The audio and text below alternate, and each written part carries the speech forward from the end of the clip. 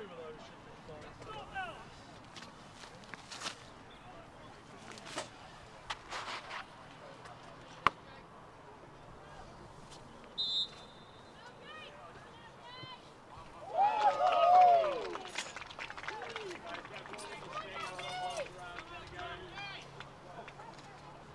Rob?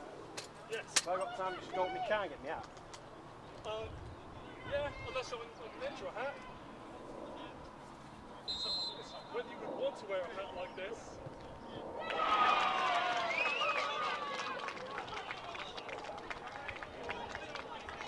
And then when there's a pause. Really like you're getting sunburn with balmy southern heat.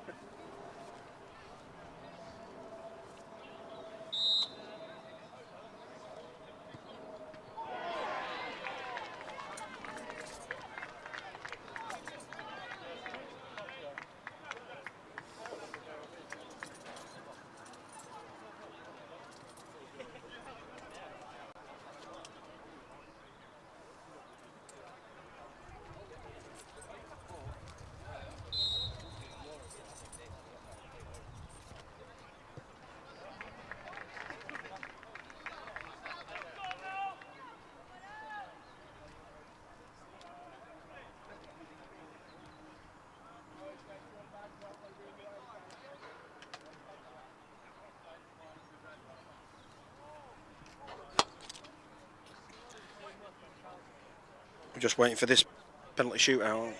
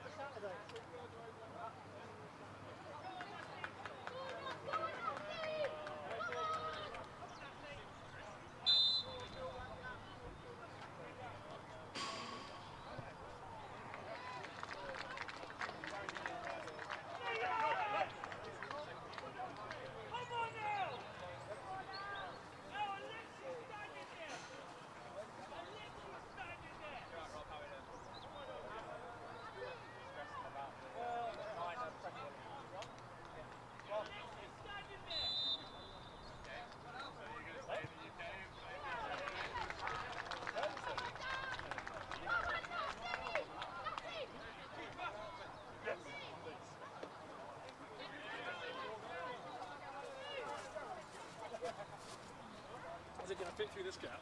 No. Yeah, it will. Oh, you take your little Spongy bit off. spongy bit. Thank you. Thank you. Are we on? Yeah. Because this is going to be always on, isn't it? Yeah. So I can move it from this side. So. yeah. We'll. I won't start saying anything till the pitch is cleared.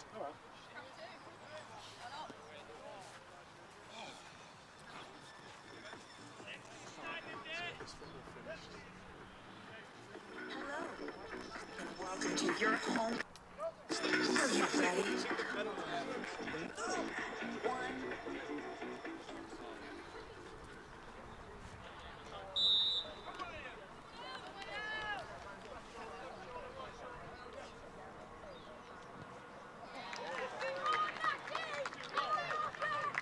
The thing is, penalties at this stage, you can't not score.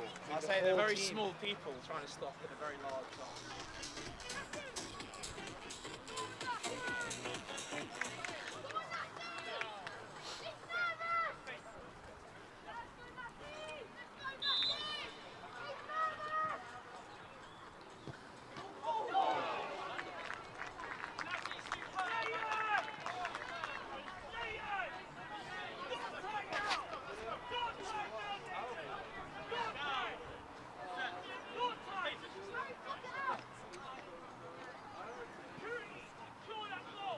Joe. Bloody football. Well, this is the penalty shootout, so until someone misses, and the goal is so big, they're probably never going to miss. They're all just top left, top right. It's ridiculous. Miss. Oh, Glenn, have you got the other mic? Joe's here. You're right. Hi, Joe. You okay? Yeah. Not you on the mic. Yeah, mate. Hey, There is one viewer. Someone's made a bad turned on. decision. At like between games, I've come back and let me charge them up. They've only got a Okay.7-hour thing. I don't want the power going on. Yeah. Yeah. Oh, you alright? in here, Watching the football? and the different sizes. Find the one that fits you best. I'll put that back in that bag, please. What is it? He just smashed it straight at the keeper. Did he? Oh, he's upset. Oh, did he? He's upset. There you go, we've got a miss. Have we? Yeah. Come on, They let's score score there, and it's they win. done. Score and it's done. This might be closer than a lot of scores today. Oh, you're having a fucking laugh. You had one job. Keep it going on forever. One job, number 12. One job. So no one wants to even watch the minor flags on anyway, do they? Stoke, like, why are we warming up here? I mean, these guys have been warming up for nearly like 2 hours Mate, they've now. got a small army. It's literally half the population of Stoke have turned up. Uni boys. They're more worried about how they look than how they play.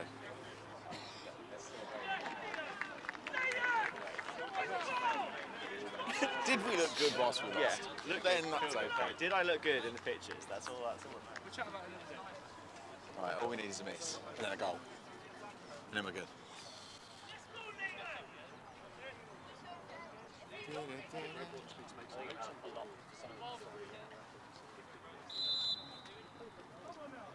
Oh yeah, no, yeah, you just need to. Yes. Is it done? It's done. Right. I love it. Coochie's like, is it done?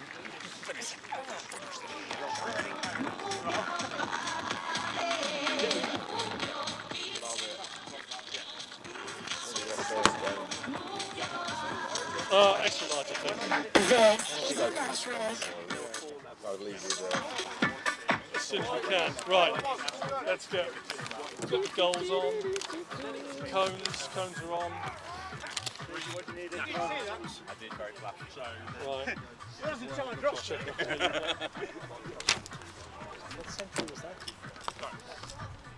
Just checking up the heat. Just checking I can hear you. oh yeah, that's the 10. Last time you did the game in mine, I felt it. Yeah, we look forward to it. Oh, rocking and so it's moving. Minor flags. Put the team sheets up. That's perfect.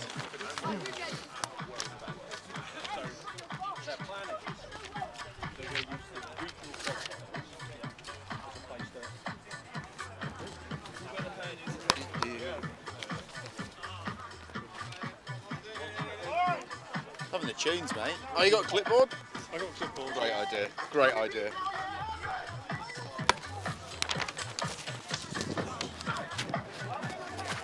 Hi, Rob. Hey, Rob. Team sheets are on. Right, shall we get this moving? Joe, do you want to come in? Yeah.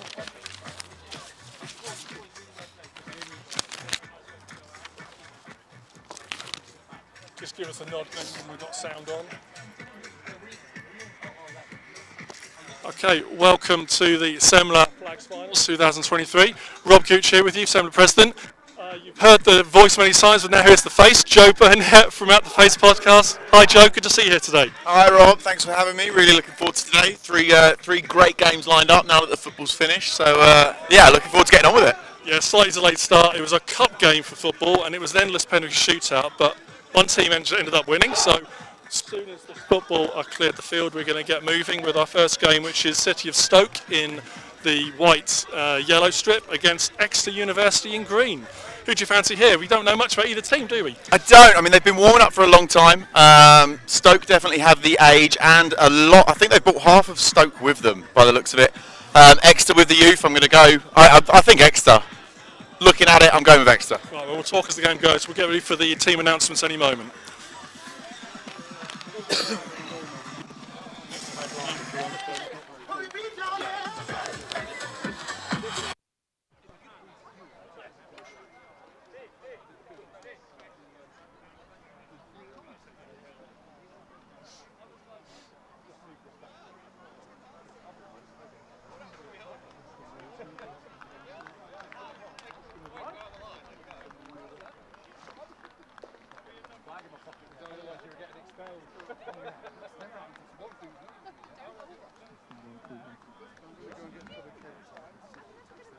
welcome to the Semla Flags Final. Our first game is the minor final. Exeter University versus Stoke. Before we announce the teams, with referee Greg Irwin. Hazel Wisby, Anthony Thornton and bench official Dennis Chung. So the two teams get lined up. Face the camera behind me.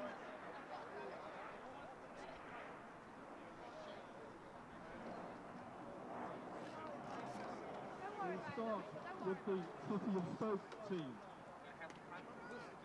0, Shane Hall. Number 4, Rand Alcazar. Number 9, Amy Rogers. Number 11, David Hawksworth. Number 13, Damon Gill. 15, Adam Sandham. 22, Sam Heed. 33, Sam Miles. 42, and the Vice Captain, Matt Nadine. 47, Malachi Robinson. 51, James Elliott. 54, Ian Fothergill. 72, Tom Miles. 77, James Ratcliffe. 79, and captain Adam Foote. 86, Jack Williams. 87, Gabe Goodwin. And 88, Fraser Hunter. That is City of Stoke. Based in Exeter University, number 1, George Corbett. Number 5, Chris Bertrand. Number 7, Arthur Fish, vice captain. Number 12, Fraser Cox. 27, Ben Masser. 30, Stephen Bateman. 34, the captain, James Wright. 51, Tom Scott Brown. 63, Will Brinkman. 64, Oscar Davey. 56, Brad Spanjar. 75, Cameron McIntosh. 76, Rowan Benton. And 85, Mohammed Abdallah. That's Exeter University. Referees, over to you.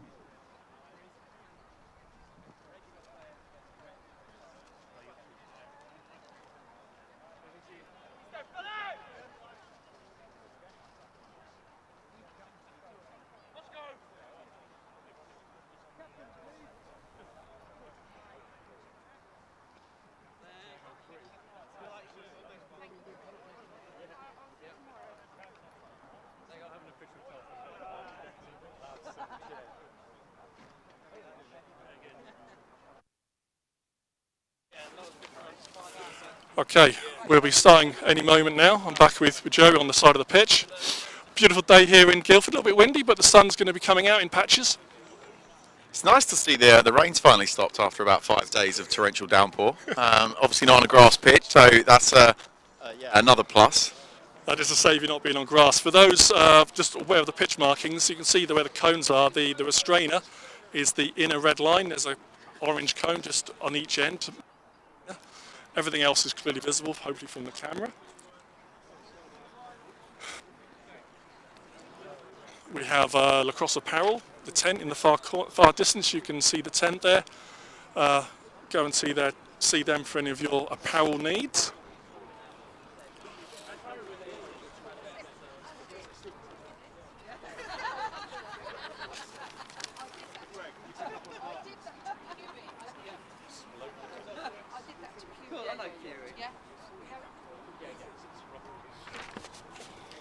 So both teams just in a team talk now, obviously going over tactics for the day. Two very different styles of lacrosse played today. Exeter obviously playing a lot of lacrosse, City of Stoke probably not that much. So both teams are obviously style of play. It should be I think there's definitely a question of speed versus experience here. The Exeter team are probably going to come out. They've got a lot of youth. They're going to probably try and outpace Stoke. Stoke have got quite a bit of experience in there. Absolutely. I love that Exeter have all gone for the matching helmets, socks, everything's, neat as it comes. Whether you win or lose, as long as you're looking good doing it, that's the main thing, clearly, if you're from Exeter. I've got two commentators. Stereo commentator. Absolutely. Okay.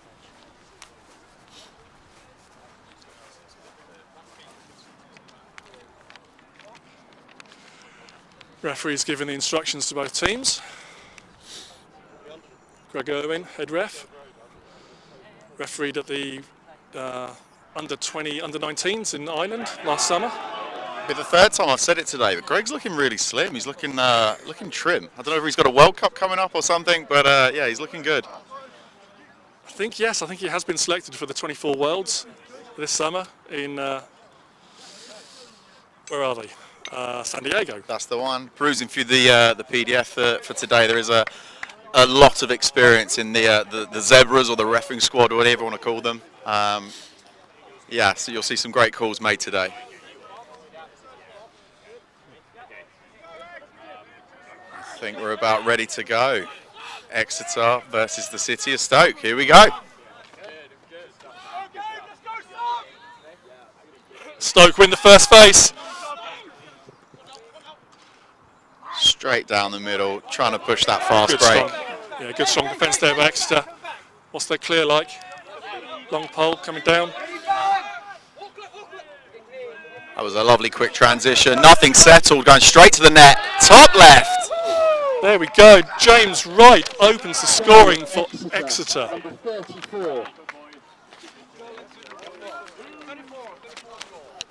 The captain there, James Wright, with the opener. Top corner. Nice finish. Yeah, he made that look quite easy. A nice team goal as well. Worked all the way up. Didn't need to settle it. Straight through. Top left corner.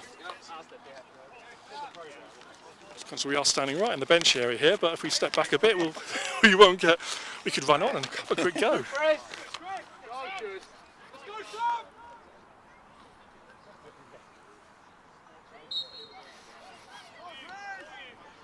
And this face a little bit more competitive now. Stoke still coming away with it though. That's 2 for 2. Sam Miles there winning that face for Stoke.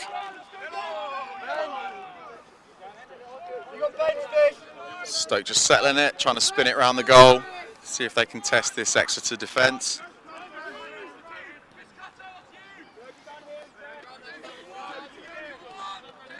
A solo drive happening here. And a lovely takeaway. Number 66 for Exeter. Brad Spanger there with that lovely bit of defensive work.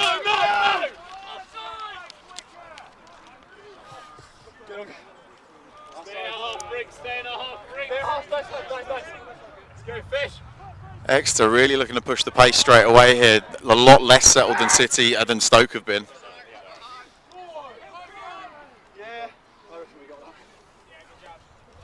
Ball's in the corner. That's battling for it. Someone's going to come up with it.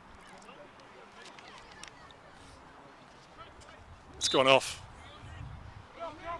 Exeter ball. Time, mother, time!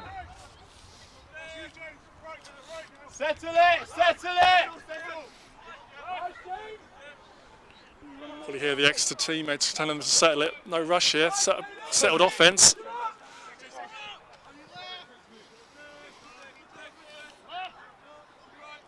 It's James Wright, the scorer on the ball now.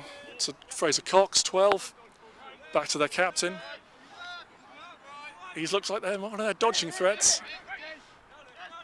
Back to Cox. Oh, onto the crease. Stoke should come up with this. Matt the Dean there trying to get the ground ball. It's getting a bit scrappy. Stoke still have it. Yeah, he's got that off the deck finally. Back to the goalie. Back to Gill in goal. Been a Stoke goalie for a number of seasons now, Damon Gill. One of their long-term players. No rush there. He's looking very, very confident with the ball.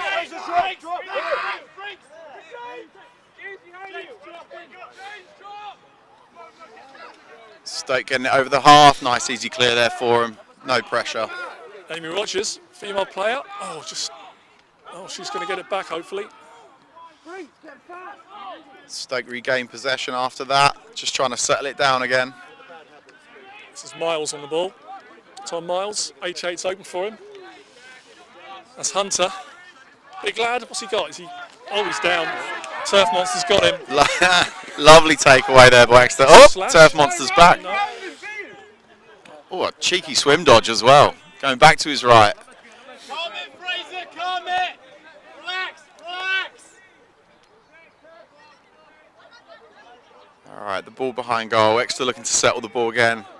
And we're dodging straight through. Straight through Amy Rogers there. Shot and a save.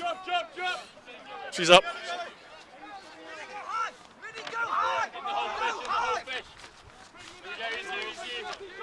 Amy Rogers coming off. New midi coming on. That's Hawksworth coming on for Stoke, number 11. Fraser Hunt's with a bit of trickery in the middle there. He's taking the ball over the half of a low shot off the back line. But we have a flag. We have a flag.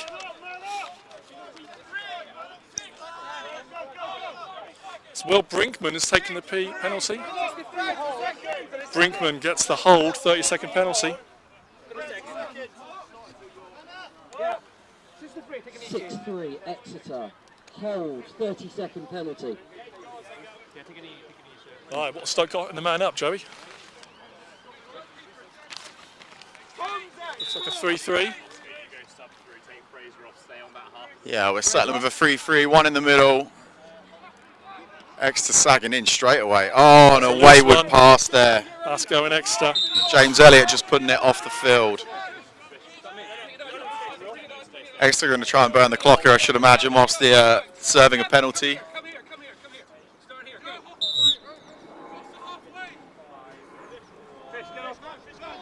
Slowly working it up the field, and we're over. It's the penalty released. Both teams back to full strength.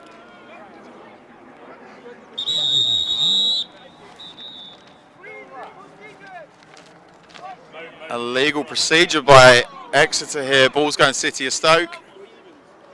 That was just in this penalty release procedure, I think. Play went on before the play came off. Stoke ball. Where are the boys with the balls?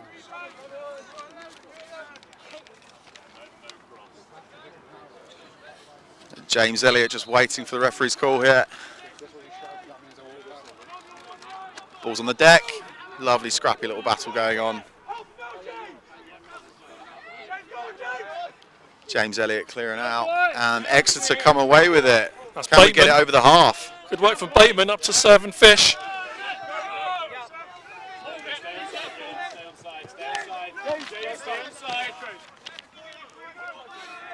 Possible nerves showing here early on, Rob. Both teams are dropping the ball a little bit. I'm sure they'll get settled in as the game goes on. Yeah, I'd agree with you there. It's a long game, 4 quarters. It's 4:20s. Exeter are used to 4:15s in Bucks, so anything can happen later in Some this lovely game. defence there by Matt Nadine. Pushing Exeter out. Ball in the face there for 34. Dean with 2 on him now. Manages to roll one straight through. A bit of a wayward pass off the field, unfortunately. Great play there, getting the ball over. It's almost Burnett-like. No, I'm straight lines. I've never moved left or right in my life.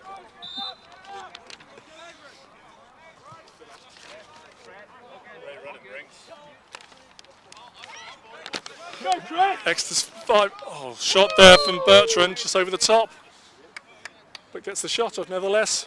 Exeter ball. I'm liking the way Exeter are playing at pace and then deciding when to settle it. They're changing their pace up really well so far. Lovely takeaway by Stoke, number 77. Yeah, boy! But he did get clattered. Back with Exeter. As we said at the top of the show, Stoke are not quite as mobile as Exeter. The youthful students. There's a goal. Lovely shot. 27, Ben Mather. Fed by Rolly Belton. Goal, Green, 27.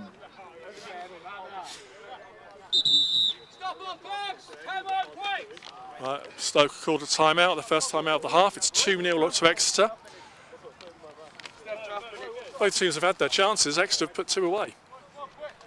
Yeah, I mean, like we said at the beginning of the game, Exeter are going to play that faster version. They're a little bit more athletic. I'm liking what Stoke are doing, though. They take every mistake that Exeter have made, Stoke have exploited, whether it's an interception, a knockdown, whatever it may be. If they've got the legs to see this through to the fourth, this is going to be a great game.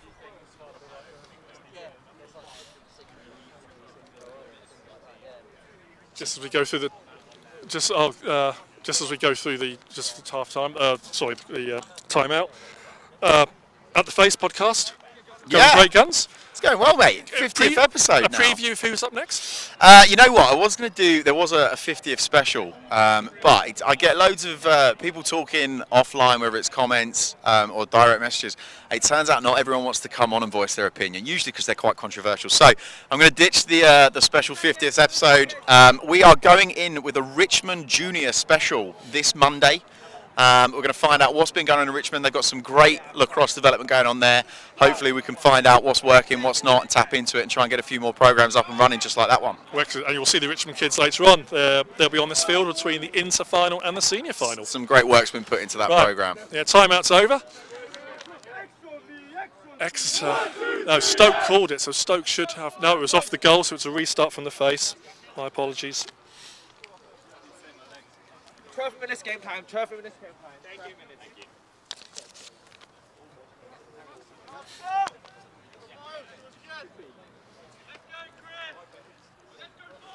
All right, let's see if Stoke can find a couple of goals here to bring this game a little bit more even. Another well-contested face-off.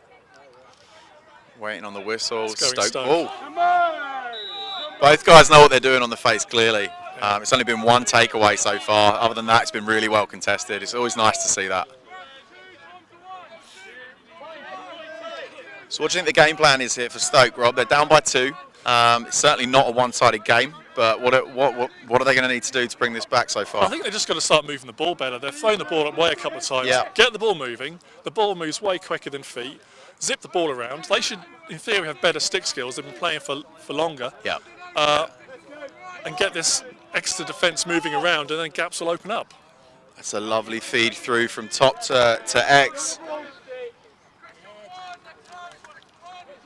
The ball's on crease with a shot. Ah, off the pipe. Unlucky. This is Shane Hall for Stoke on the ball.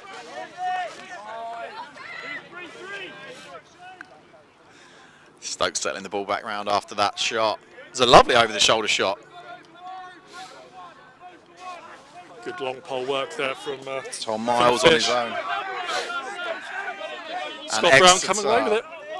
Clearing the ball over. He's going the whole way. Oh, there's possible moving pick there. Refs didn't see it.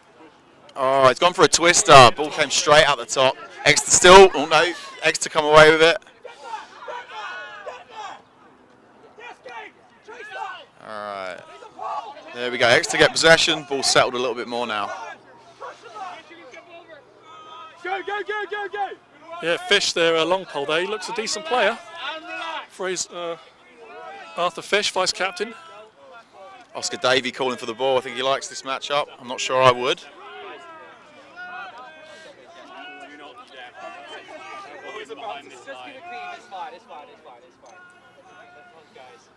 Just working it straight across the top between the 3 players. Ball's not gone round for a minute now. Looks like it's their middies who are the bigger threat.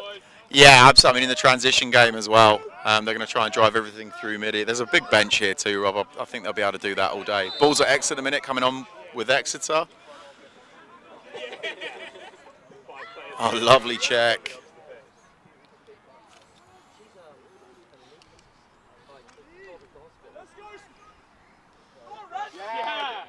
Matt Nadine's really commanding the defence there. He's making his way all over the field so far.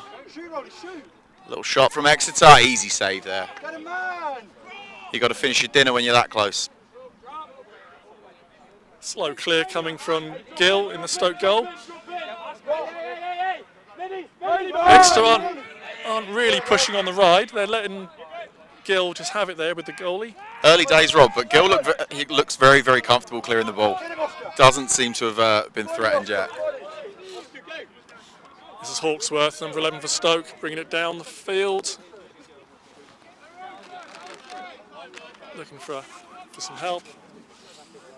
He's got it with Hunter, 88. Stoke going back to their settled play, dishing the ball around the goal.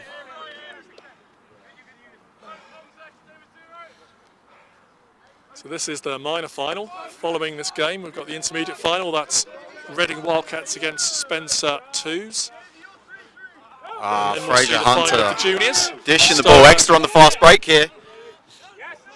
Unlucky there.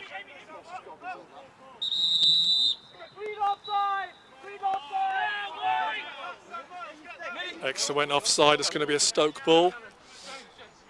Have to keep 3 players plus your goalie on the defensive half. It's with Sam Miles coming down with it for Stoke. Light blue helmet. Yeah, I was saying we've got the intermediate finals, Reading Wildcats against Spencer Twos, and then we'll have a junior final. We will see some of the Richmond kids, and then the finale, the senior final, Hampstead. Feed into the middle there, and a lovely goal. Great team goal there. 77, James Walcott scoring. Stoke on the board. Goal right, 7-7. I think that's a prime example of what you were saying there, Rob. They're just finding the holes and dishing it through the middle.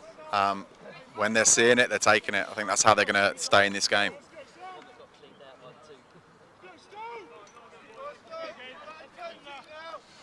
Two-1 to Exeter. And that's the senior final here. Hampstead against Spencer, a repeat of last year's final. Last year Spencer won. This year it's going to be a close game either way. Stoke come up with it. Fast break for Stoke here. Lovely dish. Unlucky on the catch there. Fraser Hunter unfortunately dropping the ball. Now a scrappy battle.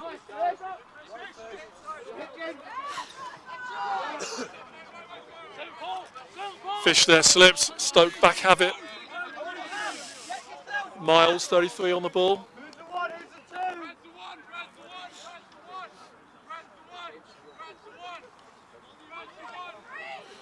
Looking to dodge. Borderline ward there. Refs have let it go. That looks good in Canterbury. There's nothing wrong with that. Exeter have it. Bertrand. Stoke right in this clear. Ball's gone down. Well, a great effort there by Stoke winning the ball back, although the referee's blowing the whistle. It's What's going that? Exeter. I think he... Oh, There's there's a a flag flag. as well. Maybe there's some afters. The crowd are loving it, which probably means there were afters. We're man up, so set up and man up when we get there. All right. Shane Hall getting an illegal procedure call. Illegal procedure, 30 seconds.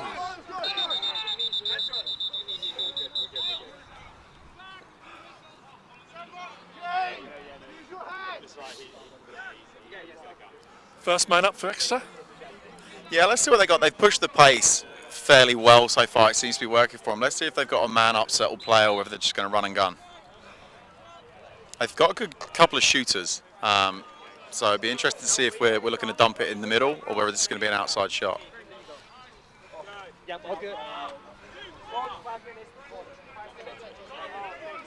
51 going onto the crease. Working a corner here, top right. Stoke dealing with this fairly well so far. Dish through the middle, 63. Lovely twister, straight in the back of the net. That was a well-found goal there. That was Will Brinkman. That corner was on. Stoke was quite compressed there. Yeah, defence looked good right until they weaved the ball straight through the middle to someone sat on the back pipe. That's usually how we get a man-up goal.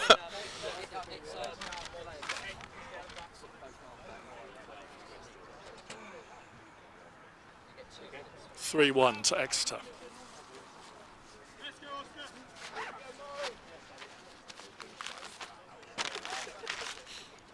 Crowd is building on the far side of the field. Let's hope these clouds aren't. Stoke with the win. Another good win by number 33. Yeah, Sam Miles has got the upper hand of his counterpart from Exeter. So Stoke ahead in that department. Oh, there interception we go. And a shot and a goal. 79, Adam Foote. Great goal. Captain Foote. Goal right, 7-9. Stoke can keep this up, Rob. I think they're going to have a tasty day today. Exeter are making a few mistakes and they're picking them apart with it. They really are. Yeah, it's going to be maybe who makes the least mistakes. Yeah, my favourite kind of game. We've been in many like that, haven't we? On a weekly basis. All right, let's see if Stoke can maintain this dominance at the face. Hazel Wisby on the whistle. Yeah, Stoke win. Oh! Stick the right way up usually helps. Exeter still fighting for that and they come away with it. It was unfortunate there for Stoke. It's another successful win, but it's gone Exeter's way.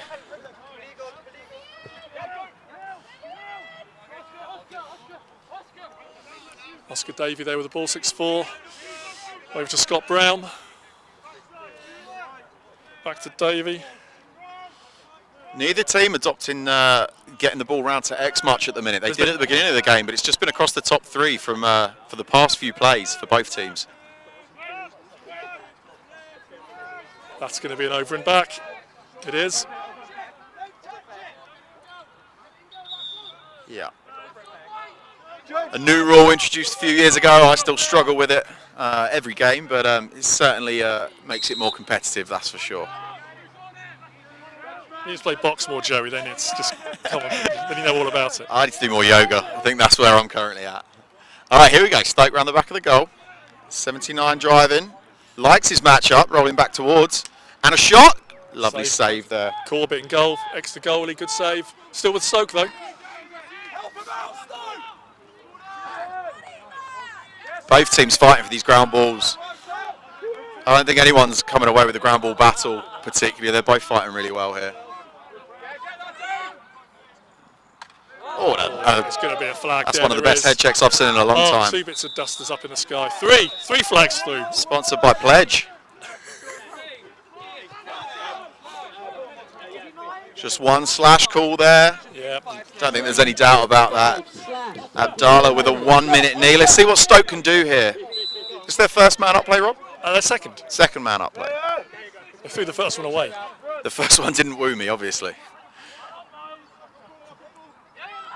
All right, drop ball there, but it's no issue for Stoke regaining possession. It's a slash, it's a minute. And a feed and a shot. Oh, what a goal! Goal line extended, 79, showing some great skill there. Captain Adam Footer again, that's his second. Goal right, 7-9. And the personal penalty just stays. Exeter calling a timeout.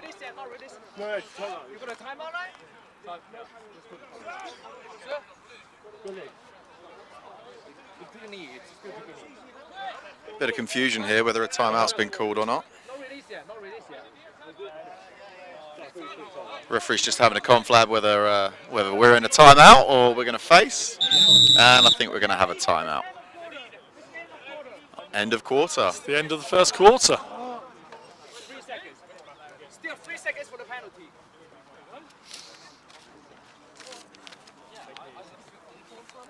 No, these are not you, so just let them be. Fake news. That's in the court. Got Aussie on field red.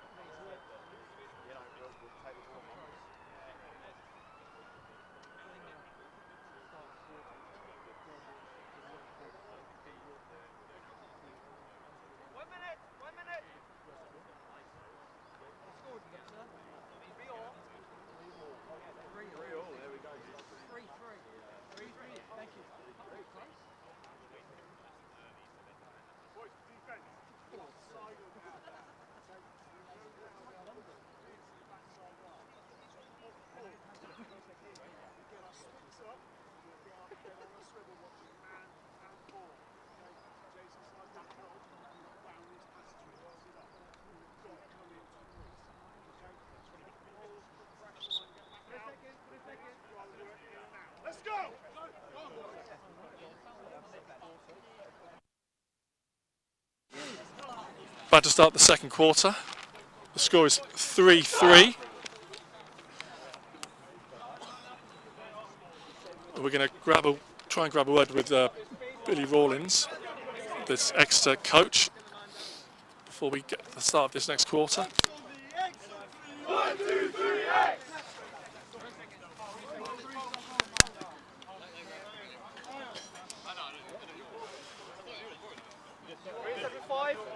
Billy, very quick word here with Billy Rawlins, the Exeter coach. Good start for you guys. What are your thoughts?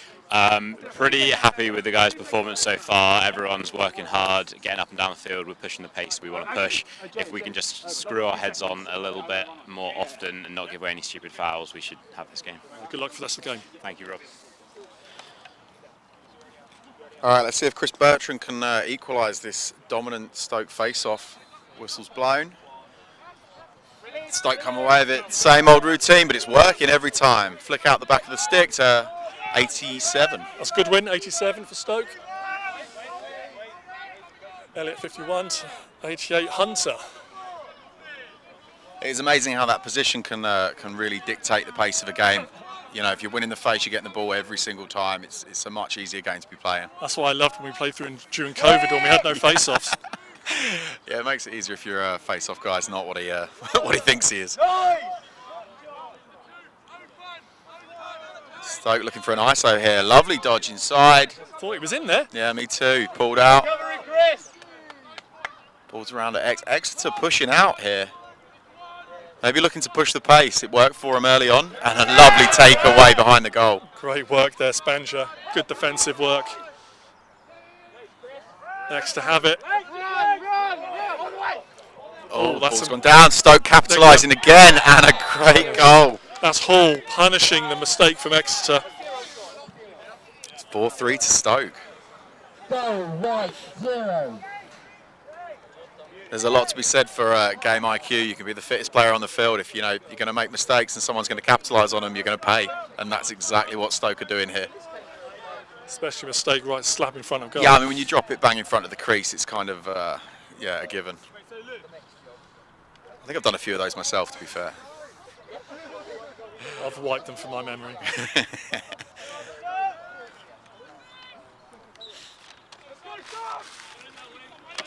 Stoke again come up with it. Oh, but Fisher's got it. Good little knockdown there from the Dean, but Exeter ball, far wing. Cox with it, number 12. He could do Nadine for pace. Nadine's a solid defender. I've seen him play in numerous games and tournaments. He's always a pleasure to watch. Plays really good technical defence. He's a big guy as well. An outside shot there and a great save by Stoke goalie. Gill with the save. Again, Exeter not pushing the ride, letting Gill have it, but they're marking off everyone. Nothing easy. Maybe they've got some inside info on that. Oh, here we go. 27 chasing down Gill. Oh, hello. Lovely forced error there. Stoke still coming away with it though. Exeter ball. Exeter choosing to settle it. Oh no, I lied straight into a dodge. Here we go. At speed. Dished outside to the crease and a shot. Long stick goal. Long pole on the crease. Hello, what's going on? Celebration like that's the first time he's done it. Fair play. Find yourself in the middle of the crease as a pole. That's yeah, you're going to take that. Arthur Fish, vice captain, chalks one up for Exeter. Good goal. Great goal. What he was doing there, I don't know, but great goal.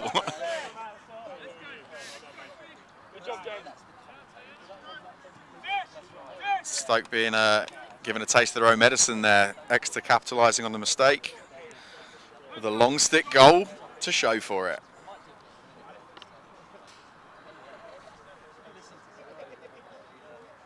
Anthony Thornton at the whistle, another great referee. And Stoke easily winning that. This could make the difference here, Rob.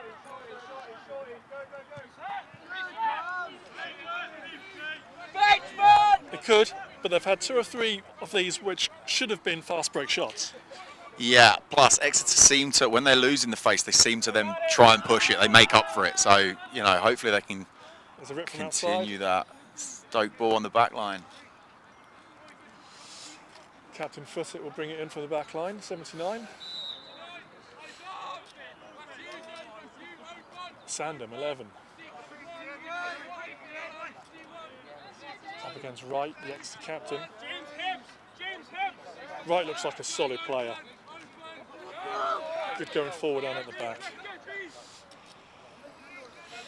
Tom Wiles with the ball up at the half. He's a long way out. Hang on. Lovely There's feed a down shot and a there. shot. Well backed up.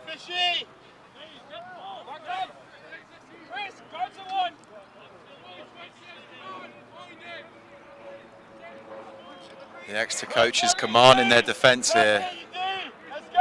It's always nice having that reassuring voice on the bench telling you what you should be doing.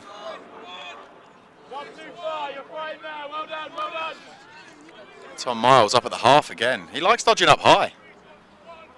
There's the slide. Feed in the middle. And a shot. Whiskers wide. Just wide.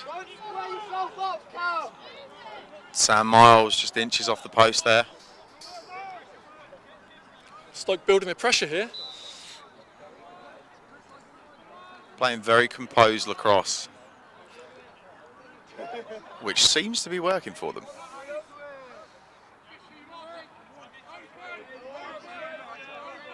Well, I say if you control the ball, you control the game. Lovely feed in the middle. Unfortunately not meeting a stick. Fraser Hunter dishing the ball back up top again.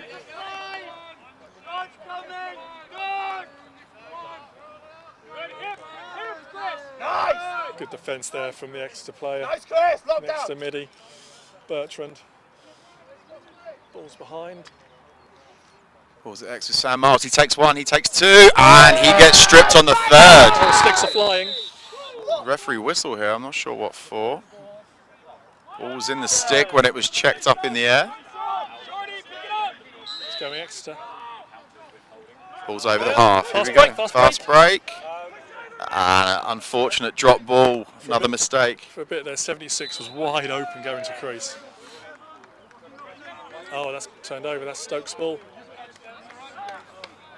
I think when you're running up the pitch at that pace, Rob, we often all get tunnel vision and just look in front of us. The amount of times I could have passed the ball to someone on crease and I've completely thrown it near enough off the pitch. It does happen. Matt the Dean running the ball up. Exeter doubling on the ball here, and we're over.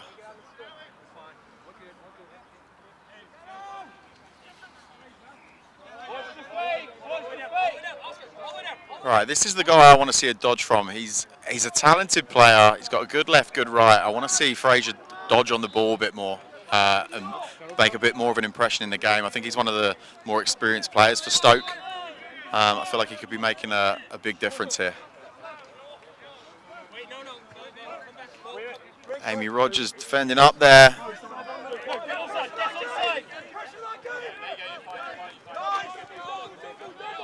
Exeter doubling the ball, an unfortunate slip. Makes it a little easier for Stoke. The ball's about to be cleared. Yeah, good work there from the... Oh, and a knockdown by Exeter. Can they capitalise?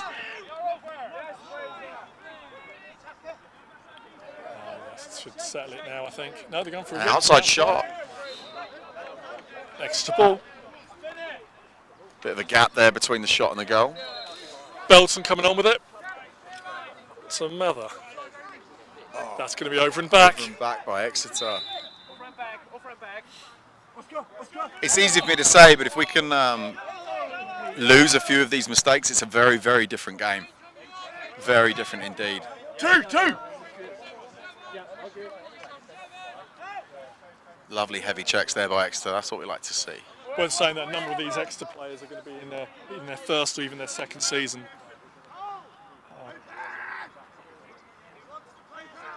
So,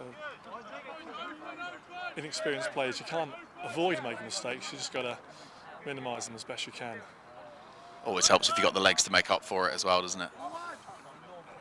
Like I said, I think it's going to be two different styles of play, which will usually complement each other pretty well. And Stoke behind the goal here, looking to drive, very box-esque. And a flag on the play. I think it could be 66. Getting a hold, is it? Yep. Well called, Rob. Yeah. 66 hold. That's Spanjar Green 6-6. for a hold. Taking 30 He seconds. had good defensive position, but you can't go that extra little bit. It's tricky when you don't know the pick's coming. You've got to do something, haven't you? It's not always going to be the right thing, but it's the beautiful thing of an off-ball pick. Oh, on-ball pick, sorry. That's a call every time. Okay. Right? Yeah. If it's coming down the field, it's less likely they're going to call it. Okay. Stoke on the man up. Making, unfortunate on the pass there. They were making some good space. I think a couple more passes, we would have seen a good shot. And the penalty released, back to 6v6. Good, Brings, good, Brings. Get a man, everyone get a man, get a man. Sam Miles with an outside shot there. Ball stays Stoke.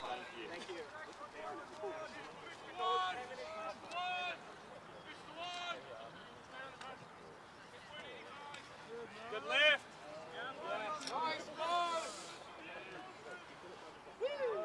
Good defensive work there from Abdallah.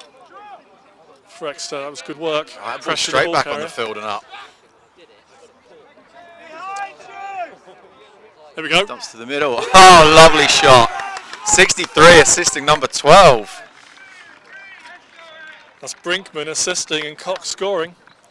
Goal Green 12. Caught the ball high, shot it low, bottom left corner. Lovely goal. Are we tied again? I think we are.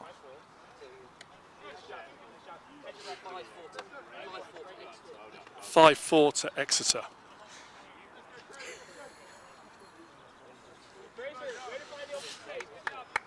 That's our cameraman Glenn holding it on the mic. Doing great work as always, filming this game. Lacrosse Live UK, find us on YouTube. It's so nice to get some lacrosse coverage Oh, from your armchair. Glenn and the Lacrosse Live UK done such a good job with the Box Winter League this past winter. Filming the games in Oxford. Excellent to have all this good coverage and helps coaching, helps players, helps us promote the sport. If you haven't seen it, it's quite an impressive setup as well. Outside shot there by Stoke, no real threat. Glenn sets up, yeah, cameras, Yeah, it's replay, impressive. these mics. I love a bit of tech. Glenn's in my ear telling me what to do as my producer today.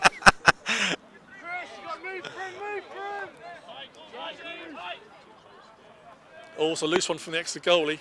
That's off the field. It's going to be a Stoke ball.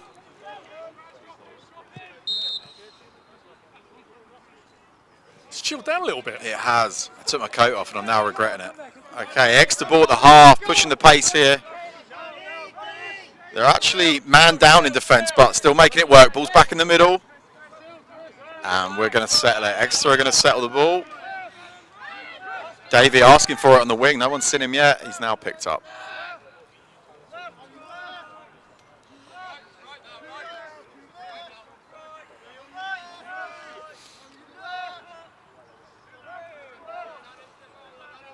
I think Exeter just giving themselves a little minute to get some composure. Oh, and another Just as knocked she said down it. by Manatee. Commentator's curse. You can get too much composure, just so we're aware. Matt going through 3. Oh, he's still got 3 on him. 4. He's still got the going ball all the somehow. way. Look at this man go. Left-handed and right-handed.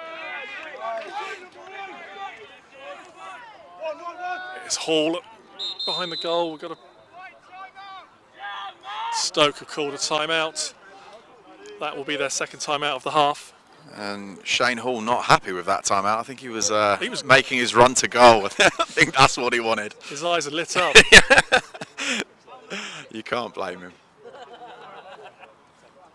I've got to say, I'm impressed with the Exeter defence so far. University lacrosse, you know, like Rob picked up on earlier, you pick up the sport at uni, you get 1-2 years to really get to grips with it. They've got some very good technique. Yeah. It's a good programme run out of Exeter. Yeah. Good coaches. It's got a good reputation, that's for sure. Lots of players. 2 coaches. They've got 2 coaches, yeah. Yeah, it's nice to see people being taught the right way to play the game. Yeah, there are 5 women's teams running out of Exeter University and 2 men's teams. Big programme. That's crazy. University lacrosse is just a world away from where we played, 20 years ago. It's unbelievable. Unbelievable. We used to just play in Semla. I have played a few Bucks games. This is telling my age now. Well, I've I was played at a uni few before Bucks. Bucks, so. Oh, there you go. It was Booster at one point, I think. It was. Then it turned to Bucks.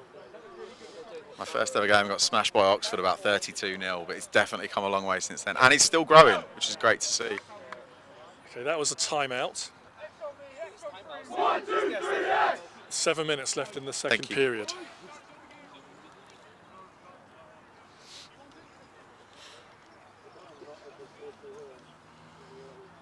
Stoke have the ball with 9. Amy Rogers. Oh, she's given it off to Shane Hall, 0. I think Shane's probably going to try and start where he left off, dodging around the back of the goal and Ball dodged go in that a cage. defender, Absolutely. No, it's 2x. It's like a pole at heart. Stoke spinning the ball comfortably here. Amy Rogers with the cut through the middle. She's created a lovely channel there for this dodge.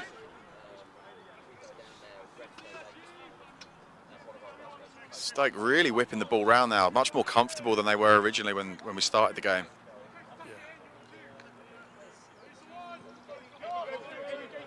Yeah, the Stoke game is a passing game, the Exeter game is a running game. Absolutely. They seem very comfortable playing them out as well. And a shot there by Stoke just left of the cage. Direct work there from Walklett.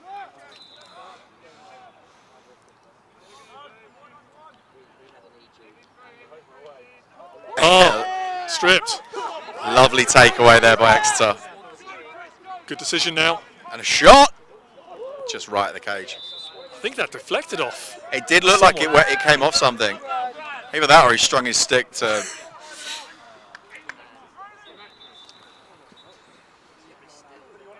Because the keeper went one way and then I saw him go the other way. Kind of saw the ball come out really. I don't know whether that's, pinged off the top of his head or hit something. Belton with the ball behind 76 to Mather, up to the captain right. Across to Scott Brown. Shane Hall making sure that made nothing there. Trying to work out if they're trying to set up a dodge from up top. I think what they've done, it's getting a bit scrappy out there now. I think what they've done, they've opted to not just run and gun, which is how they started the play. They've settled it, but they're still pushing the pace of it. I think it's working for them. They look like they're going to set up and slow it, and then they don't. They find a bit of space and they run through.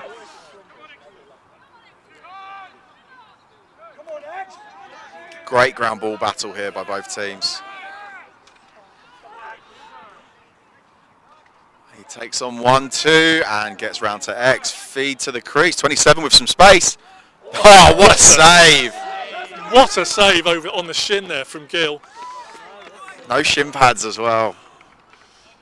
Goalies are a different breed, Completely unfazed. Not bothered. 51 up top screaming. Great knockdown there. Gill's been selected for the Midlands team for the Nick Keogh International coming up in a couple of weeks for the Midlands team. Gill in goal. Well, the performance thus far, I'm not surprised. There's a chance. Well, Cox, Exeter. What were the defence doing there? Well, I don't know if you noticed, we've got Shane Hall, who's an attacker, playing back in defence. I don't know whether that was a conscious decision or he's just found himself back there. But Exeter caught the ball in the middle. Shane did his best to push out, but just a low-to-low shot, found the back of the net. 4 minutes.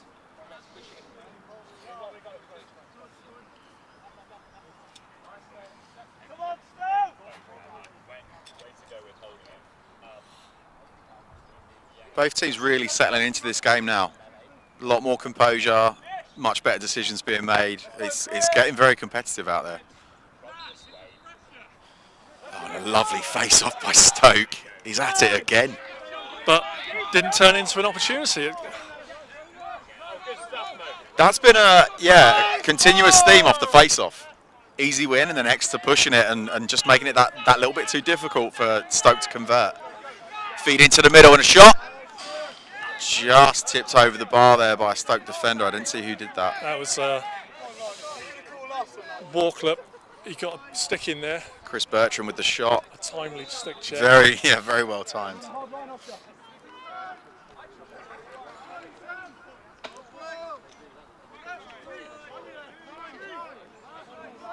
Exeter slowing it up top.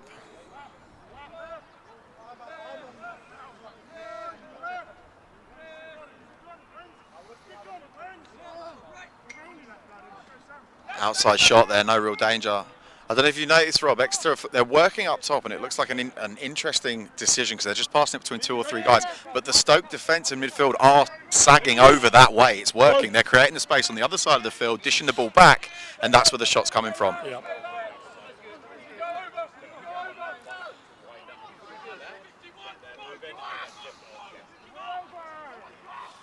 Fraser Hunter with the ball, dishing it back to Adam Foote. 2 minutes, 2 minutes. We've got 2 minutes left in the second period. David Hawksworth here. Unfortunately stripped of the ball. A lovely takeaway there by Brad Spanger. I think that was a shot. I'm not sure. What was that? Came out or run. Oh, okay. He was looking to pass it down. Stoke trying to get the ball back up the field where it was before. Dish the ball away again. And back to the goalie. And breathe. I'm looking at Spanger's head. It looks like a big balloon. So he's got one of those defensive sticks that's set up to make an intercept, but maybe not set up to make a pass.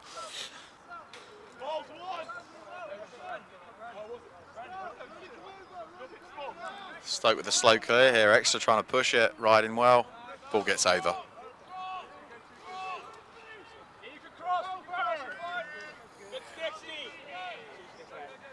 Ball's knocked down by Steve Bateman. Great interception there. Playing Stoke at their own game. Fish with the ball. Matt Nadine running it up the half. Takes on 1, takes on 2. It's a repetitive theme. Exeter come away with that and call timeout. Both teams using their timeouts here, Rob. They Do are. you think that's through tactics or tired legs? No, they just knew that we didn't start on time, so they're making my life as difficult as possible. Yeah, if anyone playing the next 2 games is watching this, if you don't need a timeout, feel free to keep playing. I think they just said 35 seconds left in the half. I'm impressed with how both teams have adapted and changed their style of play to suit what they're seeing on the field. No one's just kind of stuck at it and buried their head in the sand. They're both playing really well, both adapting, both changing. Yeah, neither player would have, no one here would have played each other before, so no one knows what either team has got. They've worked it out fairly quickly. They've adapted. Yeah, absolutely. It's been good. They're reading the game really well. Without sounding too cliche, I wondered if we were going to see like one-trick ponies. This is what we've learned and this is what we're doing. But neither team showing that. Both playing really well, both adapting. And yeah, a very competitive game thus far. Referees just having their little team talk as well. 4 refs on a field. That's something I don't get to see that often. Yeah, refs doing a great job. Can't play without the refs. We've got a great team of refs here today. There's a serious calibre here. Looking through that sheet, like I said, the PDF, there's some big names on there, and it's great to see that they've come out to support the event. Right, Exeter ball off the timeout. About 35 seconds left in the half. See what we opt for here. Quick goal, or run down the clock and have a last shot. I'll go with the latter. I don't know. Sometimes you can see that goal. Stoke will be looking to make absolutely no mistakes here at all. Run that clock down as best they can. Dodge from X. Looking to feed into the crease. Finds it. Nope, he doesn't. It's going to be a Stoke ball. 8, 7, 6, 5, 4, 3, 2, 1. So that is half. Half time. No, mention it to Adam.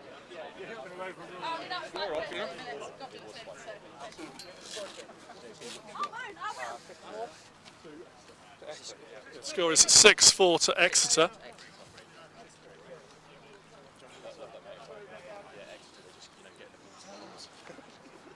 I'm going to grab a very quick word with Adam. Adam, very quick word. I'll let you talk to your team. Half time, you're 2 goals down, but you're well in this. Good game. Yeah, good game. Just need to do the basics a little bit better, keep control of the ball, and get some quality shots and get the goals in. We saw at the top, Exeter got more of a running game, you got more of a passing game.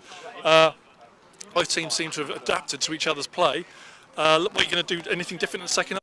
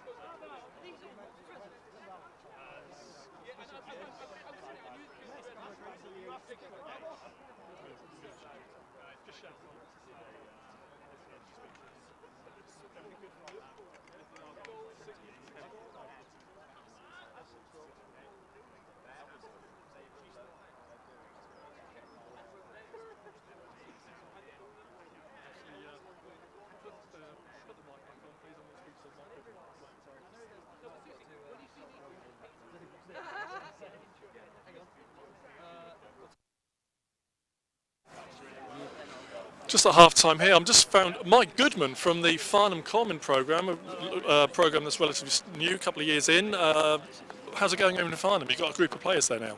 We do, yeah. So we've been going for about 2 years. Started off with a men's and a women's, and now we're doing combined. So we're doing mixed leagues.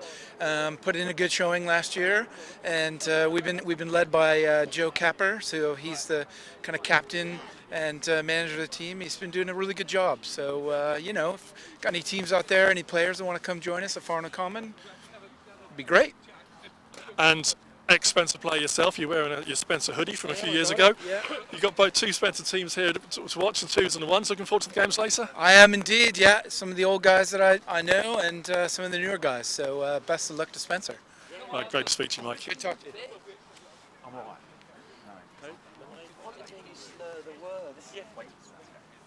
Rob, beer? No. What's going on with these teetotal commentators? Beer?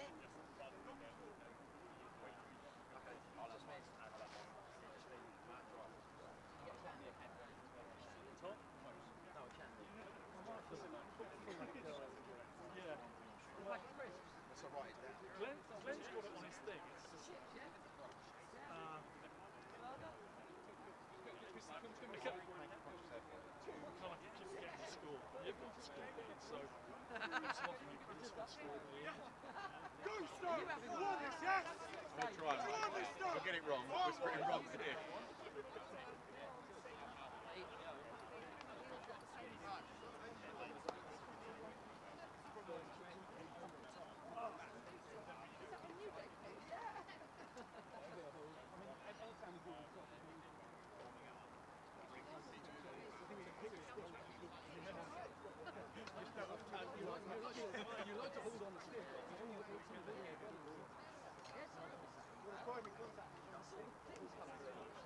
Yeah, no, I remember the check. I'm 100% thinking my mind, that's a really good check.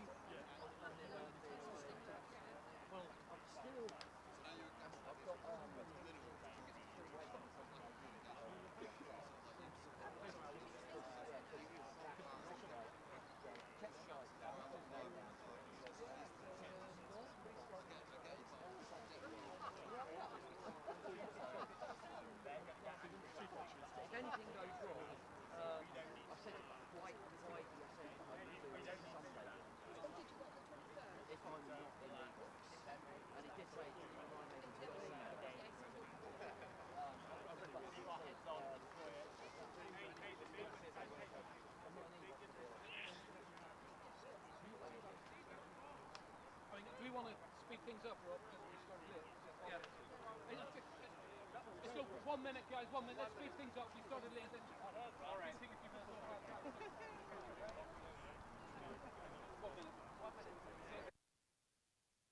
Right, Joey, we're going to be starting in the second half soon. 2-goal game. Yeah, 6-4 to Stoke. End of the first was 3-all. Exeter obviously picking it up a little bit in that second quarter. What do you think the difference has been thus far, Rob? I think it's down to errors. 2 or 3 of those goals have been errors. There've been opportunities of fast breaks that haven't been capitalised on. Yeah, absolutely. The team who can put together those passes, those fast breaks, and turn them into shots, and the team who controls the ball, protects the ball a little bit, maybe plays a little bit slow and boring occasionally. Just we have the ball, we're going to have the possession. That could be the team coming out on top. Yeah, the concern I've got for Stoke, I mean, they're absolutely clearing up when Exeter make a mistake, but all it's going to take is Exeter to, sort that out, a little discussion amongst themselves. That stops happening. I think Stoke are going to have to find another way of getting the ball in the back of the net. Dominating the face-off as well. Like you said, it'd be great to see some of those turn into fast breaks, which turn into goals. I don't think we're going to get a goal blitz. I think both defences are solid enough to keep this tight. But we'll see if Stoke can continue the dominance at the face.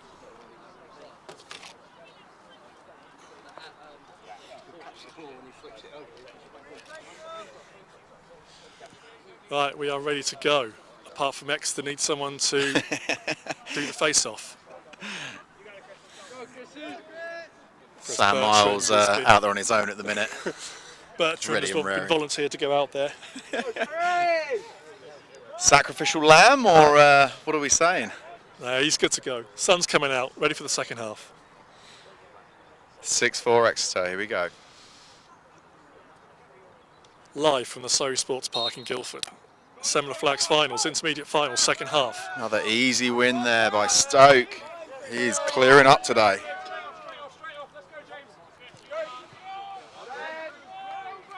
Stoke settling the ball around the goal.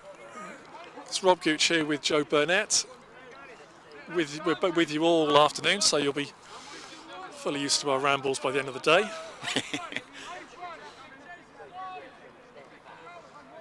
As long as that sun stays, Rob, I'll be staying.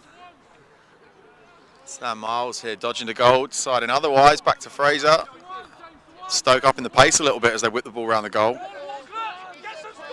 Fish applying a lot of pressure there. Refs didn't call it.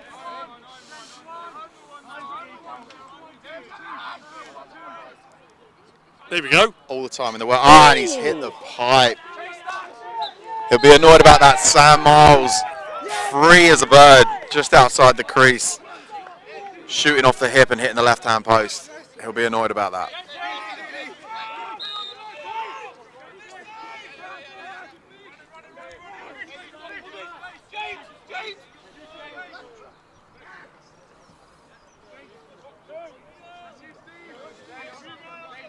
Exeter a bit unsure on the clear there, but they've made good on it. Coaching rule, don't clear down the middle. They cleared down the middle, got away with it. Right with the ball, keeping it right-handed. No, he goes to his left and throws it off the field. Yeah. Unfortunate there.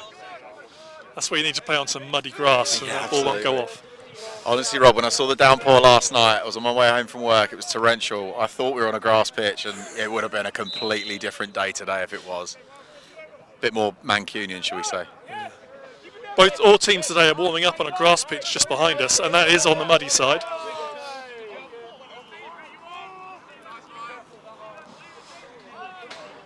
Stoke sitting comfortably with the ball now, whipping it around the goal. Exeter pushing out really far. It's working for them. I'm not saying it's a bad tactic, but it's certainly working for them. But they are leaving some depth just in front of the goal.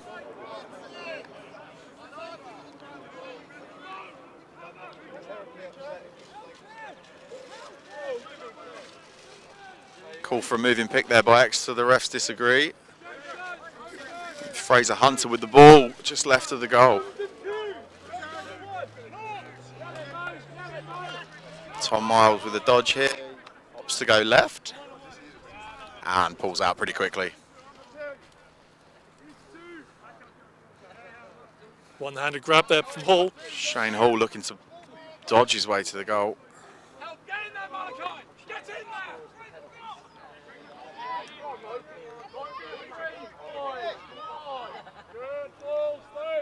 Stoke getting themselves out of a sticky situation there. Regaining possession of the ball up by the half. And so a lot of pressure here from the Exeter defence. And a pretty blatant moving pick or push, whatever you want to call it, seen by the rest. In fact, it was about 5 foot away from Hazel. Probably didn't mean it was going to work.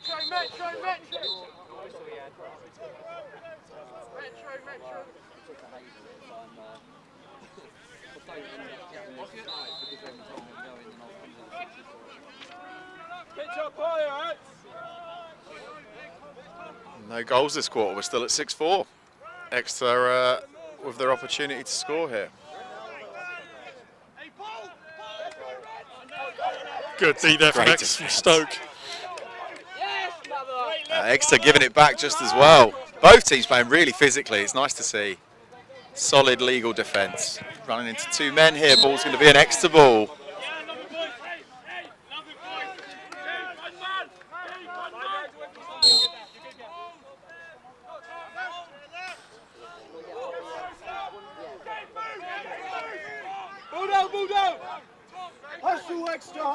Sam Heed for Stoke there, taking route 1 straight through his defender. It's got a little bit scrappy, Joe. It has, and I like that, Rob. It's in a few little afters that weren't necessary, but other than that, it's a nice level of physicality at the minute, I think.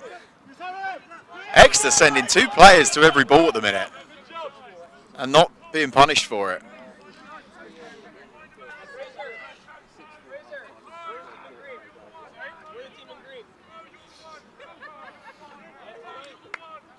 Hello, this is Lively. That's a feed to the crease. Lovely goal. 88. Fraser Hunter with a bounce shot there. Fed on crease.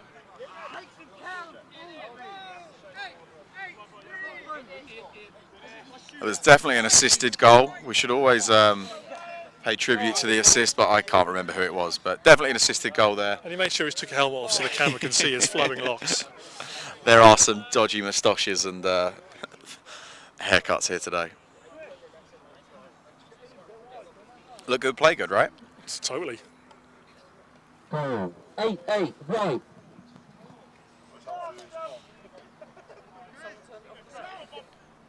So that's Stoke breaking the deadlock this half.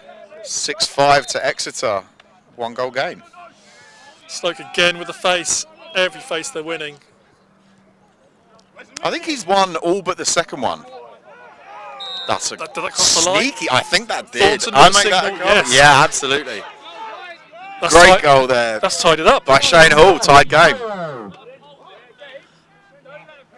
And for a big guy, that was a very athletic move. Very box-esque, over the top of the goalie. I think it came off the back of the goalie's back. Back of the goalie's back? It came off the goalie's back, I think.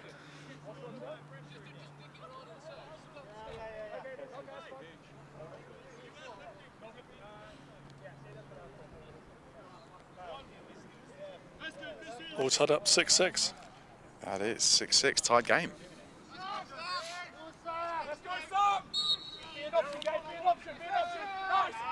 Another easy win there by Stoke. This could make the difference today. We're a tied game. Both teams adapting really well to how each other are playing. But Stoke just taking that face off every time. He is absolutely finishing his dinner.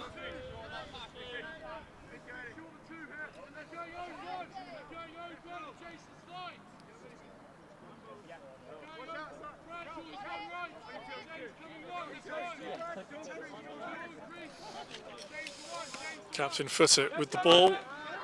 Oh, there's a That's hold. a hold. That's actually wrangling, I think. That was nasty and completely uncalled for. As a defender, as soon as you start getting over the shoulder, you're going to be in trouble. Yeah, I think once you've pulled the stick and it's still in there and you carry on pulling it, I think he's lucky to get away with a 30-second hold there. 30 seconds. Stoke unaffected by that, back up with the ball. It's a man-up situation, let's see what they got. Yeah, I think we've had one man-up goal so far today. Sounds about right.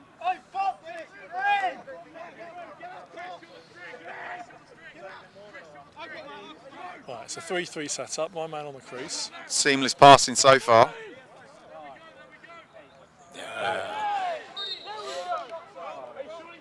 It's a shame they didn't push that further. I'm not sure Exeter could push that pace for the full 30. They were really meeting the ball at every opportunity. I don't think Stoke has got a lefty offensive player. I was watching that. They were. Oh, there is one lefty, 72. Fish trying to deal with that ball in the middle of the crease there, coming away with it. It's going to be another flag on the play.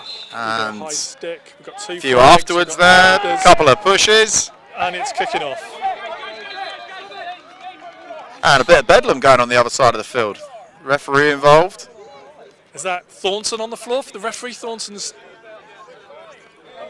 I believe he's trained in numerous forms of martial arts, dealing with it pretty swiftly, extinguishing anything that could have developed further. The refs are going to just piece all this together. I saw possibly a high stick and then maybe a push in the back. I'm more concerned about the third man that came in. I won't say which team for, but someone could be ejected from the game here. There were pushes from both parties. I don't know who pushed first, but there was a definite third man that came in here. We'll see what the referees saw. Yeah, you don't want to be the third man because that normally spells you trouble for yourself. It's funny, Rob, we were saying earlier the game's got a little bit more chippy, shall we say, in this second half. I think both teams just won it. No one knew what was going to happen. They'd never played each other. It could have been one-sided. That's certainly not the case. I think both teams really want this game now. Well, Shane Hall's 0 for Stoke. He's got the look of someone who's going to be seeing some penalty time. I think he's preempting a call here, isn't he, making his way over. Hazel's coming over, Hazel Wisby with the call.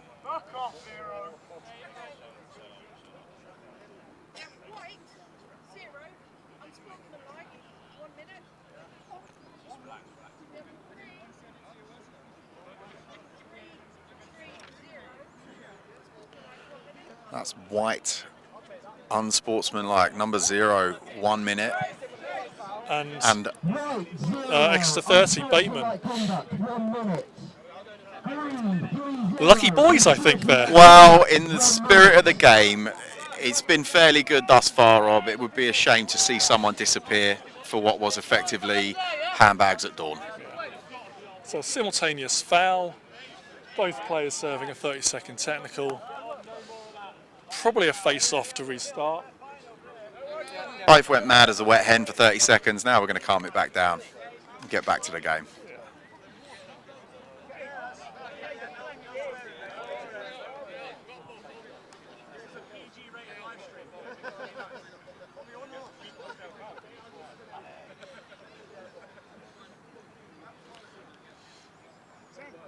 Referee's just figuring out what's going to happen here with a restart.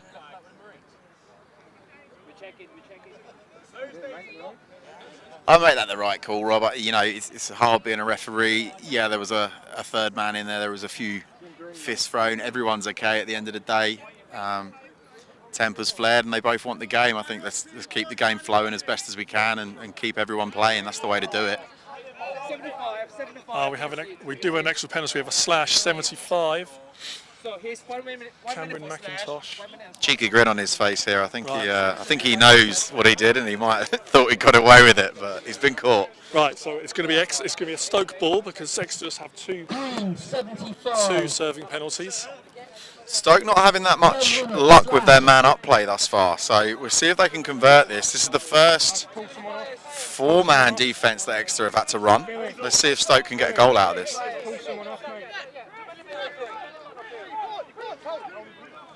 Exeter currently with too many men on the field. I'm not sure they're going to get called for it though. And here we go. So 5-on-4 lacrosse. Fraser up top with room. I think we know what's going to happen here. Get to 88. There we go.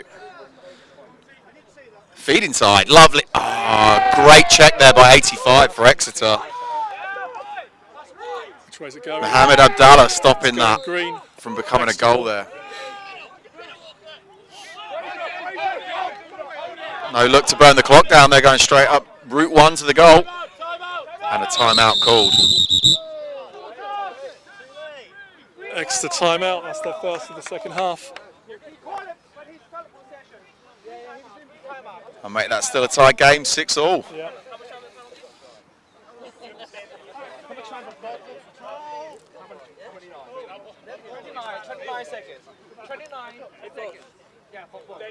So 29 seconds left on the penalty here. Undoubtedly, Exeter are going to look to hold the ball, burn that clock down as best they can.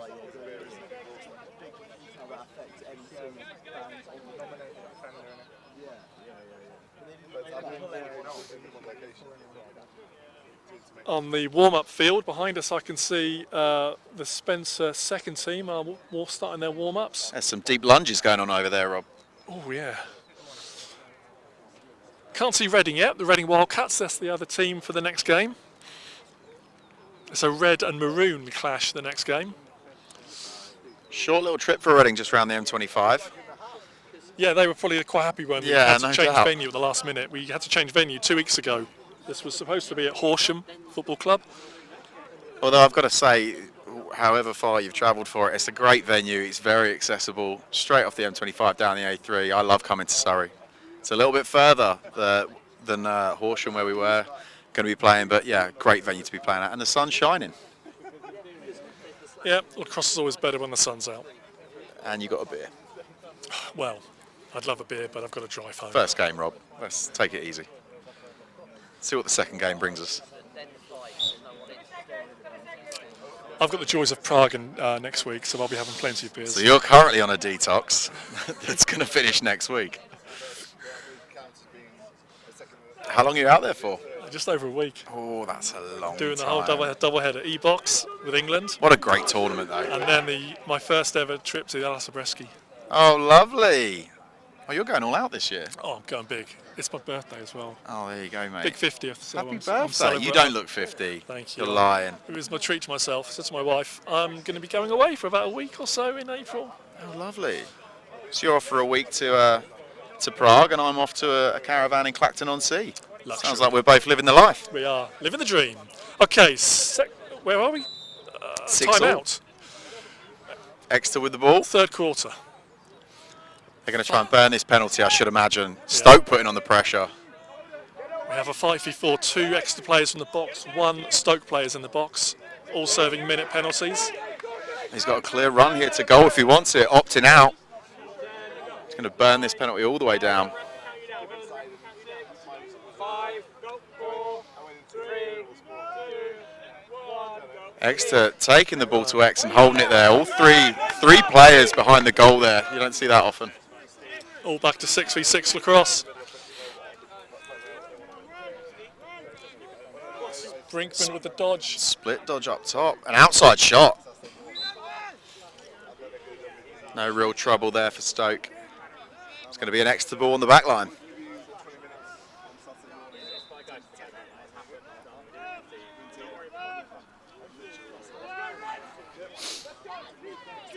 Stoke come up with it. Oh, just over this is a chance.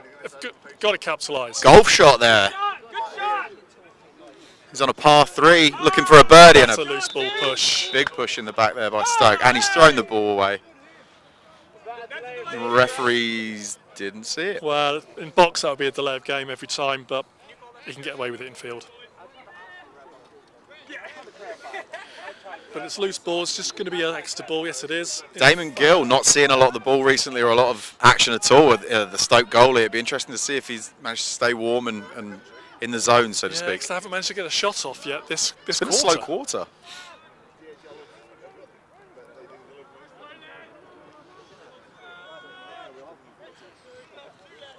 Sam Heed for Stoke playing some great defence there, matching that Exeter fitness, if you will.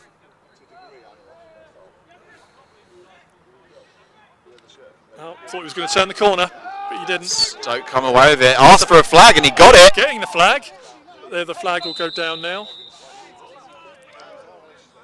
Is it going to be a slash? Asking you shall receive. 63 with a slash. It's going to be a 1-minute penalty. That's Will Brinkman, 63 for Exeter. Doesn't look very happy about that, Rob. He doesn't look happy. He's right in front of me.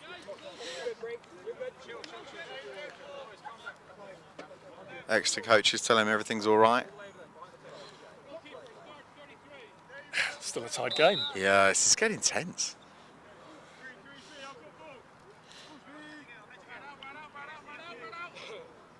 Had a bit of a drought on the goal front. I think both teams I've been impressed with how quick they're figuring out what each other are doing and adapting their game accordingly. It's working for both of them really well. I think both teams are slightly stronger on the defensive side. Absolutely. Than the offensive side. Well, neither goalie's seen a lot recently. Another mistake by Exeter. No one's happy about that. Other than Stoke. Fraser Hunter wanting to get on with this here. Offsides are so annoying when you put penalties to give away. Especially if you're the one that's done it. Not that I'd know. Right, Stoke on the man up. Spinning that ball.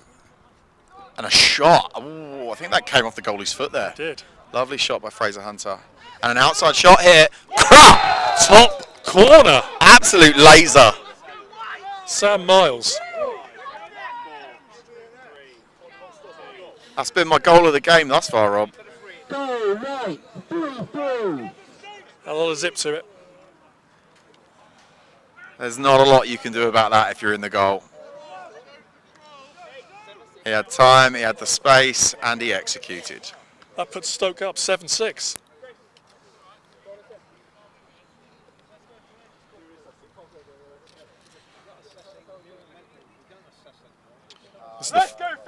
This is the first time Stoke have been ahead in this game. Is it? I think so. I don't know, I started recording it at the end of the first quarter, so it was 3-0 at the end of the first. This is the first time they've been up since Exeter then. did score 2 at the start, so I think you're right. First lead for Stoke today. Very unsettled face-off here. Stoke really having to work for this. Going deeper into their half, trying to get it over. Sam Miles back with the ball here. And Fish putting on the pressure. Have we got a flag? We have a flag.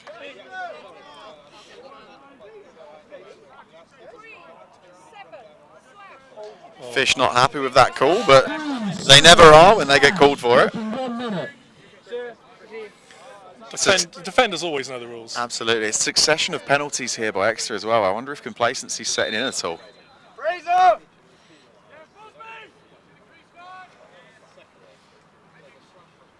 It's going to be a long minute now. Off the helmet into the goalie. Easy pickings there. George Corbett clearing that up in goal.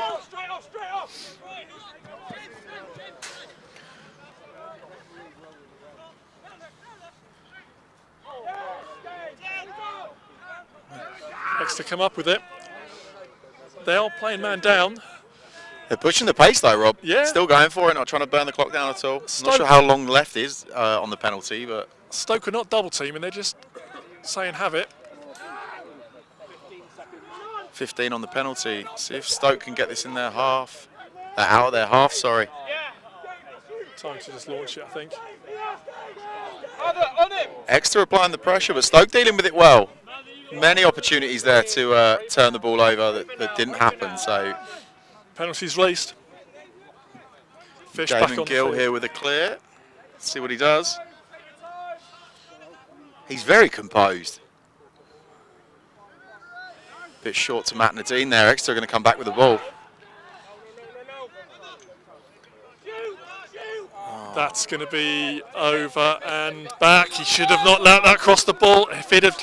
Am I right in saying here, Rob, if he puts his stick over and pushes the ball back, that's okay. That's not okay. over and back. That is okay. Your stick can go over, your feet can't.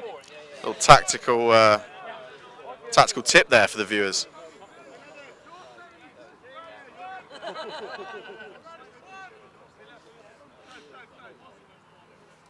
Stoke with a very slow, settled play here, just whizzing it across the top between two people.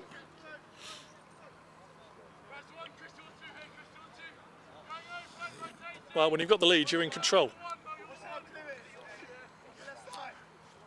I think he's going for an ISO. Oldest player on the pitch by the looks of it, and he's got himself an isolation. Unfortunately, it came to nothing. Oldest player by a mile is Stoke 54, Ian Fothergill. Oh, there you go. He's older than me. And long may it continue. There we go, X is open. Chance, back door. Opted for the feed. He's gone low off the knee and it misses the goal. Some fancy shots coming off here, Rob. There's a flag. It's the first Stoke penalty in quite a while now. And it's going to be an extra ball.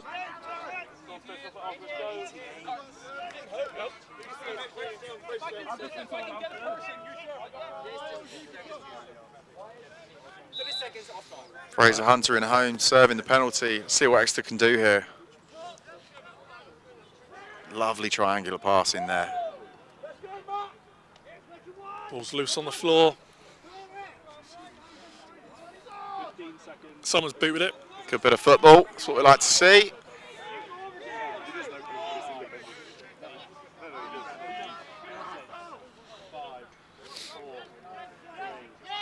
Oh! And there's the answer. The signal. Is that a goal? Yes. That was a goal. I think it was 63. Brinkman. Goal green. No. 27. 27. 27. Mather. All knotted up. We are 7-all. They just love a tight game. If we have 3 one-goal games today, I'm going to be a very happy man. Worth noting there, Stoke hadn't conceded that quarter until they went man down, and Exeter managed to convert the goal. Both teams really tightening up here. They're making each other work really hard.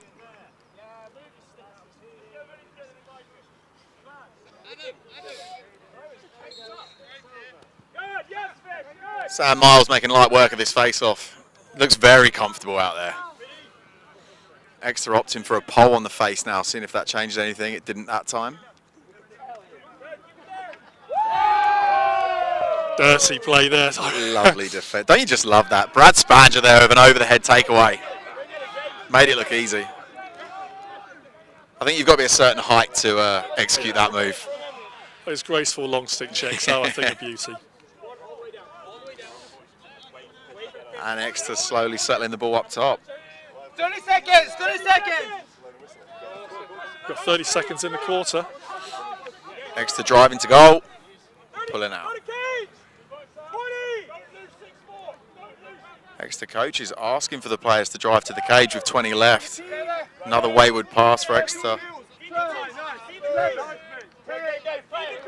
Davies pretty much going to have to dodge here. 6 seconds left.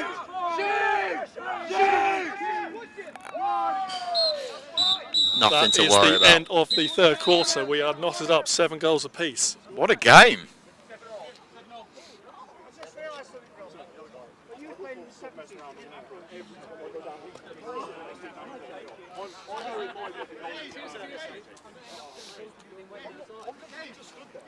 That's why I became a referee. I get paid. Oh, he hasn't got his stripes on either, has he?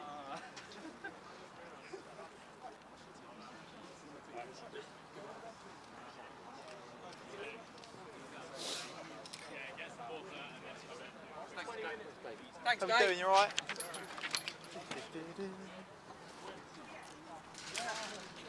I'm here with, just on the quarter break, I'm here with Rob Arnott from the Richmond programme. Some of the juniors are here later. Talk us about the Richmond programme. Yeah, thanks Rob. So about 2 years ago, off the back of COVID, Richmond Lacrosse Club was founded. So we are under 10 mixed, under 12 boys, under 13 girls, and pleased to say, yeah, the under 12 boys are here today, facing off against Bromley in about half an hour, I think. So yeah, looking forward to seeing that, and then hopefully they'll get some game time on the main pitch. The juniors will actually after the inter-final, between the inter-final and the senior finals, when we'll see the juniors on this field. They'll be playing on the grass earlier on. So that's great to see. more junior programs starting up in London? Yeah, no, it's been really great to see. We've got Sam Perry working in some of our local schools, introducing the sport to lots and lots of kids, and now seeing that transition through to the club on a Sunday morning, and starting to see some regular fixtures between Richmond, Bromley have got a great programme going thanks to Mike Barrett and Spencer, who have had a long-established junior programme, so it's great to start to see competitive junior lacrosse in the south. And we see you in stripes refereeing the inter-final coming up next. We do indeed. See you later.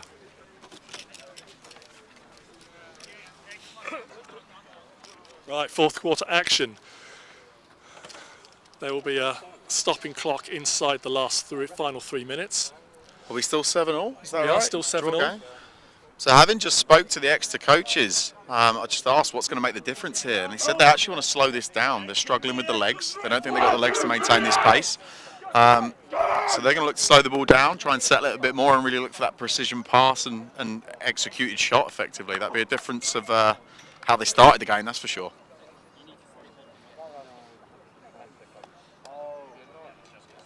Well, I'm going to go out there and say this is going to be a 1-goal game. What happens if it's a draw? Just go extra time? Oh, God. Golden goal. I have to remember Have we planned for this? Every eventuality. It'll be sudden death overtime. Okay. On a more positive note, the crowd is really building here. Yes. See that on the far side of the field from the camera. We've got a growing crowd. It's only going to get bigger as the day goes on. Fish for Exeter making the difference there on that face-off. Really putting in the work. This is a chance. And a goal for Exeter. Rory Belton with the finish. Another great assist. I think he was on his knee when he took that shot.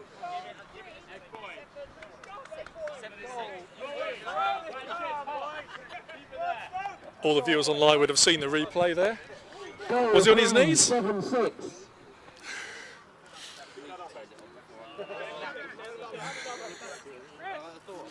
Exeter not slowing the ball at all, winning it off the, well, off a lost face, taking it straight up top and burying it in the back of the goal. 8-7. Yeah. We'll be able to watch this action back tomorrow with seeing all the instant replays of the goals. See what wrong calls we made and Yeah. cringe a little bit, no doubt. Fish again, really making the difference here on the face-offs as a long pole. I think he's the pole who scored the goal earlier as well. He's done it he at is. both ends of the field thus And far. he's going up the field, he's going straight to crease. He wants more. Sorry for any language you may hear. Today is a live broadcast. And we are right down with the player benches.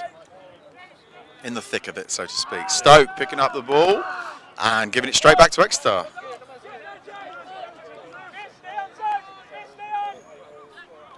Okay, Exeter getting the ball over the half. Scott Brown coming down with it. A nice 2-goal lead would make a big difference here. Such a slow scoring half. If any team has a run now in the start of this fourth. Yeah.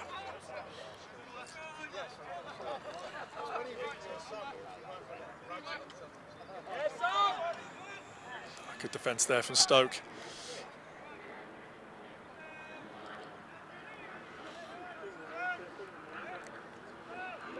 Exeter with plenty of legs by the looks of it. Running the ball round, feeding back up top. There's a bit of room here. He's lining up the Dean. He's going up against Matt Nadine. He's had a great game thus far. No real threat there but for Stoke.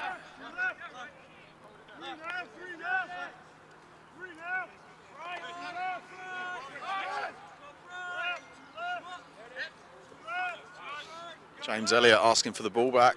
A bit more room on the left here. See if he's going for the dodge. No, he's not. Yeah, you're right. The Exeter definitely. Oh, and a lovely sit down there. Fraser Hunter just vacuum packed him into next week.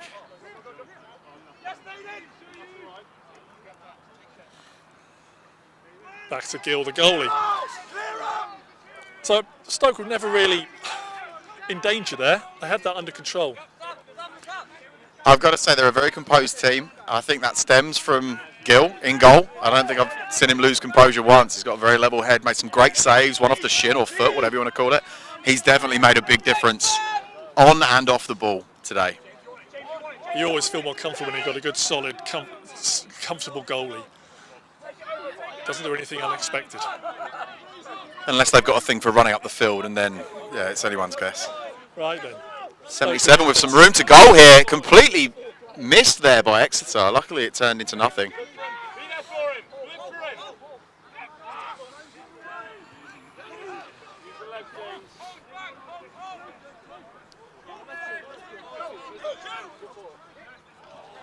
Great interception there by Stoke. Can they get the ball clear? Number four marked by 3 players and a flag down. And it's getting very scrappy out there. Number 11 for Stoke, taking a lot of heat and dishing the ball off. Late hit there by Fish. 51. I think the referees could have had a few calls there if they wanted. Both teams getting a bit heated.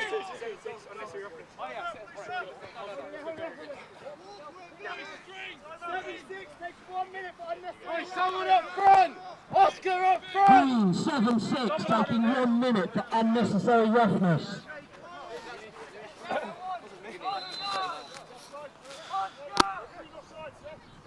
.76 claiming it wasn't him.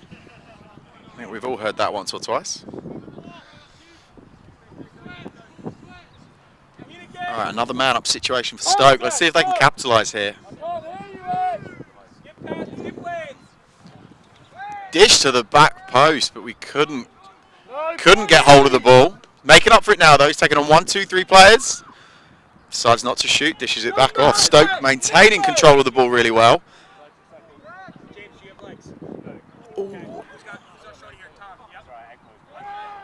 Bit of a near blunder there by Exeter, feeding the ball back to the goalie. And a knockdown by 79 for Stoke. Stoke regain possession here.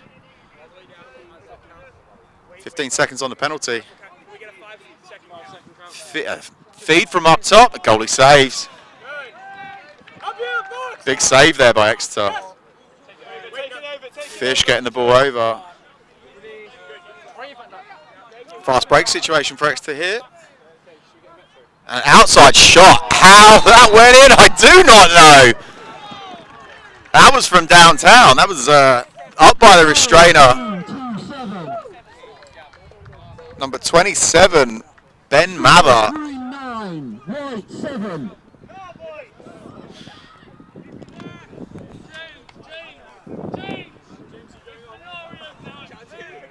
Exeter with that 2-goal lead that we spoke of earlier. That could make the difference here.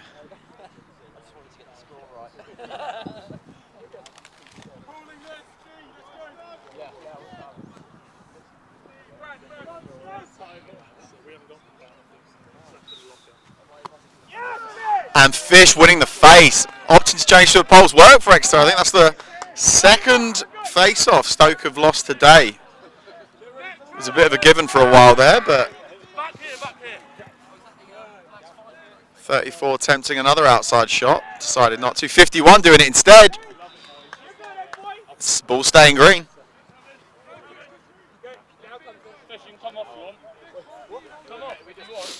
Oh! Sorry.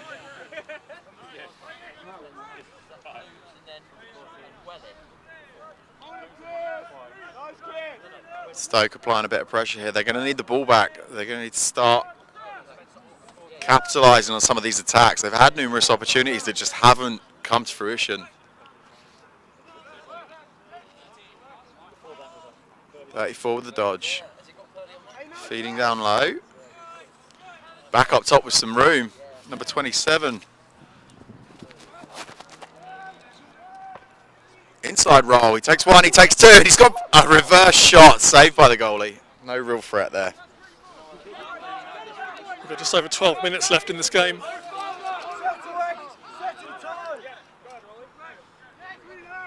Another outside. I think Exeter have got a taste for the outside shooting now. Great save there by Gill. Put under pressure by Exeter. Matt Nadine calm and composed. Gets the ball knocked down. Looks like it's going green. Quick feed to the middle. Stoke not ready for that. Another shot. Good save there by Stoke. Exeter beginning to turn it on. Yeah, they haven't stuck to the game plan that they told me about. I don't know about slowing it down. They've sped it up. Who's made a real difference out there for you so far, Rob? Give me a minute to think about that one. Okay. I like both teams. The defensive line for both teams has been impressive today. Gill in the Stoke goal has a number of decent saves.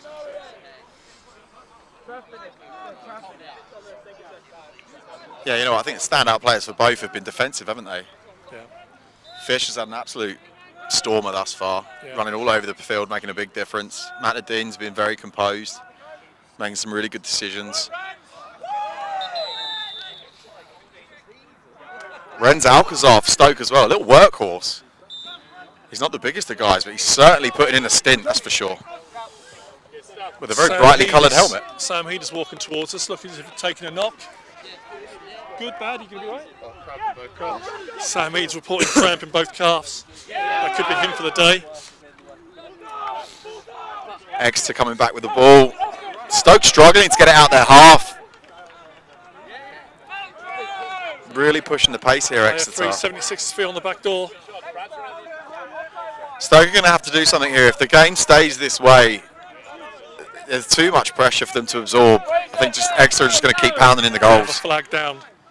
It's going to be an offside against Stoke. Offside, 77. 30 seconds. Fraser, come up. James Walker offside there. He's going to be annoyed about that at this stage of the game.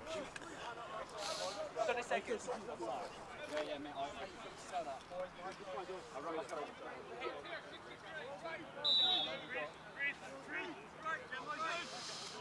So Exeter, I've got a 2-goal lead. Man up for 30 seconds. Fed in the middle. How did he come away? All four players around the crease there, slid to him. He caught the ball, had a shot, banged it bottom left. Great goal. Scott Brown with the goal. That's 3-goal cushion Exeter now. 10, right, 7. Yeah, I think four players find a guy on crease in that situation, you've got to clear him out. You can't be throwing a stick into that. All four of you need to be putting a body on that.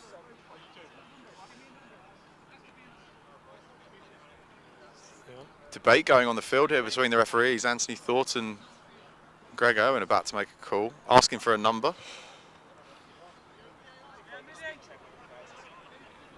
I don't think anything's come of that. Maybe Greg's just asking for people's numbers.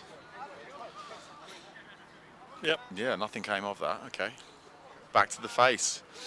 Now, Fish won the last face. We haven't seen that much this game at all. Let's see what happens here. A bit more competition at the X. Sir, 10 minutes. A pole at the face-off can make a big difference. He did great last time.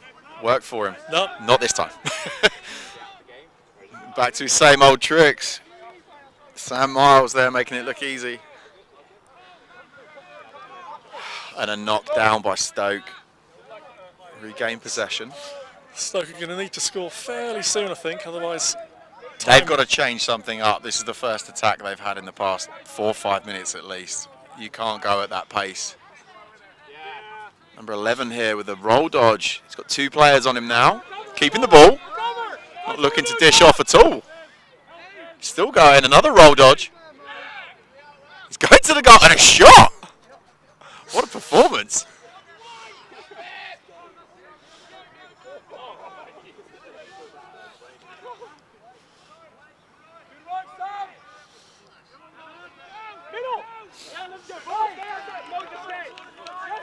Exeter with a fast break here. Here's a chance. Back into the middle.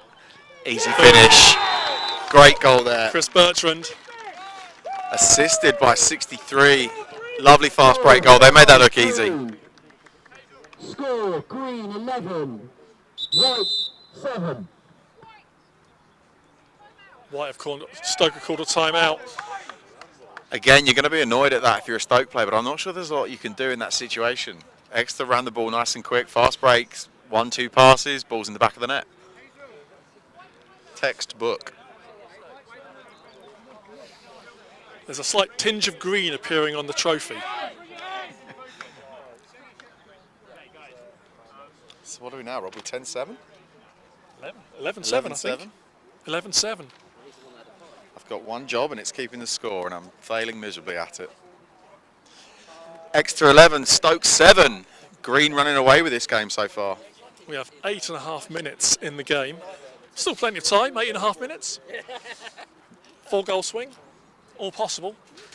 I think if Stoke can get back to how they were playing second quarter, start of the third, we'll be fine. But both teams have slowed the pace down with the goal scoring, probably cancelling each other out. But Stoke have just got to change it up. They've got to get the ball up in the attack, change it up, and get some goals in the back of the net. Looking at the Stoke team now, they're looking tired. Yeah, but Exeter are claiming to be tired. I mean, what we're seeing that's not the case, but just goes to show another quick transition goal for Exeter gives them that 4-goal lead. But you remember, when you're youthful like the Exeter team, I don't remember, but you're never really tired. No, you're not. You think you are. It's when you get to a certain age when you are then proper tired. Exeter looking really pumped coming out of this. I think they can taste the victory. Although 8.5 minutes is a long time. A lot can happen in 8.5 minutes. Yes. 4-goal swing has been lost many a time. I think if they can capitalise on this face-off and get some fast break opportunities. He won it, but he didn't pick it up with it. Fish has got it. Clearing up again. Can he get his second goal with it? Oh, he does! Second long stick goal with a celebration again. Arthur Fish. Second goal of the day for him.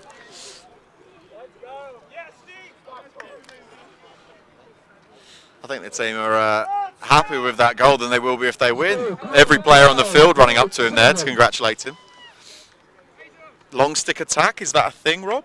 Long stick attack. New position created here by Exeter. Could we see a change in the game? It's a bold strategy. Let's see if it pays off for them.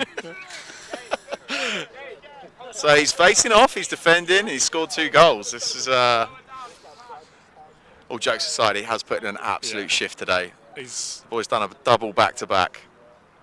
He's definitely running for man of the match.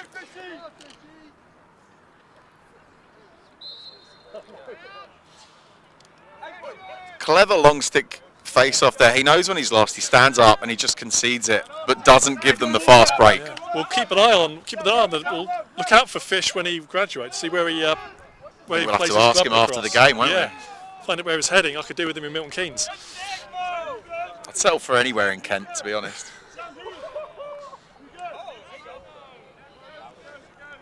Here he is on the ball again.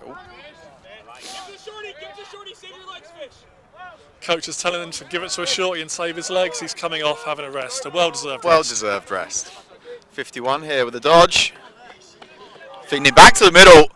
Oh! Off the pipe. Off the crossbar, that one. Off Bertrand. Oh, it's given straight back to Exeter. Exeter really finding their rhythm here.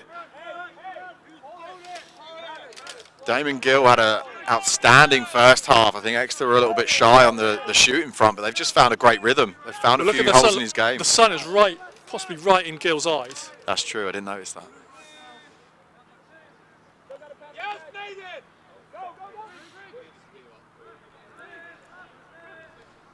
For the latter games of the day, I think the sun will just come round and not be a factor, but right now it's...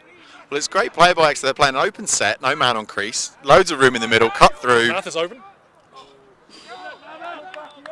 Yeah, keeping it open and then looking for that dodge at the top. Plenty of space in the middle. The slide's got to come from a long way. Absolutely. So it's not coming there in time. Especially if there's a bit of room outside. You've then got an outside shot that can run into the crease if need be. They're playing really well. I think Stoke have got to change their game up here defensively and pretty offensively. quickly. And very quickly. Next possession, they've got to do it.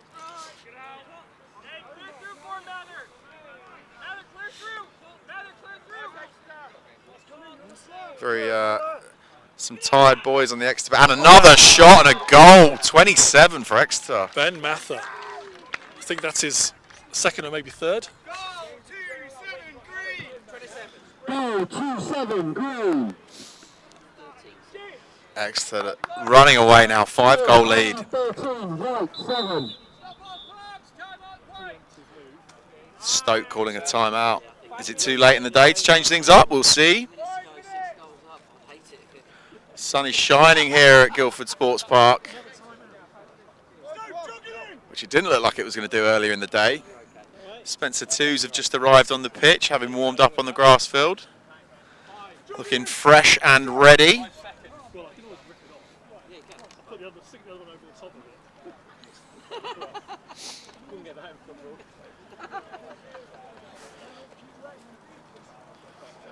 Rob Gooch just starting the engraving on the winning cups. Game's not a write-off yet, but a 5-goal lead. Can Stoke bring this back? 6-goal lead. Again, I had one job.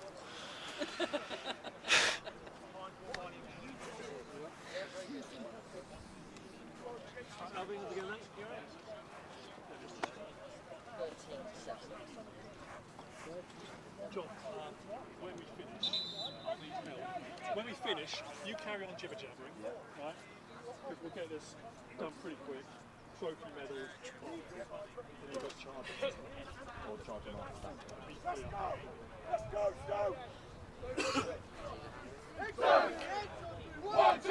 Alright, as my main man JP corrected me, it's a 6-goal lead for Stoke.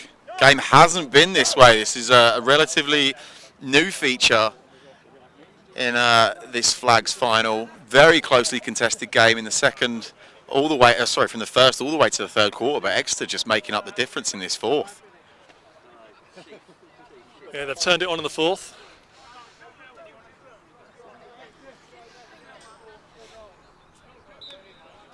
Sam Miles with another comfortable win there.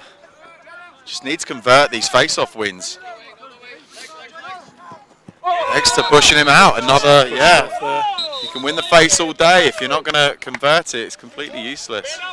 Bit smile on James's right face in front of him there. He enjoyed that. We've got a flag down. Unsportsmanlike conduct, I think it's going to be throwing the ball from the half at the goal. 8-7, illegal procedure, 30 seconds. A man-up situation here for Exeter. Not that they will, but if this was me, I'd be slowing the ball as much as possible, saving those legs. Oh, I'd be sticking it up the jumper already. You would? Yeah. Take it to the corner, stick it up your jumper. I don't know, hidden ball trick. There we go. Get it in and keep it in, called. Referee's not messing around here. Quick game's good game. So they've got to keep it in the offensive third. Stoke back to full strength.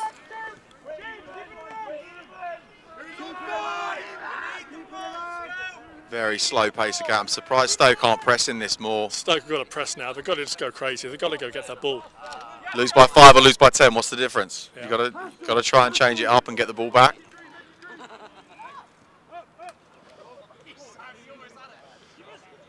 Scrappy on the floor. Who's going to come up with it? Oh, I'd say that's a slash. I think that's a slash. Yes, yeah, 34. Flag on the play. 34. You can see it. There's 2 flags. You got to get up pretty early to get past Hazel Wisby.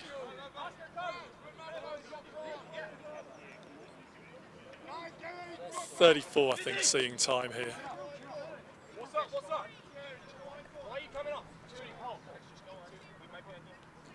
Stoke claiming they had too many poles on the field.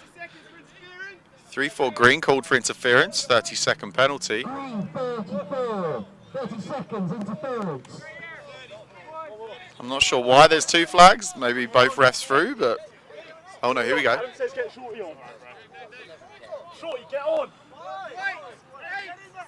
That's Stoke, 8-7 unsportsmanlike conduct. That's his second. That's not helped his team there. In 2 minutes. It's gone from a Stoke man up to listen, when you're 5 goals down, yeah, you're gonna be annoyed. You've got to keep it together. Losing your head at this stage of the game doesn't help. It's quite the hypocritical comment coming from me, but Bertrand, number 5, with it in the corner. To Cox, 12. Stoke pressing out a bit here. They decided they do want the ball back now. Exeter This is just keep ball up. Yeah, bury it in the corner. He's off. Matt Nadine having absolutely none of it. Fishy, you go, fish. Fishy, fish, go, you're released. We need 2. Unfortunately, Stoke threw the ball away. That was Bit unnecessary. It's going to go back green. They didn't need to do that.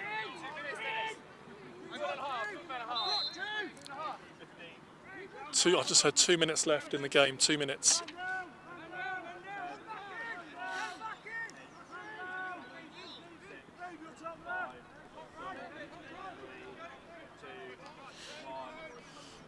And that's Stoke. Penalties released. Both teams now back at full strength. I'm not sure it's going to make a difference at this stage, Rob.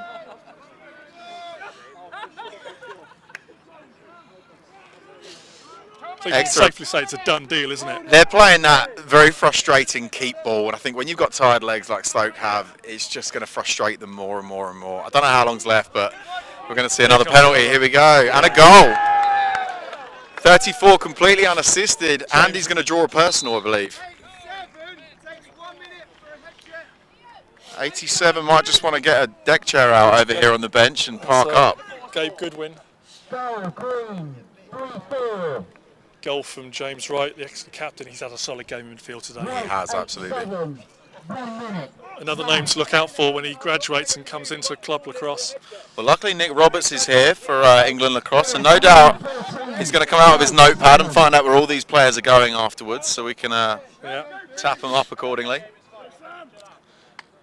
If they end up getting jobs in the south, come and look up all the Semla clubs dotted around the south, all the way from east to the west. We go as far as the Midlands now. Some would say it's the best lacrosse in the country, Rob. But Stoke are playing in the Midlands division.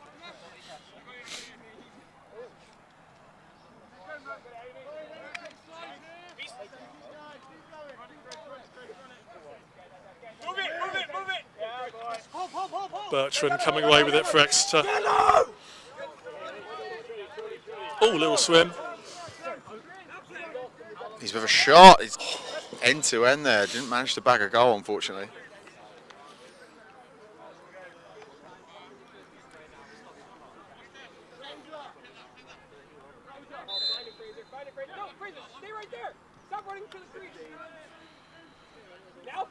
Will Brinkman behind the goal, causing all sorts of difficulties for the Stoke defence. Yeah, that's a Stoke ball. Stoke players now just be running up the field. They just got to get up there. They are looking tired, Rob. It's not happening now, this. I think a couple of well-fought goals is all they're going to get at this stage of the game. Yeah. Too little, too late, screams to mind. Exeter with the ball, bringing it straight back up the field. Yeah.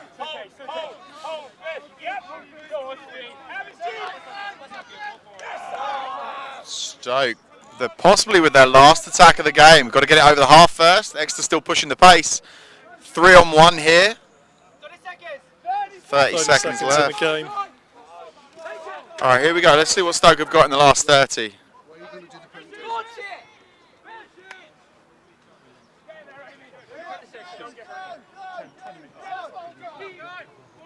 "15 seconds with the ball on the deck.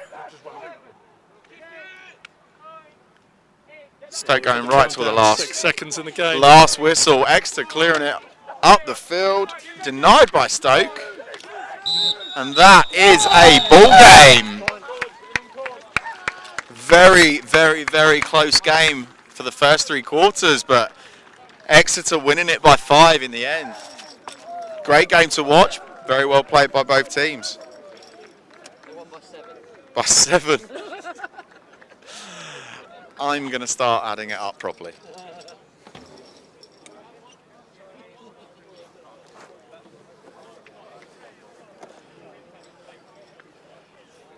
And as that game finishes, Spencer waste absolutely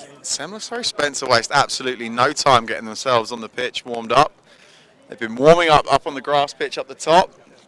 A little jog round behind us, make sure they're nice and loose. Now they're on the pitch warming up their hands.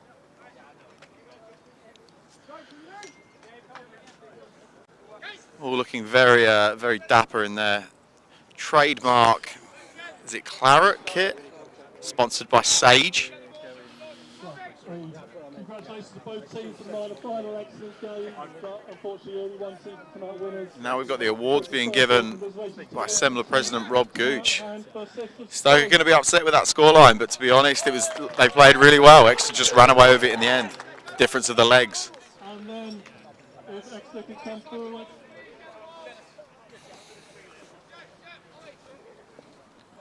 From me to take game time in the bench, Simon.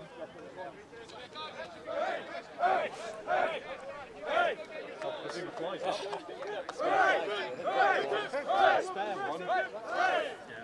So exercise the this thing's going horribly wrong. Well played everybody. I know the trophy to whoever's last in the line. Exeter receiving their medals. A very well fought game. Very tactically well played. I think that made the main difference there. That and the presence of Fish. Long stick attack, long stick defence, whatever you want to call him. He was facing off, scoring goals, defending. Had a hell of a game. Stoke congratulating Exeter there. Both teams should be really proud of the way they played. A big notable difference between the two teams, the dodgy haircuts and moustaches that Exeter have got compared to Stoke. There's a lot more mullets, a lot more handlebar moustaches, a lot of eye black. Probably watching a bit of college lacrosse in their downtime. I think pretty standard if you play lacrosse at university level these days. It's just as important to have a moustache as it is to play good lacrosse.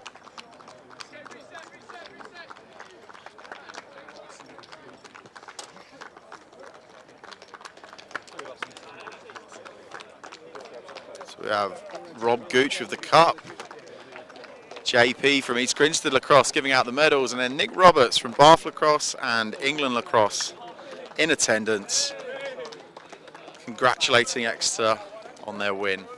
And a well-deserved win it was.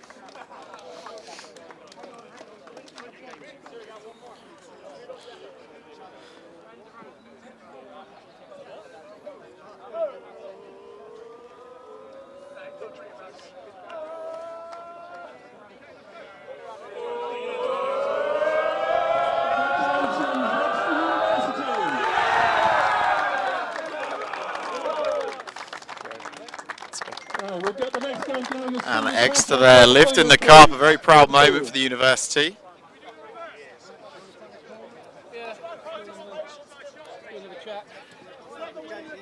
Yeah, no worries.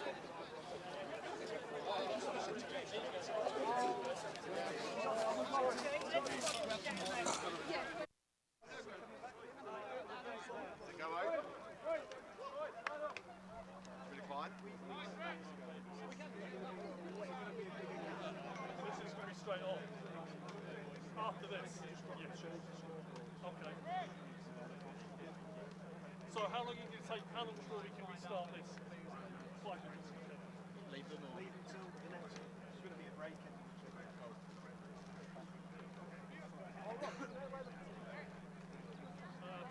big building up there.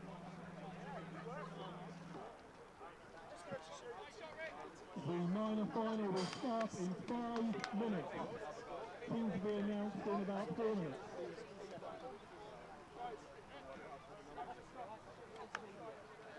Intermediate.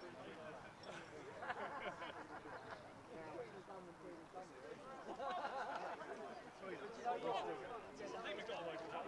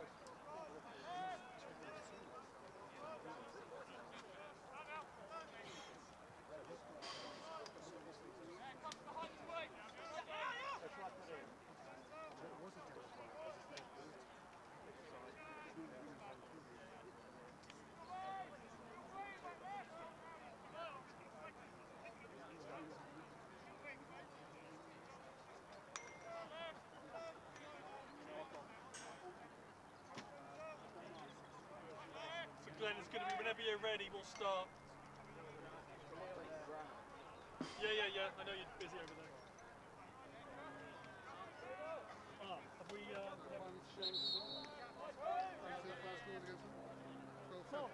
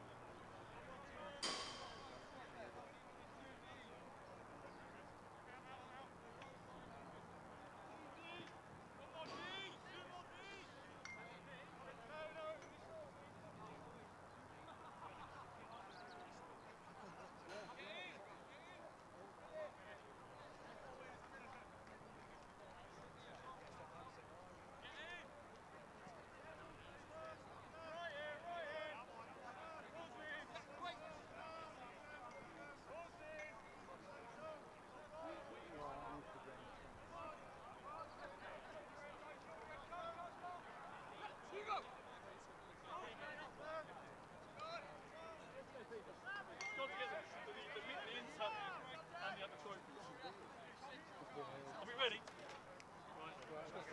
you want me to run past with that? Are we doing that? You've got the handheld thing. Am I going past with that? Yeah, go, try it. No worries. Wait for them to see. We're doing it for the seniors. Alright. So we are ready to start proceedings for the intermediate final. Can the two teams please line up in front of me? We'll announce the teams Shorten the tripod and hold that, right? and then hand it over to the referees. So two teams please line up.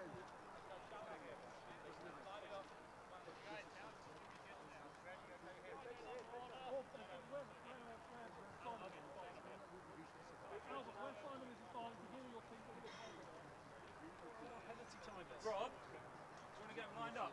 He's doing it now. He's trying to. By number. I can come round with this. If we quick, yeah? I'm all in. Has he got a sound?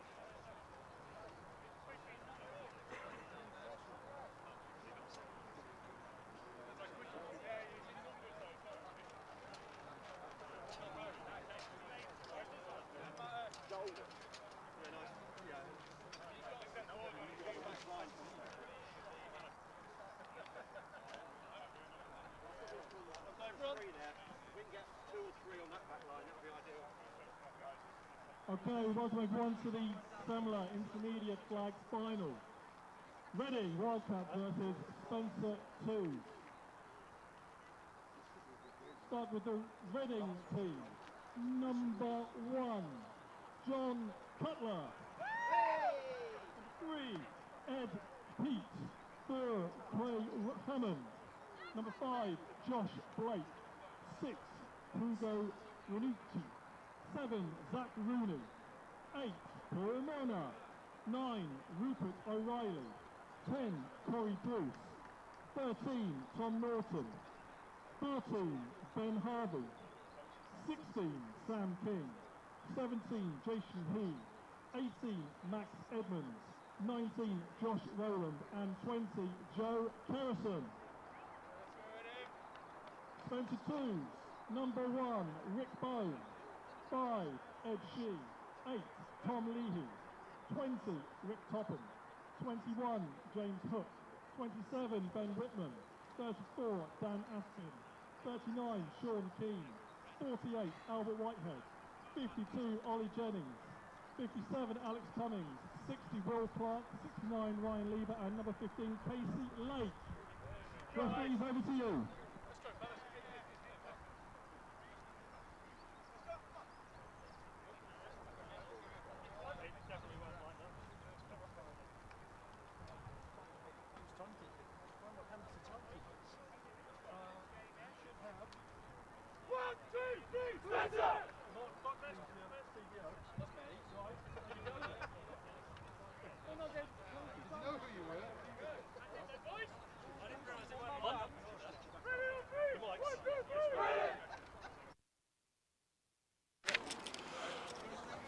Okay, we are ready to go for the intermediate flags final. Spencer 2s against Reading Wildcats.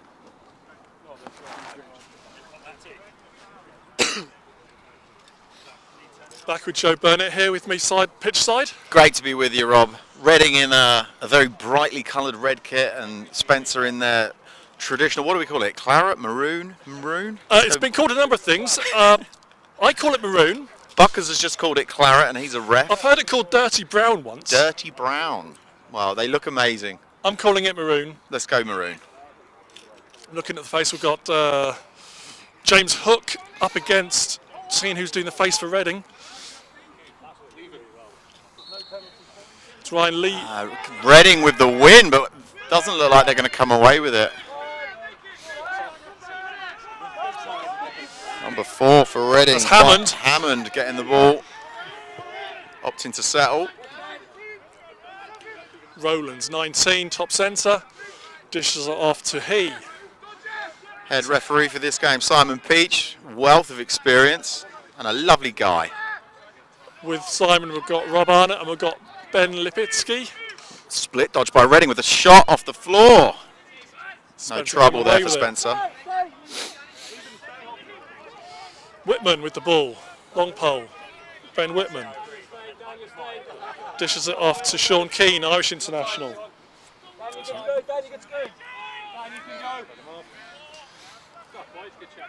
Spencer just sorting out the bench before they make their imminent first attack.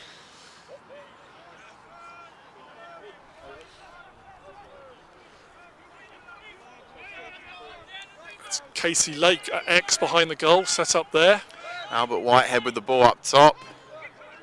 Dishing off, and here we go. Lovely on-ball pick there. Getting Down the to ball round Lake. to Is X. Lake a dodger from X? I don't know, he could be. It looks like he could be a dodger from X. There's a lot of space there, Rob. Sean Keane, lefty. Back up top to Albie Whitehead.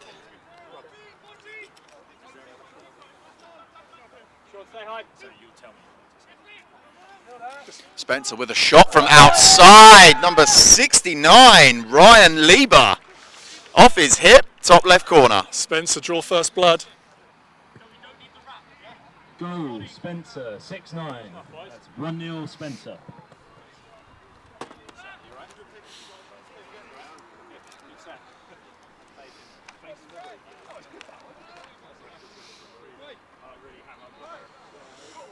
Spencer 2 team had a very good season. They were unbeaten this season in Semla Division 1. Everything they do is just well done. There's nothing amazingly brilliant, wonderful, super side, but it's all good, high-level lacrosse. There's a good reason for that. There's an amazing man behind that club who no one talks about enough. Pete Compton, the legend that is, doing wonderful things in central London. True asset to his club. Reading here looking very feisty with their attack, not messing around. Easy clear up there for Tom Leahy. Ball's over with fast break. Dished out to Dan Aspin, who passes up top. Possibly another long stick attack here. This is what we like to see. It's a theme for the day. Will Clark, 60, is one of Pete Compton's kids. He had him from like a 10-year-old kid many years ago now. He's got a lot bigger than the last time I saw him. The Pete Compton Junior machine.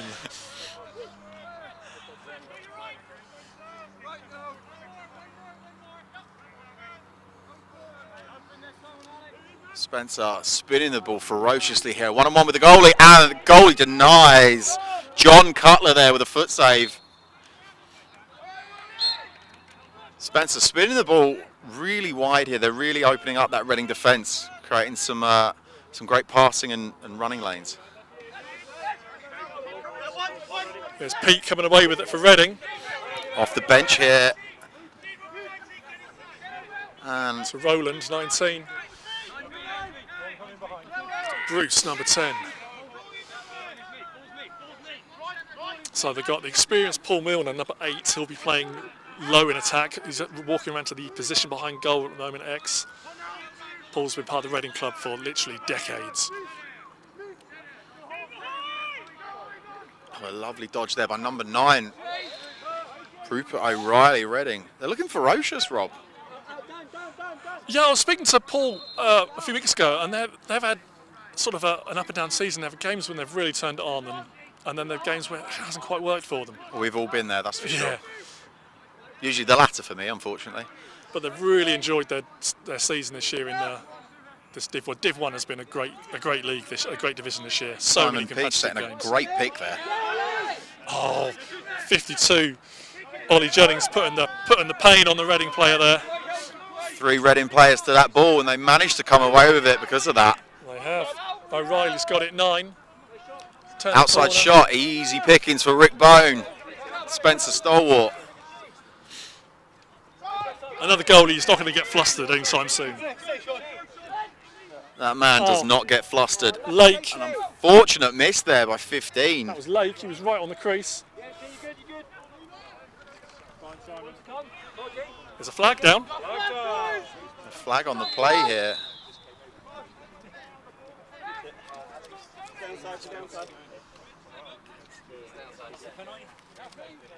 Red 7, illegal procedure, a 30-second technical foul. 30-second technical foul there by Reading, number 7, Zach Rooney. Red 7. I didn't see what it was. Me either. Oh, That is why we are not refereeing, Rob. One to look at 3 or 4 times on the replay tonight. Again, another amazing, Right. Man talented up. reffing crew. Yes, man up for Spencer. Lake behind the goal. Ball rotation. Great Inside. Lovely goal there. That was nice. That was lovely. That was. Casey Lake.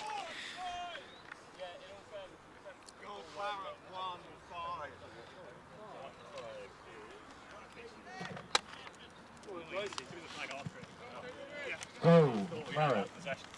Number 15, Casey Lake. Spencer really pulling the Reading defence out there, creating the opportunities. When you've got a bit of room left or right and no player able to slide, you can really toy with your defender. They're all trying to play zonal, a little sidestep. You can duck inside and sneak a goal like that. That was beautiful play. Illegal procedure by Reading. Ball's going to go Spencer. Good ball movement and a nice finish. Lovely finish. Ball's with Albie Whitehead.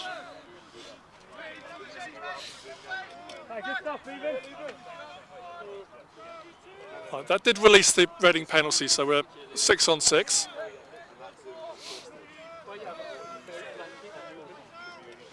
Ed Shee, number 5, looking to shoot. Just off the post. Wide. I thought that snuck in. I Ball's going to stay with Spencer. We heard the ting.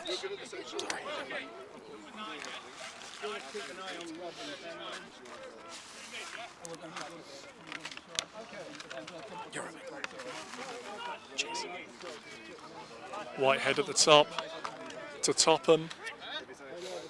Spencer starting to settle into this first quarter, finding their rhythm. They always play as a real team unit. That's the one thing I'd say every time I've seen Spencer play, whether it's the first or the second, it's a team effort from start to finish. Yeah. Lovely roll there. Casey Lake really putting the pressure on early. Reading clear it, but it's going to come straight back. Tom Leahy. He got a bit of altitude sickness there, stopping as soon as he went over the half. Very non-defensive like. Rowlands, 19 for Reading on the ball, top centre. Right, let's see if Reading can answer this. 2-0 Spencer.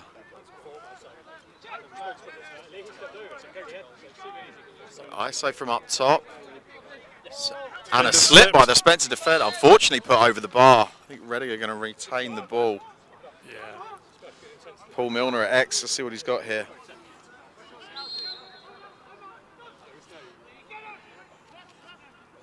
Inside roll by Reading. Ball's put down by Spencer. Oh, save Bone right on the chest. Another shot from Reading. Rick Just Bone wide. didn't even flinch.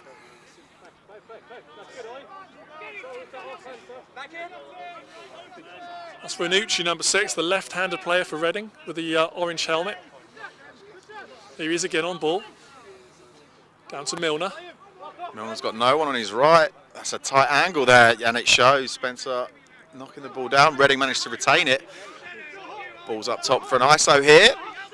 Albie Whitehead defending. Slide came across. Back with Milner behind the goal. Ball's Under still all in. sorts of pressure there from Tom Leahy.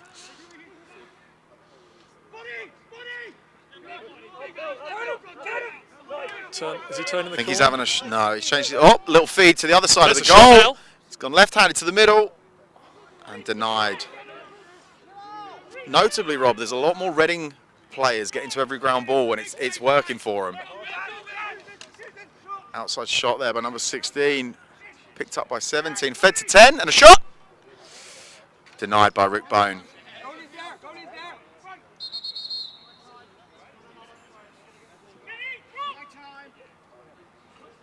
Simon Peach calling time here just to give the players a minute. I think that was an accidental knock. Referee's time.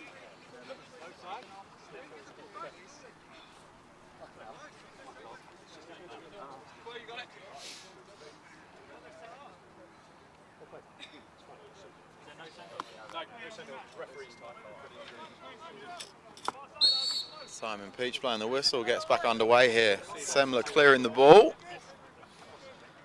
Ah, ye old ball dodge. Oh, lovely defensive play there. Spencer's Keane comes up with it.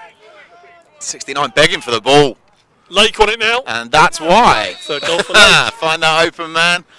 Cheeky dump inside to Lake. Another goal for that man. That's 3. And first hat-trick of the game. And the only player to score a goal, Casey Lake. Oh, Claret, 1-5. Score is 3-0 to Spencer. Let's see if Reading can adjust here. They're going to have to do something with Casey Lake sat down there. Goal line extended. He's banged in 3 goals. I'm sure there's more to come. Many of this Spencer team are the same as were playing in the intermediate final last year, but Lake is one of the new players they've brought in this year. What a great signing. Yeah. I don't know what they paid for him, but it was worth it. Lovely wrap check there. Oh. That is something you'll tell your grandkids about. Caught on film. Beautiful. That'll be going on his Insta feed tomorrow morning. Courtesy of Lacrosse Live UK. Reading pushing the pace here, trying to get their first goal. Now, for Hammond, I remember seeing Hammond a few years ago. I think he's from the Reading School. Okay. And he was playing Semla Sixers for Reading School a few years ago. I'm sure it's the same guy. Just natural speed. I've never seen him, but the first dodge he did of the game absolutely excited me no end. So I'm hoping I'm going to see a lot more from him this game. It's a young player, I take it. Yeah, young player. Add the lacrosse IQ and good things can happen. Bright future by the looks of it. There's nothing better than an exciting player. There's nothing better than natural speed. Yeah. Something we Not that I don't, yeah. I like watching it. Spencer opting to slow it down here, working through the bench. Topham, left-handed player. Four Spencer players on the bench, not as deep as Reading's. Wonder if that'll come into play later in the game. Yeah, Reading, because they've got 6 on the bench today. Yeah, keep moving, keep it hot. Right, move it again. She, number 5. Go down, straight away. Down to Hook. Spinning the ball around, on ball pick set there, not dished off. Aspin back to Hook. Reset, boys. To Ed Shee. Ed Shee used to be a long pole, didn't he? Pretty certain. I've always known Ed Shee as a short stick. Okay. Back in his EG days. Right. And a very good short stick. Spencer changed their midfield line. Ball is with Reading goalie. Opting for a slow clear here. Spencer trying to push the pace a bit. Unfortunately not caught there. Reading do need to get a little bit of settled ball here. They need to have 3 or 4 minutes in possession, get their passing game going. Lovely dish off to 10 on. Blocked by 27. That was blocked, yes. Ben Whitman there denying Reading. There's a trip there. Flag on the play. Reading's Bruce is going to be caught there for a trip.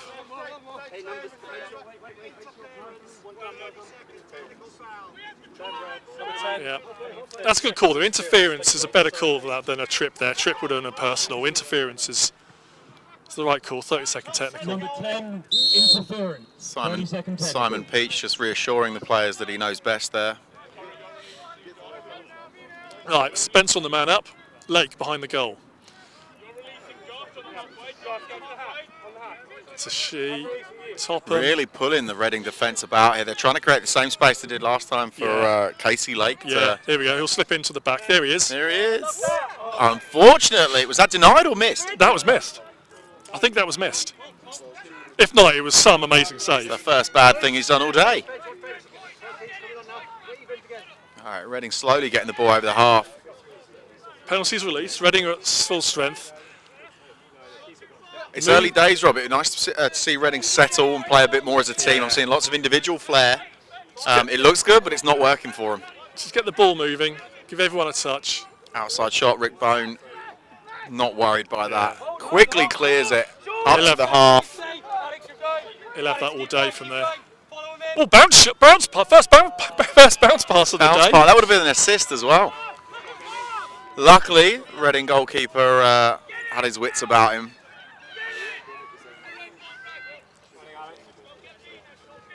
Rupert O'Reilly taking the ball up, looking for that feed, takes it round to X.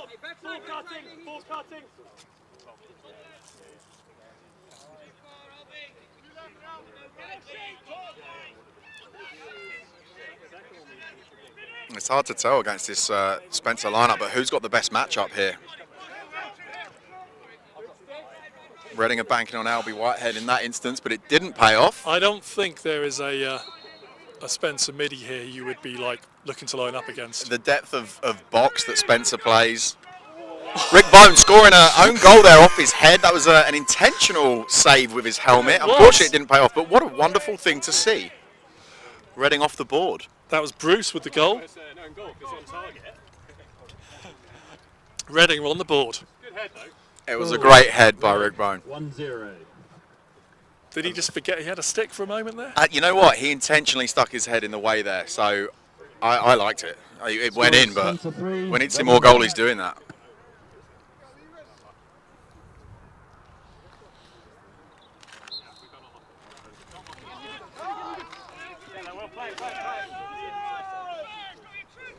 Behind us on the grass warm-up area, we've got the juniors starting to just get involved in their prelim games before they join us here on the after this game for their finals.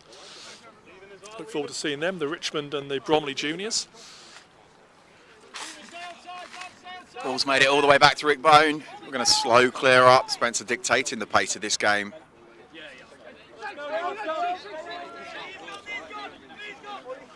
Fed into the middle. We've got a long stick feed and a goal. Number 20, Rick Topham. Lovely, well-worked goal there. Reading giving them the opportunities. Goal, Claret, 2-0. Score is Spencer 4, Reading 1. Reading have called their first time out. What are you seeing out there, Rob? How are both teams shaping up? I'm seeing that Reading have got a tough game here now today. They've played Spencer twice this season. Yeah. First game was fairly one-sided against Spencer. Second game was 8-4. They were in it, and that was only a few weeks ago in March. But we've seen already how Spencer can move the ball. There's no weakness in their defence.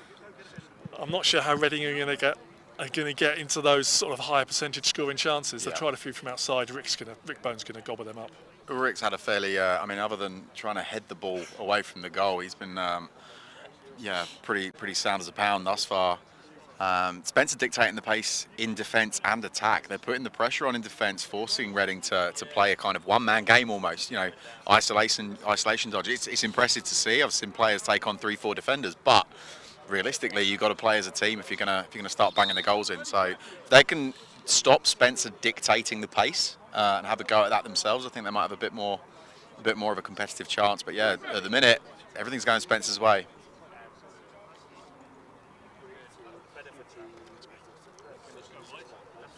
If I was in that Reading huddle, I'd be saying, let's get it, settle it. Everyone look after the ball. Yeah, it'd be nice to see them settle in attack a bit more. They've tried it. I think it's a good tactic against the Spencer team. If you can push the pace and catch them off guard, then great. But, you said it earlier, possession of the ball is everything.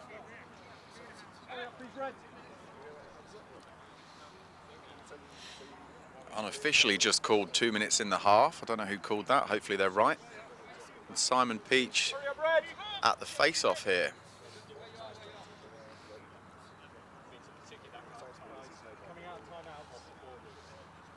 Okay, coming out the timeout, here we go. Still first quarter. James Hook coming away with that.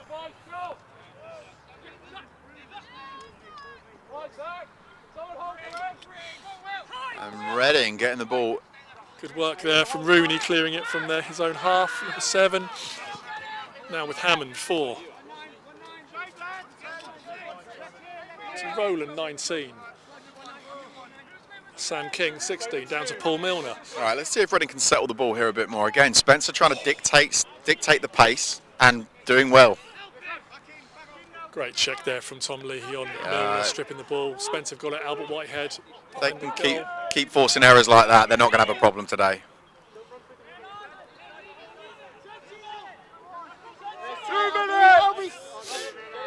We just heard it, 2 minutes left in this first period. Good, keep going. Go through. Less than 2. Will!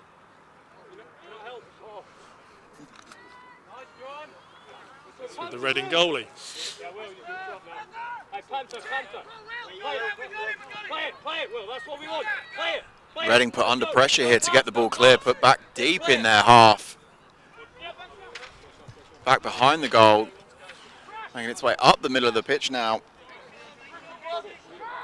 Yeah, they've done well. They were patient. They worked it up. Hammond down. There's a lot of Spencer sticks in the middle there. Yeah. 1 minute. Will Clark dishing it off, taking the pressure off, and a lovely read there. Nice spin there from Keane under pressure, dished inside. Oh, somehow Rooney denied that takeaway. That'll be a Reading ball. No, it's gone Spencer. Spencer weren't sure about that then. I thought it came off the Spencer stick, but I think so did Spencer. Yeah, the refs are nearest, they know. 30 seconds. 30 seconds in the quarter. Lake behind the goal. Casey Lake being asked to slow the pace down. I'm not sure he knows how to do that. He just wants to go 100 miles an Absolute hour. firecracker for this first quarter. And here we go, dodge from up top. Lovely split dodge and a bounce shot. Ed Shee there putting on the pressure. Unfortunately, didn't connect with the net. It looked good though. 5 seconds left. Let's see what we've got. Feed into the middle. That's nearly a behind the back by Ed Shee. Quarter score, 4 to Spencer, 1 to Reading. End of quarter 1. The score is Spencer 4, Reading 1. It's going to have a very quick chat with Tom Leahy. Tom, good start there for you guys, Spencer. Yeah, mate, it's good. I was a bit tired walking all the way from the changing rooms down here, but we've recovered well. But yeah, good start. Disappointed to concede a goal. I think we're just pushing out a bit, but credit to Reading, as you can hear. I'm blowing, and it's the same for a few others, honestly. Good luck for us the game. We'll also try and have a word with someone from Reading. Try and get Paul Milner from Reading.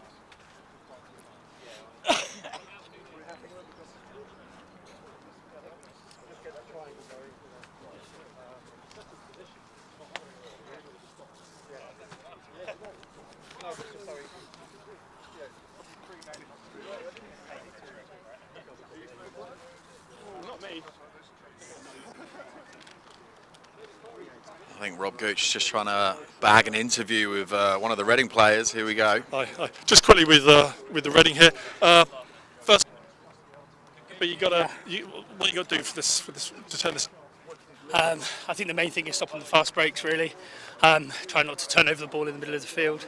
I think if we can stop the fast breaks, then that will. The last game against Spencer a few weeks ago in the league, we had a good close game with them. So. Well, that's exactly it. We stopped the fast break. Like they've got really strong, fast midfield, and also a lot of movement off ball. So it's about stopping the fast break, really. Good luck for the rest of the game. Cheers, thank you.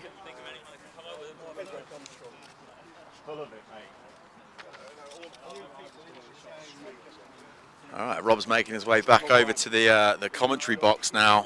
How did that go? What are they like, Rob? I couldn't hear over there. I spoke to Reading and Spencer, so Spencer are just going to carry on doing what they're doing. Sounds like a good idea. Reading need to do what they've done in their league game a few weeks ago. Okay. They stopped the Spencer fast break. Yep. And that then sort of took away half the goals that Spencer normally would expect them to score. 2 of the 4 that they've scored today, that makes a lot of sense. So, how they're going to do that, I don't know. Well, that's the beauty of the game, isn't it? You've just got to react quickly, get back, get your matchups. Don't let anything easy through the midfield. Absolutely. Well, the sun's gone away a bit now. He's having a little break, but that's certainly not stopping people turning up here at Surrey Sports Park to watch the Flags final. Very well attended event this year.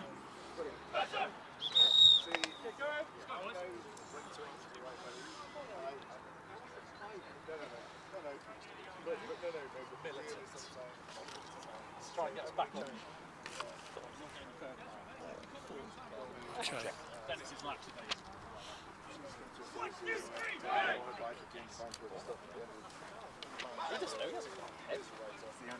Okay, coming up to the start of the second period, we have a score. We have Spencer 2's 4, Reading 1. As we start the second period. James Hook facing off for Spencer here. It's been a well-contested face thus far. Certainly not like the minor. Stoke ran away with that, but it's nice to see a really well-contested face against these two teams.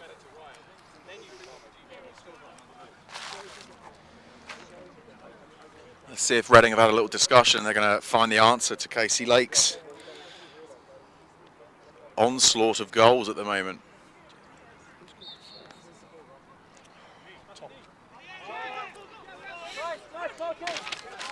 Spencer come up with it.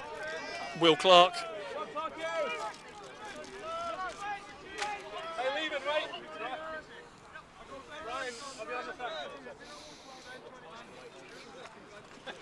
Ryan Lieber, number 69, dishing the ball down south. Spencer with the ball behind the goal. Subbing through the box. Before they undoubtedly get into a set play and try and make something work. There's a lot of space out there at the minute, Rob. Looking live. Lake was then making a move onto the creases. Gone back to X now. And every time he does, there's a lot of depth. There's a lot of space at the back for him to play in. Lovely split dodge at X. 69 with the shot. Save, good save there, Reading goalie. Still Spencer ball. So the goals here are distance. The goals here are a little bit set low on the field. Actually, there's not as much room behind the goal as you have in some other fields. Which for some players is a godsend, for others, not so much. Lovely pick and roll there. 69 begging for the ball in the middle. Not given. Lake with the ball and a flag on the play.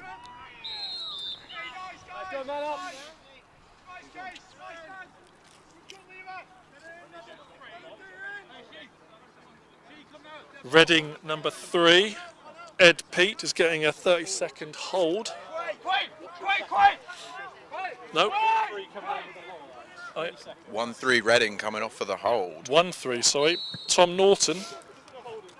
Hold, 1-3. For the hold. Red. 30 seconds technical. Spencer finding a lot of room here in this man up, dishing the ball really well. Nice quick play with an outside shot.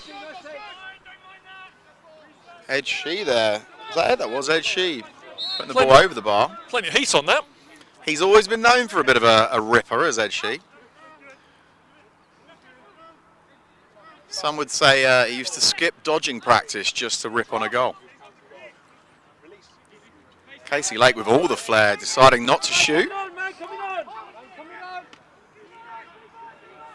Reading penalties released. Back on man. Call for a push in the back there, denied. Reading get the ball in the back of the goal and push the pace. Finds its way back to the goal for the goalie to clear. Yeah, release.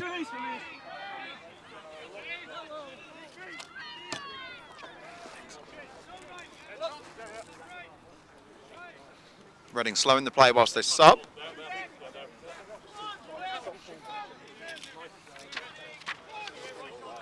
Rupert O'Reilly dishing the ball down south and tipped out there by Spencer. Reading are going to keep the ball. Nothing gained there.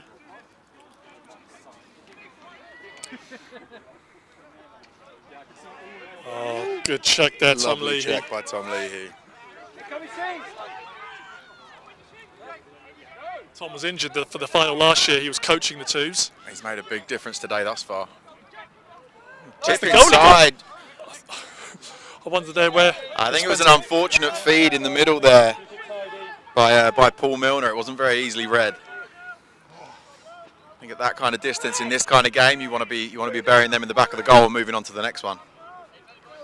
Spencer slowing it down now.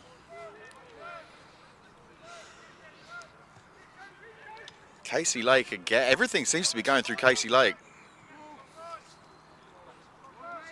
Yeah, he's dangerous at the back, and then He's very Albert dangerous. Whitehead is the sort of the safety net at the top. 48. Albie Whitehead. Less known fact about Albie, he's played for more clubs than goals he's scored. I think he's at 20 teams and it's 10 clubs. On then. Topham with the shot. Denied by the goalie.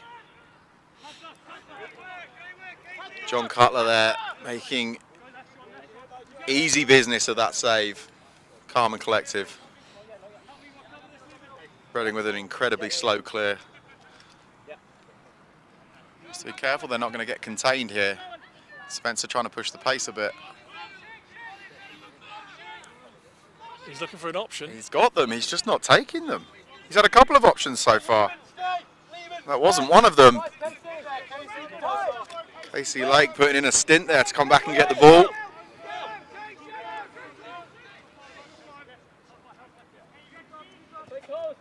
Yeah, what was he doing back there in the defensive half? I think he's another one of those players who likes to do absolutely everything and get man of the match. You know, it's... There he is with the ball behind X. Fortunate feed to crease there. Swiftly dealt with by Zach Rooney, denying Spencer another goal, or scoring opportunity, sorry. Right. All right.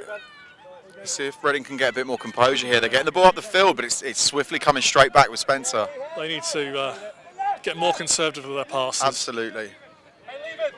Slow that pace down, gain a bit of composure, take your time and just try and dictate the pace a bit more. They're playing to Spencer's theme, Spencer's tune at the minute, and they need to get away from that. But no goals yet in this period.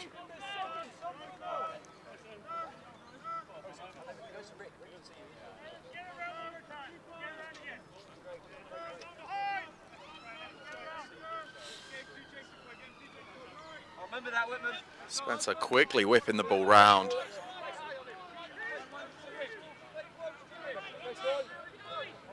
Topham looking to set the pick. No, it went the other side. Great defensive play there.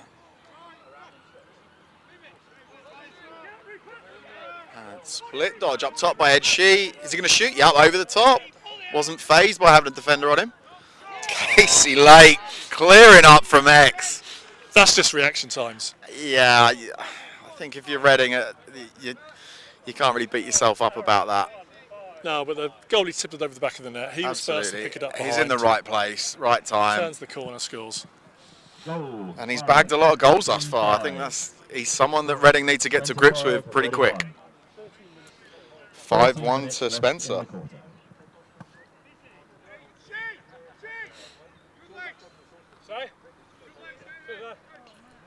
Everyone's just commenting on Ed Shee's lovely legs. Whether they mean the fitness in them or the way they look, but either way. Ed, you've got They have lovely a lovely legs. pair of legs. Lovely legs. Right, Reading.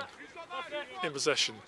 He's getting swarmed. He's getting absolutely swarmed here. Don't blame them for calling a timeout there. I think they've just done him a complete favour. It's the same thing, Rob. They need to slow it down. They need to find a little bit of time, bit of space, and just slow the ball down and dictate the pace. Yeah, use the whole field, spread Absolutely. out. Timeout, Reading.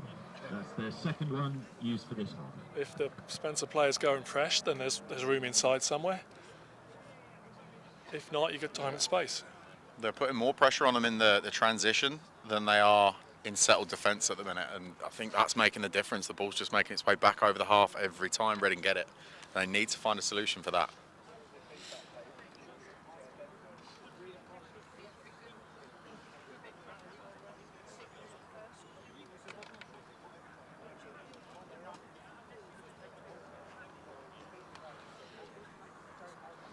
Both teams just in their timeout here.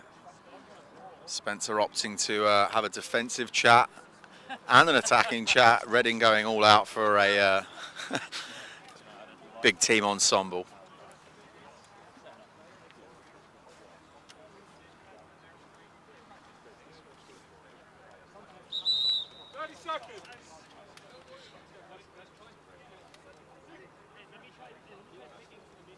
Mark Buckley, chief CBO for this game, looking outstanding as usual. Very well dressed, very sharp. He's a good ironer, is Mark. Absolutely. What an ambassador for the game, eh? Okay, Reading will restart after the timeout. All right, let's see if they can get into something settled here. We haven't seen that for a little while from them.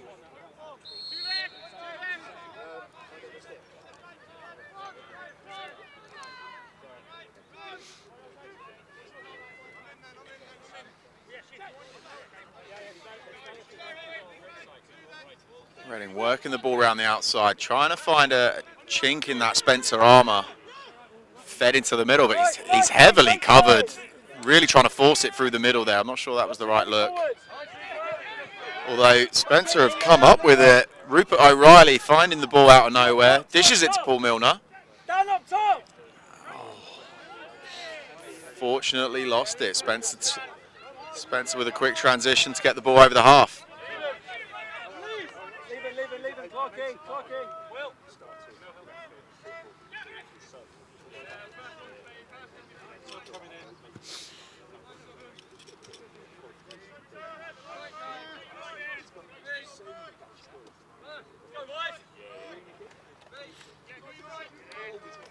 Slow, settled play by Spencer, just dictating the pace, whipping the ball round.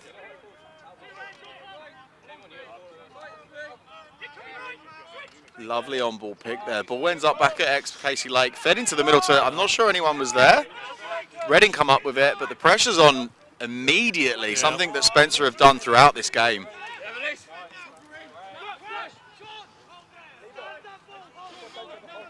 It's the work rate off ball, it's the running. It's notable in attack and defence, Rob. Yeah. Reading finally settling the ball. See if they take their time with this one. I admire them pushing the pace, but straight in with it. And a shot, unfortunately, goes wide. He has got some speed. They were saying the ball after the shot.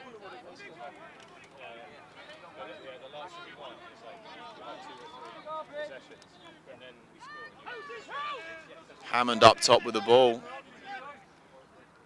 I wouldn't fancy being the defender marking him in an isolation, that's for sure. Well, they've put a pole on him, so they see the 10 threat. minutes, Simon, 10 minutes. Acceleration is something else. Okay, Reading dropped the ball, unfortunately. Mistakes being capitalised here. It's the same thing as the minor. We need to stop making these mistakes because Spencer are going to make you pay for them. They're not a team to let you off lightly. Timeout called by Spencer. Spencer, timeout. You do all the hard work and then you make a basic error and you kind of, ugh. You know what? In some games, Rob, you get away with it and it doesn't get picked up and people don't mind. When the other team make you pay for it time and time and time again, that's when people start noticing and your teammates get frustrated with it. They need to nail down the passing and catching, lose the complacency, start playing their game.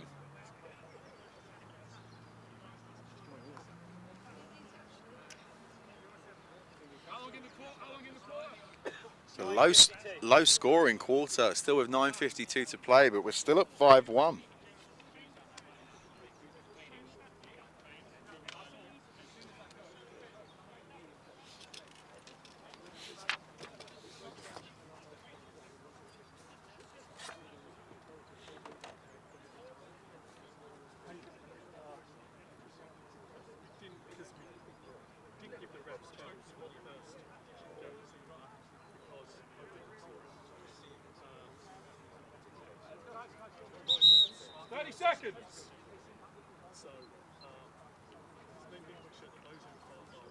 For those of you that just joined us, the minor plate this morning was won by Exeter University when they beat Stoke 14-7. The scoreline doesn't pay justice to how the game was played. It was a very closely contested game. Numerous times it was drawn. Exeter just ran away with it in that last quarter. Goal after goal after goal with a bit of Stoke frustration. It was a great game to watch. I really enjoyed watching that one. And now we're with Spencer 2's playing Reading in the intermediate. It's currently 5-1 to Spencer, who have dictated the pace of the game throughout. Let's see if Reading can break that pace.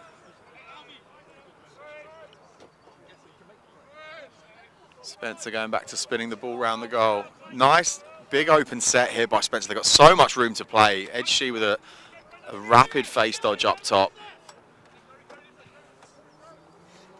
Numerous options here. Ed Shee not quite connecting up there with Ryan Lieber. Reading coming up with the ball, but they've got to get it in the attacking half, something they've struggled with a little bit today. Again, denied. Number 10 making up for it. Passes it to Hammond up top. Dishing it low to Milner. Is he going to go? He's gone one-on-one, and he scores. Yep. First goal for Reading, number 8, Paul Milner. Lovely tucked in behind the goalie. Give him a bit of space, he's going to score. He's been doing this for years. Red, 8. Milner's what I call a precision player. If it's a tight angle, no worries. Yeah. He's not going to run and gun on you. No, I wouldn't call him a runner, but yeah, give him a bit of space. But a draw and dump. He's your man. Yeah. He's your man. Spencer 5, Reading 2. Back to the face-off. I think that's Reading early. Yep, Spencer yeah, ball. Going Spencer. Waiting for the whistle. Players trying to play a fast-paced game here. Spencer subbing through their bench. That'll be a slow play till they're done with that.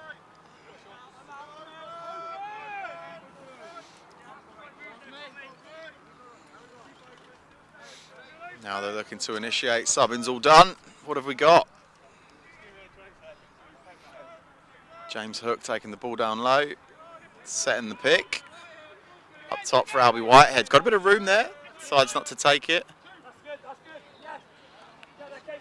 I think Albie's role today is going to be just that. It's going to be just dishing the ball left and right. Being like a... Albie's picking up the garbage at the minute, and it's certainly working for him. It's like having an extra player that doesn't have to get involved in that attack. Nothing flash, nothing fancy. It's working. Although here we go, O'Reilly with the ball. Here's a chance. I admire the pace that Reading are trying to push every time. 6.5 left to go in the quarter. Opting to settle it finally. On ball pick there by Milner. Didn't quite come to fruition. Just falling over his own feet there. Spencer calmly clearing it up the field. In the middle here, we've got a bit of time and space, but he's dropped the ball. Good save there, goalie. Bit of a zinger, that one. Screened by a player as well. That's not an easy save for the goalie to make, but he made light work of it. Well, Reading have done what they said at the end of the quarter. They said they're going to stop fast breaks. So far, no fast breaks. So scoreline's looking a lot better as well. They've slowed Spencer down. Oddly, that came off of Spencer's stick, but whether the ref's going to cut... Yeah, the refs did see that. There was a check that then came off the head of number 8. Yeah. Tom Leahy. Tom Plenty Leahy. of weight on that check. Unfortunately. Referee's just having a discussion about this. Simon Peach disagreeing with that call there. Referee's just... Referee's agreeing that's a red ball there. That's why we have multiple refs. Absolutely. Gets the Isn't it right funny, call. you know, it depends where you stand on the pitch. It's easy to slag off a call, but you've only got 2 eyes. You can see what you see. That's why having 4 of them on here really helps.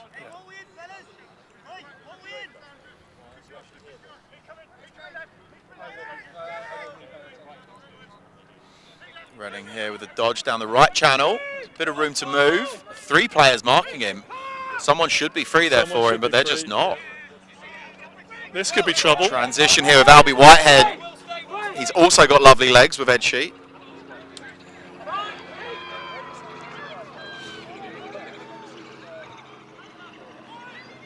Reading looking a little flustered, but managed to make that work. Leahy making easy work of that. Great play there by Spencer. Yeah, when Reading get into like the dangerous positions, there's Spencer players all over them. They look flustered. Whether that's nerves or whether that's Spencer imposing on them, I don't know. But there is a difference between the composure of both teams at the minute.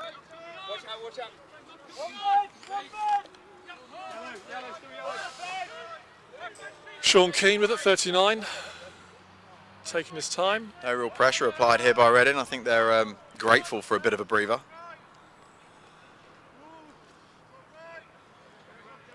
Plus, you don't want to apply pressure, get spun and look silly. Yeah, yeah.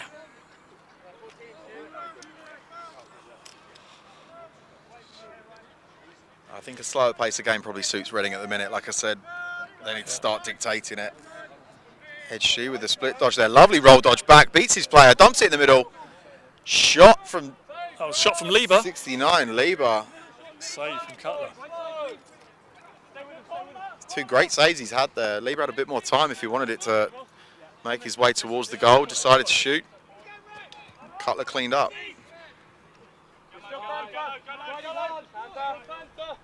Spencer riding hard here. I'm looking for the open Reading player and... Oh, he's done it.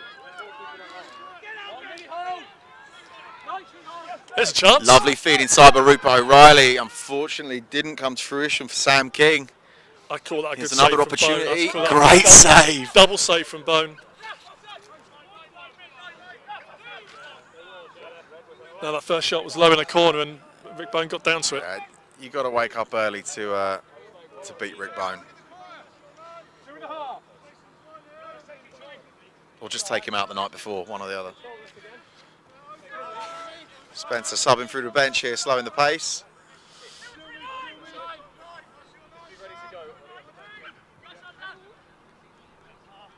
Up top. Albie Whitehead with the dodge. Fed down to X. Whoa, that's out of the back of the side of the stick. 2 minutes. You don't often see that from Spencer Twos. A Reading blessing, perhaps. Spencer really spinning the ball around the goal quick there. That's not easy to defend on any day.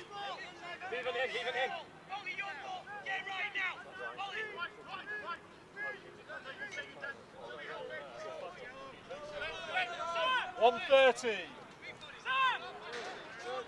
think this game needs a little spark just to... Rupert O'Reilly up top looking for a dodge here.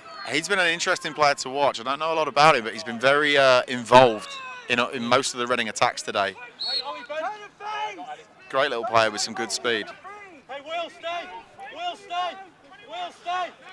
I know what you mean, Rob. Hopefully, I think Spencer will probably realise they got a good lead. They don't want to do anything stupid. And at the same time, Reading are still trying to find out what it is that's going to break the back of that. So, but Reading have done what they need to do defensively. Yep.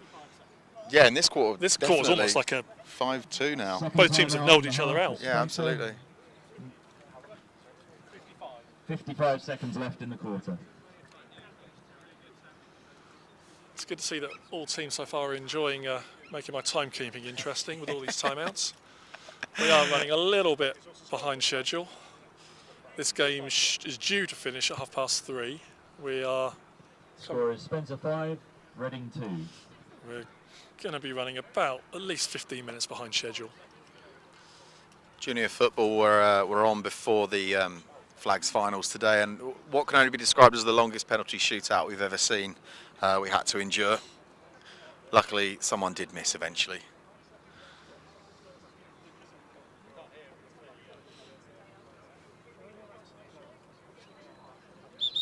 Just heard from the Spencer team talk there, no more outside shots. Maybe they're looking to change up their play and attack, stop this dry spell that they've had this quarter. Not that it's a problem for them. Current scoreline's certainly on their side, but I've no doubt they'll be looking to put this game to bed nice and early.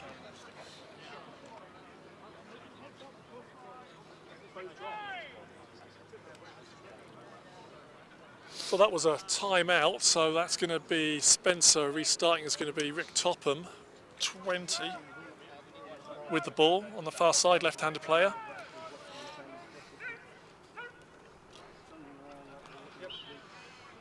Up to Sean Keane. Aspin. Lovely start to step there. That's worked for them really well. Oh, there's Anna something's is going to flag get there. a You flag can hear there. the check. 7 knows. I think it's him coming. Simon Peach with no doubt about that call. No, it's 1-8 is taking it. You could hear that on the training pitch. Max Edmonds. No. No, it's 7 red. It's Zach Rooney. 7 red, slash, 1 minute. 15 seconds left in this quarter. It's going to be a quick set here from Spencer, and who better to start that than Casey Lake? About 10 seconds left for them to convert this, or they're going to hold it. They just held it. That's half time. 5-2 to Spencer.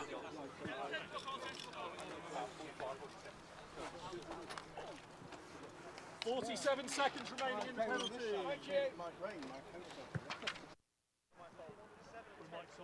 At half-time, the score is Spencer 5, Reading 2. 47 seconds left on the penalty. Spencer will start with the ball in possession. Reading man down.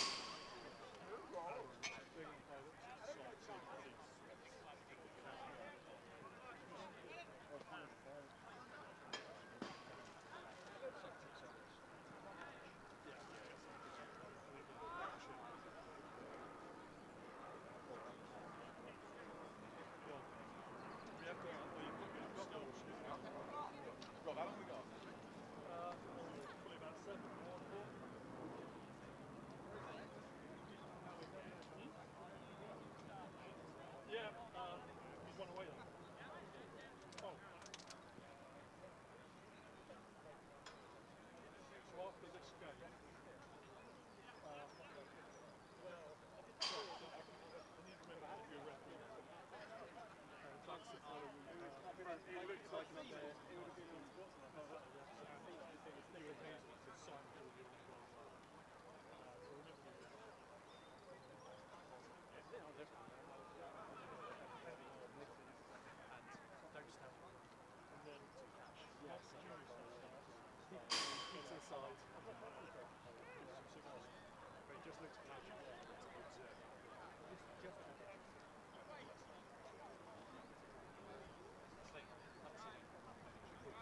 It's those little things that start to take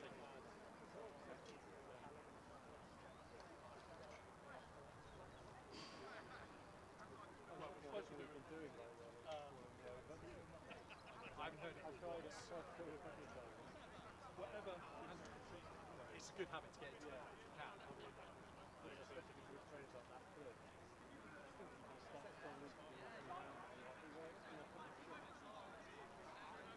That's the same thing.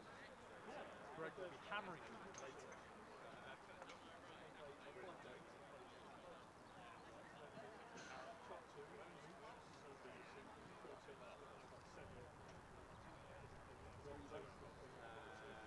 So, based at RAFI Wickham currently? Yeah. For another 15 months. You rep a lot around North London area. It's a big occasion. Yeah. I've got to go to Palma, so don't get hours back anywhere near as much as I want to. So I'm going to be out breaking straight on like weekends. So I always sort of try and do. I do more Bucks games. Right. Get away from flexibility. Yeah.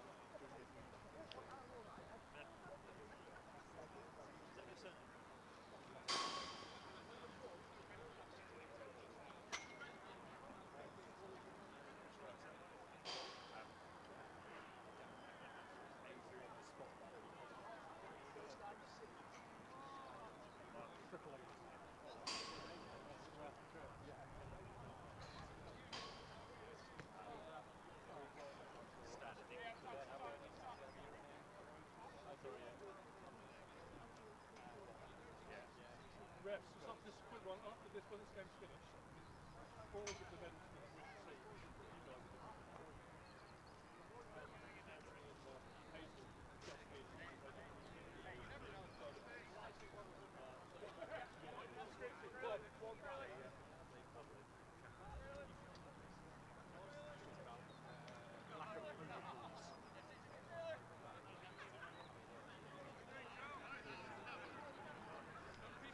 you guys which doesn't come naturally.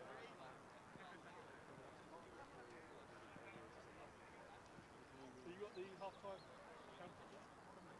Add a minute or two into it. Squeeze a minute into it. Squeeze a minute.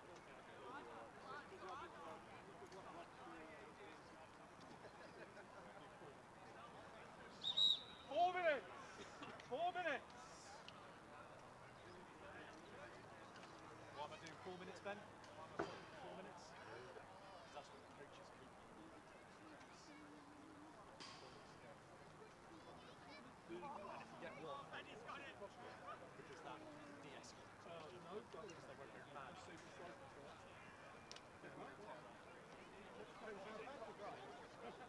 I find it defuses them. Because it's normally one of them that's ironic.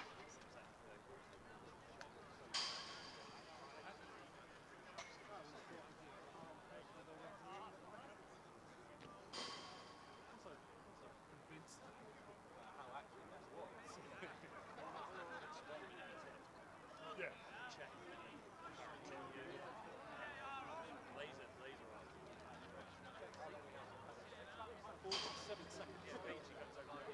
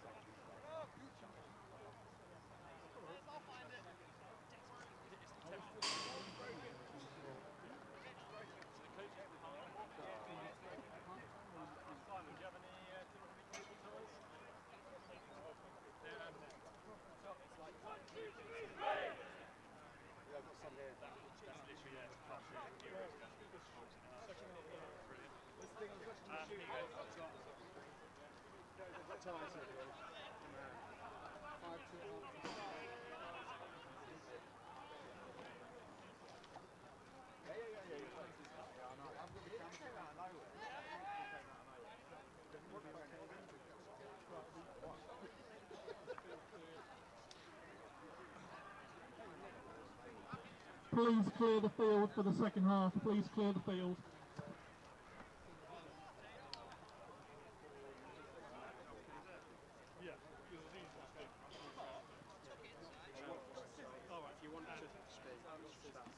And if I stand there, is that roughly in the...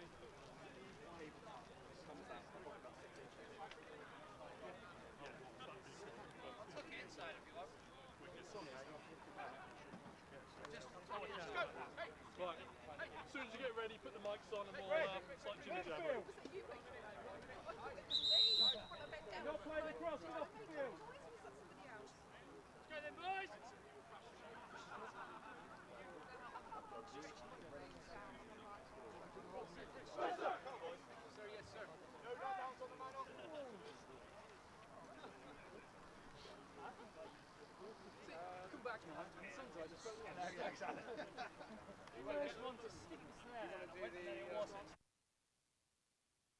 Okay, welcome back to Surrey Sports Park in Guildford. This is the start of the second half of the intermediate Semla Flags final. Spencer 2s against Reading Wildcats. With me is Joe Burnett. Joe, what's the score? Scores 5-2 to Spencer.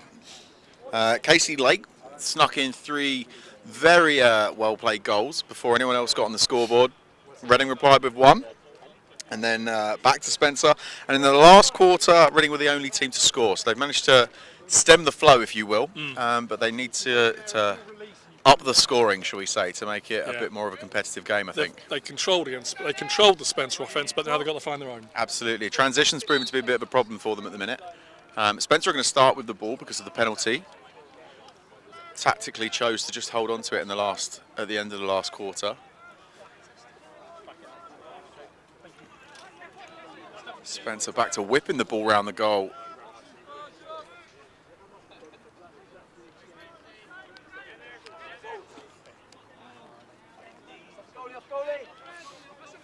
I think that was Lake got there first, it is.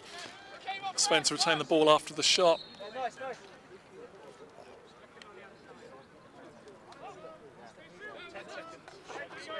10 seconds left on the penalty.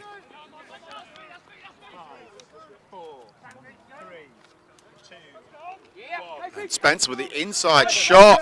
Casey Lake denied by the Reading goalkeeper.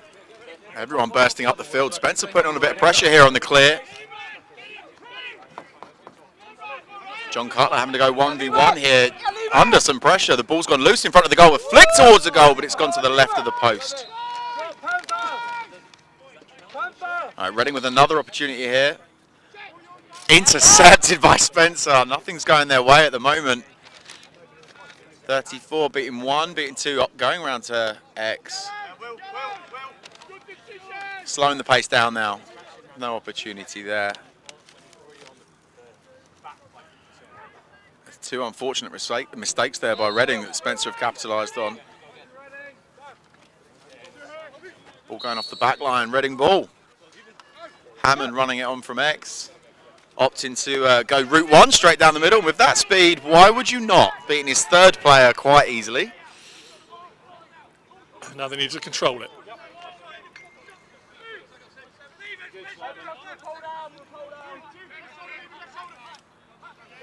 Did you talk about that?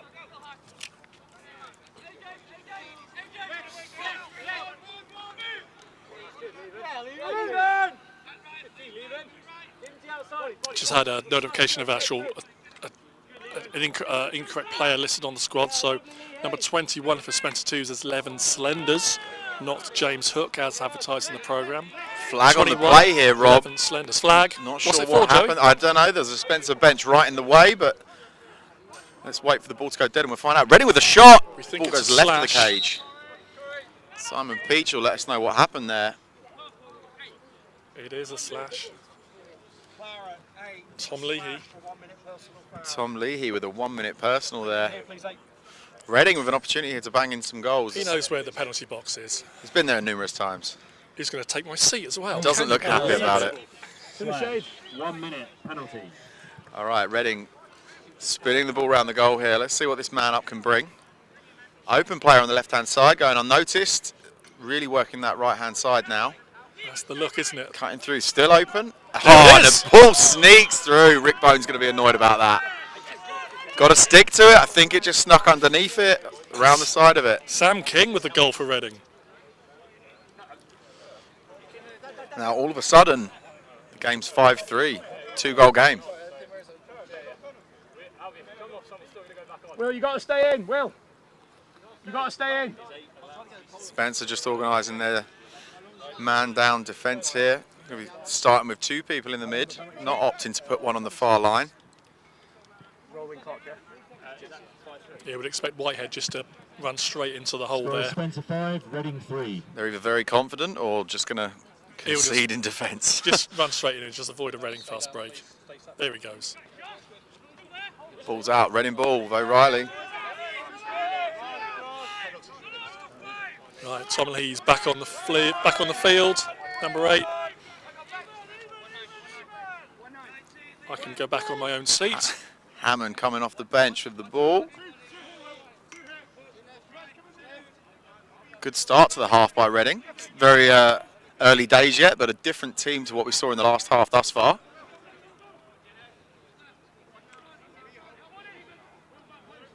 Now they are shooting directly. Have got the sun advantage. O'Reilly beats 1, beats 2, puts it right at the cage. He's a nippy little player. Milner from behind the goal, number 8.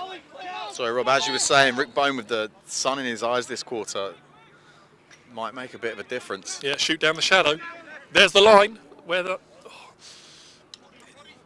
It's gone inside there. Rick Bone denied that easily. Stick was in the right place at the right time.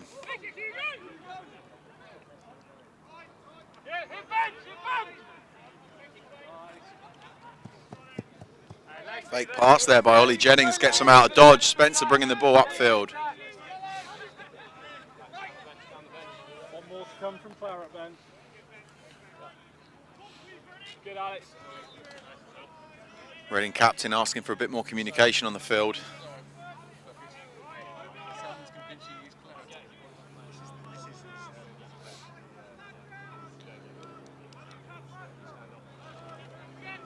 Spencer getting back to passing the ball around nice and wide. It really draws out that Reading defence, giving them the room to play. Picked out the sky there, Lake. Done Albie Whitehead a favour there. Yeah. Lovely split dodge and a shot. Denied by Cutler. Made that look easy.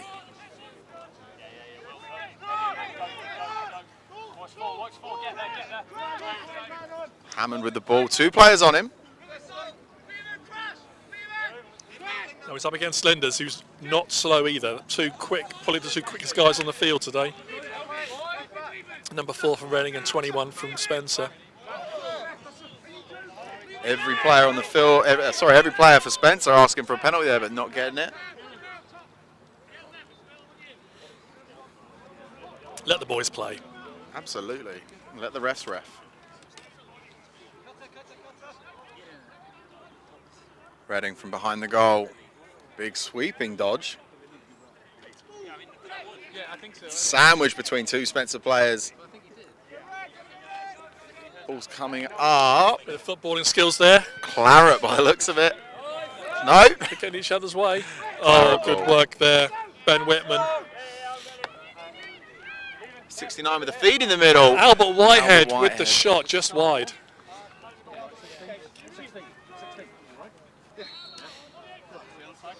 Still Spencer ball.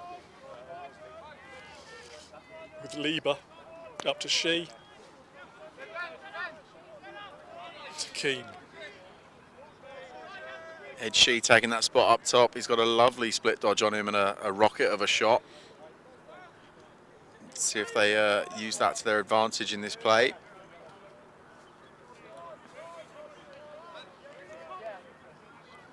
It's really getting marked tightly. Reading don't want Ed to get the ball here.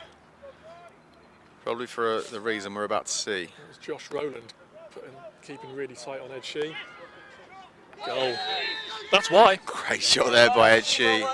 He was screened by Albie Whitehead, who then rolled back. Unfortunately, the Reading player ran in the wrong direction. It looked like a moving pick, but wasn't. It just completely stopped the player from marking Ed up, giving him all the time to bury the ball in the back of the goal. Reading 3. That's the first Spencer goal we've seen in a while. Since the first quarter. Since the first quarter. Spencer 6, Reading 3.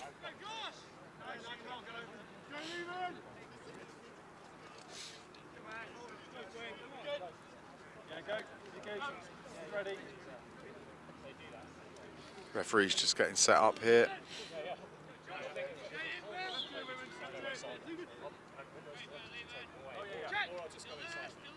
Another equally contested face. Nice and scrappy, that's what we like to see. Spencer come up with it. Slenders. He's going to, no, dumps it off. Good pressure there by Reading to deny that catch. Wasn't quite in the catching zone though for Top. It was a hard one on the best of days. Reading straight up the middle. It's the second time we've seen this. Spencer have intercepted and it's coming straight back at the Reading goal. I don't know whether it's panic passing or bad decisions, but we just had 10 minutes left in this third period.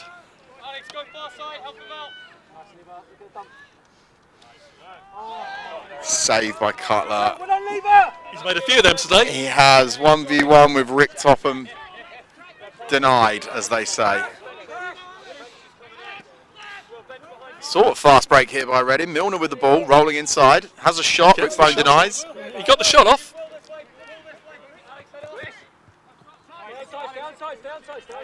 I say you can't score unless you shoot, and you can't score unless you shoot on target. Paul Milner's one of those players, you give him an inch and in front of the goal, he'll take it. Yeah. Spencer back to settled in front of the goal.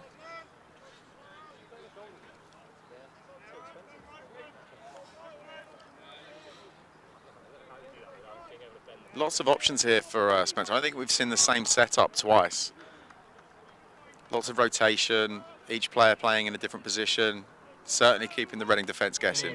I don't know whether it's the Reading defence. Reading have stopped Lake. He scored, what, 4 in the first quarter. I don't know whether, I'm trying to work out if it's number 13 for Reading, he's just dealing with Lake, or whether Spencer are looking to put their offence through a different set of players. But I'm watching 13 and he's very much keeping an eye on 15, Casey Lake. I haven't seen Casey Lake with the ball recently, so he's just stopping him getting the ball. He's either being denied or they're opting for another tactic. I don't know.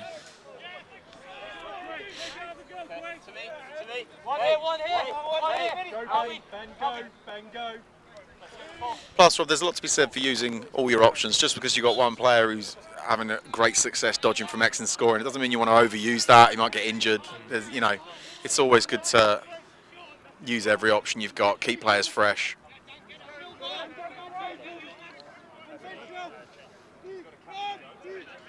Right, Reading here with a settled attack. Jason He on the ball. Up to O'Reilly. Hammond. Doubled up there, which means someone should be free. Milner's up top with a bit of room. Not going to take it. Leahy not too phased by that. Nice ball by Milner. That was a nice ball. Unfortunate on the shot. I'm trying to see which of the Reading players is matched up against a shorty Spencer player. I'm trying to work out, trying to see the matchups. 2 of the Reading players will be up against a shorty. Because you can Jason He's had a short stick matchup. And O'Reilly's been dominant in the isolation zone. A shot there by Jason He, denied by Rick Bone. Given straight back to Reading. That may explain why. This is Reading's moment. This is Reading's moment. These next few minutes, this is where. But I was going to say if they could have a good couple of minutes of possession. That's hard. I mean, against the Spencer twos. They're going to pull out all the stops to try and dictate the game and get it buttoned up nice and early.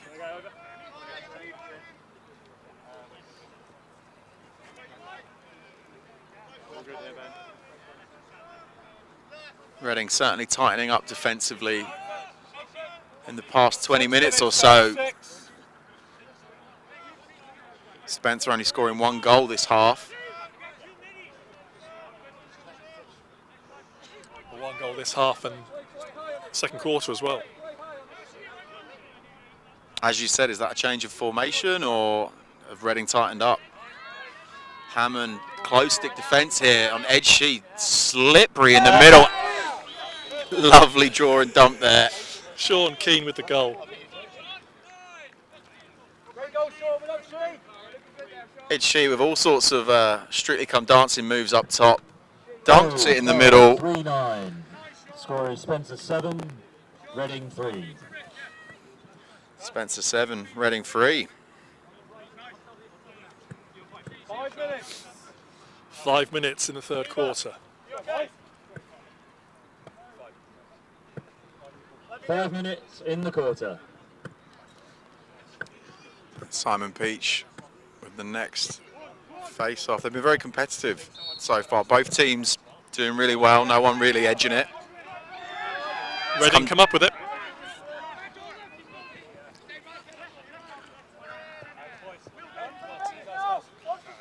Josh Rowland with the ball, dishing it off to He. Jason He now marked by a long pole. Match up there. Roland's got the shorty up against Slenders. He's now against Whitehead.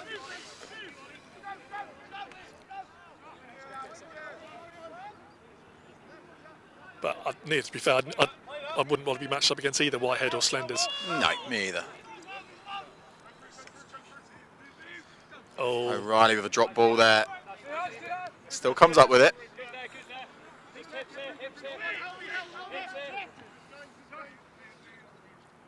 Attempted outside shot. Just keeping Spencer guessing. Paul Milner at X.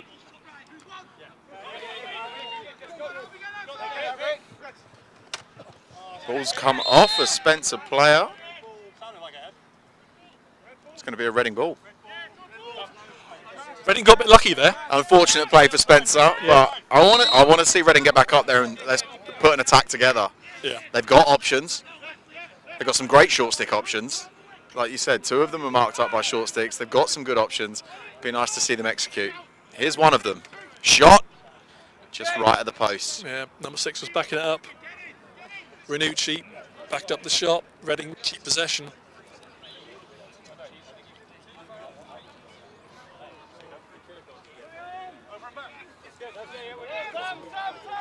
Ryan Lieber here, tripped and a flag thrown. Zach Rooney's gone down injured here by the looks of it. He's the offending player, but... Cramp. I think that's cramp. It's never nice seeing a player go down clutching his knee when you find out it's cramp. It's not so bad. Had me worried there for a minute. So when this game is over, we're going to have a junior game on this pitch. Be two short 6-a-side games, and I know 6-a-side is your favourite format, Joe. I'm fond of it now. I wasn't originally, but yeah, I quite like it. Still too scared to play it, mine. But for those who tune into Joe's At The Face podcast, you'd have heard of a number of discussions about 6-a-side and the sort of the 18 months of your transition from. I was clearly on the not a fan of it side, and then as stuff emerged and people have their opinions, I think it all got blown out of proportion. It's a fun game, and that's what it's being treated as. When talking to people, as soon as I heard it was being used as a development game, I'm sold. That's a great idea. Start to finish, you've got what do they call it? I can't remember what Helen called it. Basically, primary school to Olympic. And we'll see that. We'll see that at the end of this game with the Richmond and the Bromley kids playing 6-a-side right here on this field. Looking forward to it. All right, back into this game. Lake, ball behind the goal. Topham, left side. Shot. Just wide. Doing the laundry. We're getting them to do the laundry for themselves. We get it all wrong in the next game. Whitehead up top with the ball. Zipping it round. as they have all game. They set up in the same formation every time, Rob, Yeah, it's whipping an the open ball set. around, trying to find a bit of space. Hey, drop! Drop! And it certainly works for them. They're getting a lot of traction with it. Hammond here, he's got some room if he wants it, he's not taking the man it. behind him. He got rid of that just in time. Yeah. Otherwise he was going to get a shout, wasn't he? Yeah, this way that Spencer 2 plays is exactly the same as they played last year's Flags final. It's effective, it's simple, it's effective. Yeah. Well, it's a great way to set up, isn't it? Minimal effort, maximum pace by spinning the ball, and it's certainly drawing the Reading defence where they want them to be. No one has to run very far. Music to my ears. Here's a chance. Drives to the goal. White had done well there.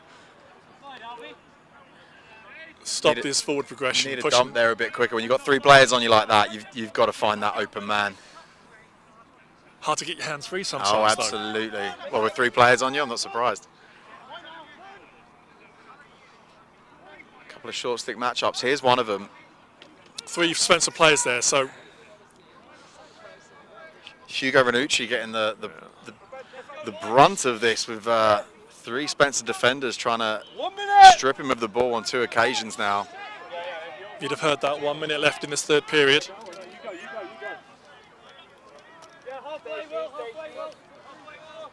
Dan Aspin with the ball up top.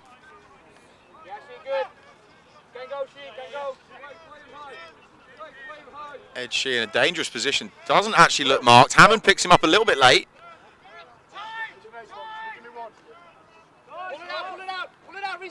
That's the first time we've seen Casey Lake in a long time. He manages to recover it, get the ball back. Unfortunately, passes it to the feet of Sean King. Reading's Tom Norton has kept a very close eye on Lake in these last 2 periods. I think that's a different game, Rob, if you let him run wild. Yeah. He's stopping him to get the ball. Yeah, you got to deal with it. I know it's not fun for one person who has to do it, but you've got to deal with that kind of damaging player. Burying 3 goals that quickly. Yeah. Here we go, Riley with the transition. There's confusion with Spencer. Who's picking him up? Milner with the feed. Reading desperately trying to find something. Oh! Side, no goal. Goal has been disallowed just at the last minute. That is a shame because that was a really well worked goal. Is the end of the third period. Spencer 7, Reading 3. 4 goal game? Hey, still in this.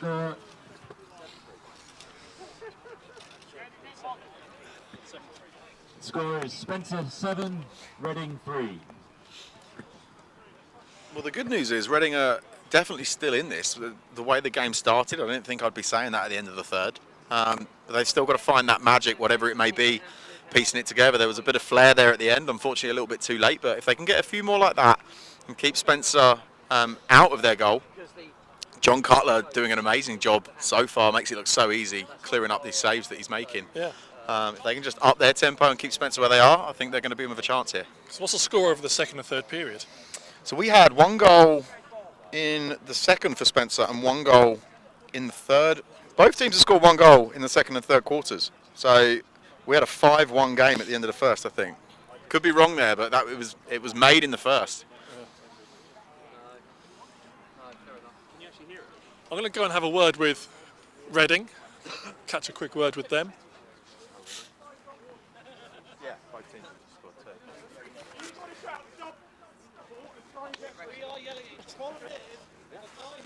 So you've done what you said at the end of the first quarter. You've slowed down Spencer. How are you going to get your offence going and get these couple of goals back? We just need to get a bit of movement off ball. If we're playing behind the goal and if we can get people cutting, picking, then I think we'll get a few more attempts on goal. We're getting a few, I mean, just at the end of that quarter, someone open, we're just getting unlucky, but if we keep trying, then... Second and third quarters a 2-2 game. Yeah, we're holding them up, and that's what we're hoping to do. The defence playing really well. We're not doing so bad in transition anymore and chasing down the ground balls. It's just getting those goals in now. So if we can keep pushing to goal and getting people picking, cutting, yeah, the goals will come, hopefully. Big push for that fourth quarter. Good luck. Cheers, boss.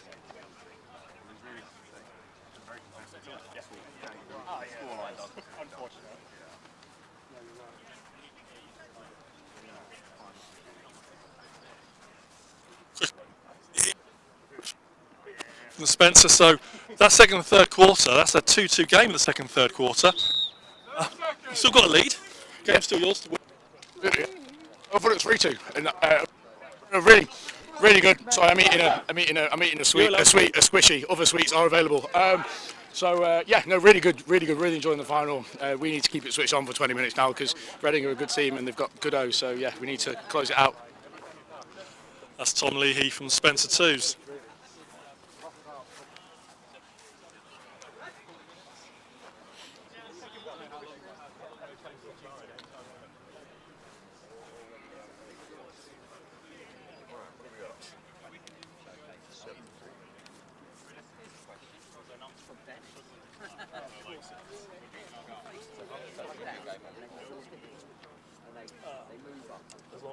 As long as it's allowed, as in, it could be literally half hour if we're pushing time. Juniors and champion. Well, Glenn might just stick the camera on. Okay, here we go. Fourth quarter action. Reading with some making up to do here, but certainly showing signs of doing it at the end of the third there. Coming away with the face-off.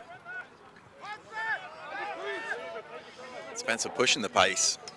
They've done that consistently through the game, Rob. Every ride that they've done has been fast-paced. They've not given Reading an inch when clearing the ball.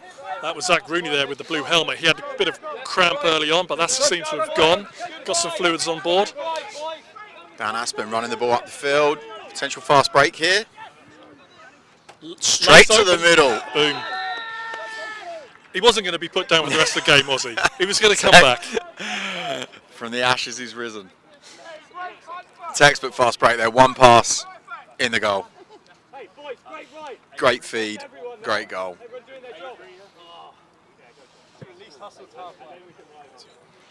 Spencer 8, Reading 3. 5, Spencer. Score is Spencer 8, Reading 3.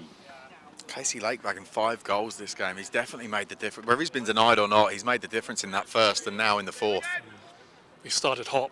It's funny when you can not play for half a game and make that much impact. Spencer ball. Some sort of face-off. Illegal procedure there from Reading. Gives the ball to Spencer. Feed in There's the middle. look. Bit too low to get that shot off, but he still Whitehead. took it.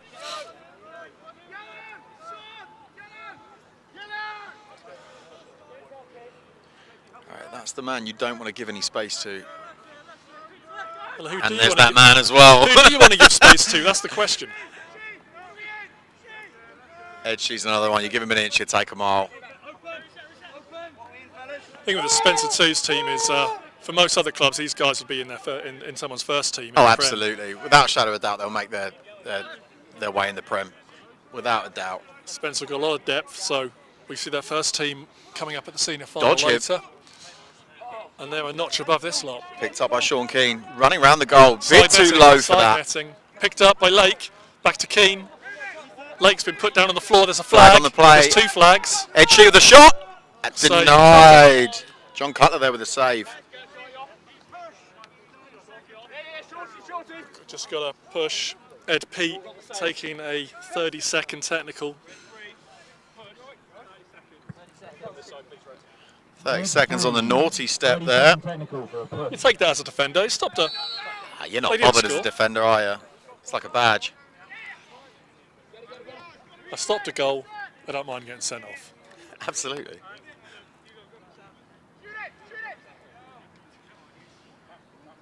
Numerous calls for shoot it from the Spencer defence. Plenty of time left on this penalty. The longer you push Reading like this, the more tired they're going to get. Keane is the player who's open. 39. Casey Lake running rings round that crease. Reading Literally. Reading are back to full strength. Casey Lake's free behind the goal. Sean Keane desperately asking for the ball but not getting it. Reading 18 comes away with it. Max Edmonds in the far corner gives it to the goalie.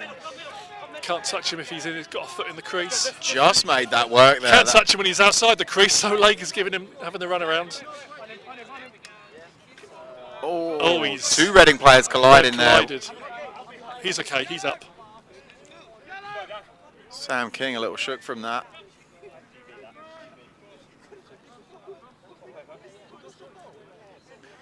Casey Lake just setting up behind the goal.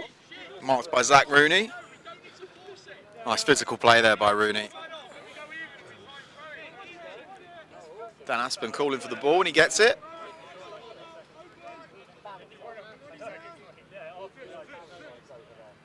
Oh, lovely. Lovely no-look pass. No-look pass there.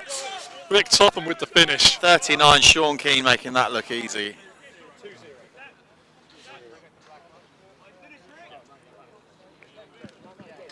Goal, Claret, 2-0. Score is Spencer 9, Reading 3. Spencer finding their rhythm in this last quarter, slowly running away with it. Yeah.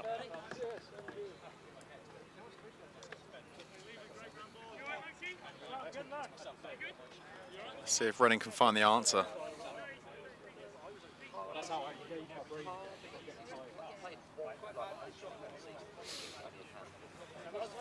Legs will be tired out there now. Coming up to the halfway point in the fourth. Reading come Lovely up with contested face.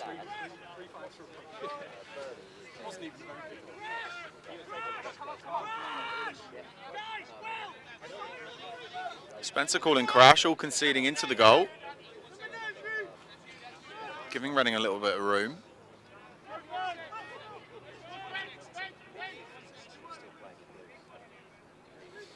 Ball's up top with O'Reilly. Can't get hold of it. Dan Aspen putting the pressure on now. O'Reilly comes up with the ball. King on the ball, 16. Dumped in the middle. Ah, lucky there. If he'd have He collected able to that, catch that. he could have turned and shot then. Will Clark coming down with it, 60. Into Leahy, 8. Are we having a long pole shot? We saw 2 in the early game. 2 goals from a long pole in the early game. He's got altitude sickness again. He just stops. Great goal there. That's like boy Lake again. Casey Lake. I'm not being funny. If you're going to feed the ball to Casey Lake, and I can see why you'd stop and feed instead of shooting. Good decision there made by Leahy. 13 minutes. That's Spencer now hit double figures. 13 minutes in the game. 13 minutes left in the game. Spencer 10, Reading 3. The sun's made a reappearance now. Turned into a lovely afternoon. It's been a lovely day, but there's more sky than cloud now. It's always nicer playing in the sun. Legal procedures, Spencer ball, and they waste no time taking it upfield. Slenders.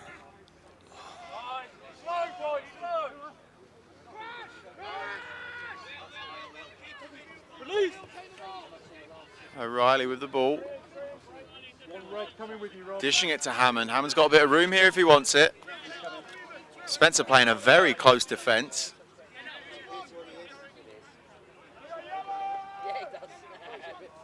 O'Reilly missing the pass there. Still comes away with it. Marked by 2. See if he can get himself out of trouble here. Nope. Ball goes down. Spencer ball. Long pass there from Leahy, picked off by Rooney.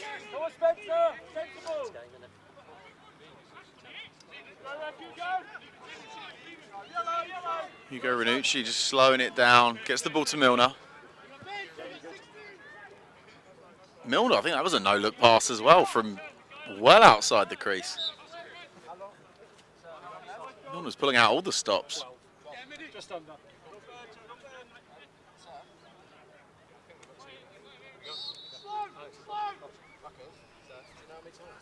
Sorry? Rick Bones slowly walking the ball upfield here.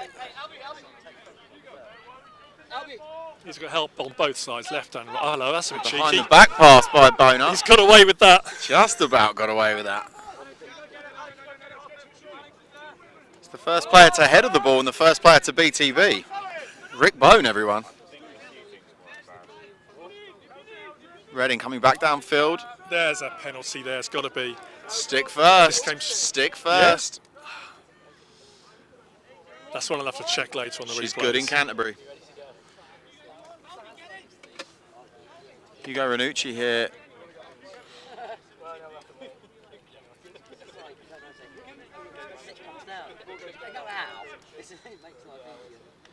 Reading really working to try and find something. They're trying to find a bit of space, someone cutting, anything that they can feed through the middle. Boner making light work of that. He with the feed. Shot outside. Goes right at the post. Still Reading ball, still on the field. Sam King keeping Spencer on their toes there.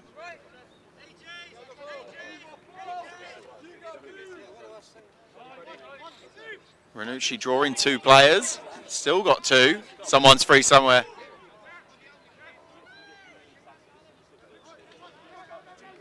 Great defence there.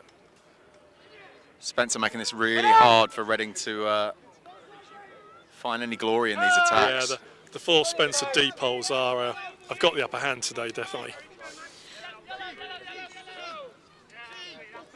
Ed Shee with it. Down to Keane to Lake.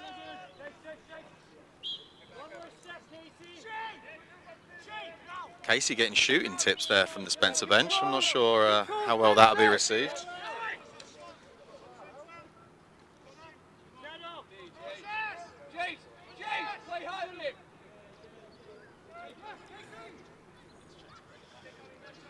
Keane with the pick. Casey's Lake's around. got some room. Feeds it. No shot there. They're not marking Lake as tight anymore, Rob.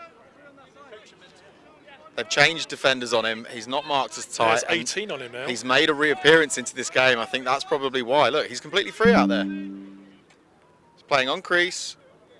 Yeah, it was Tom Norton, 13, he was up against Lake. I don't know whether he's injured or I can see him on the sideline. Well, he had him in his pocket for 2 quarters, so 18 needs to go and have a quick chat with him and see what worked. He with a slip step there. He'll be disappointed with that distance. You've got to get that on target. Spencer with another drive. It's just unforgiving, isn't it? It's attack after attack. Yeah.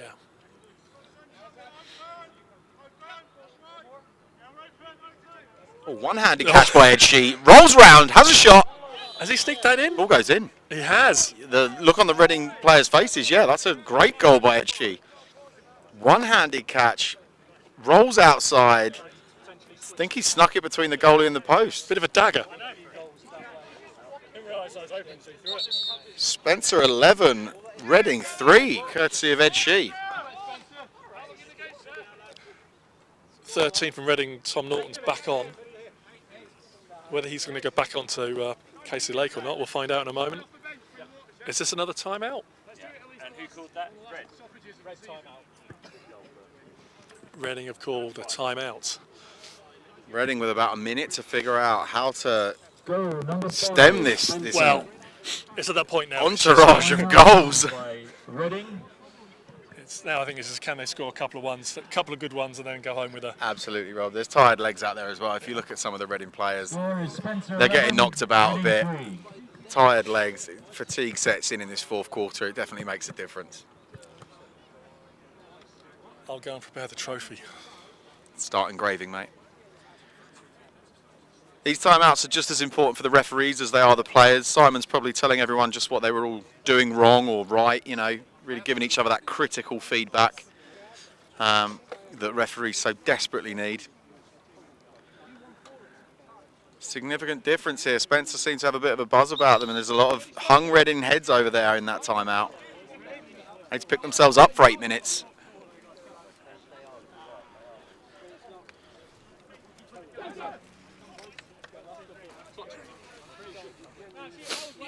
So far, a very clean game today.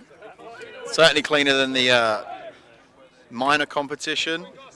Both teams playing fairly scrappy in that. It was a great game to watch. A few unnecessaries, but it's lacrosse. That happens. Let's see what comes out of this timeout. Back to the face.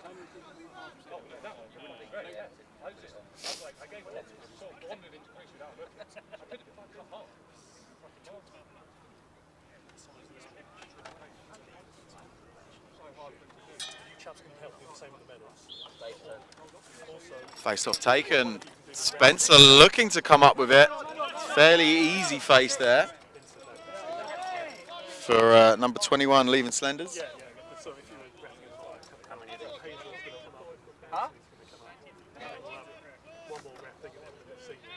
Albert Whitehead getting the ball up top. So there's 7 Bob's trying to give you 2. I was like, I don't need 2. Spence with a dodge down the channel.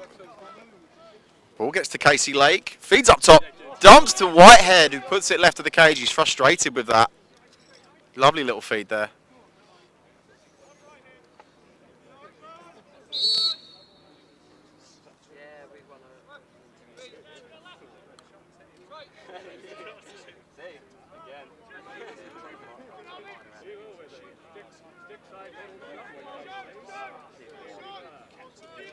It's got some room here. Reading not picking up. Sean Keane given plenty of space out there if he wants it.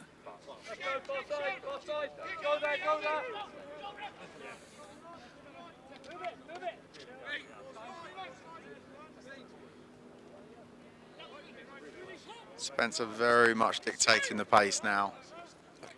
I'm out. Haven't lost the ball yet.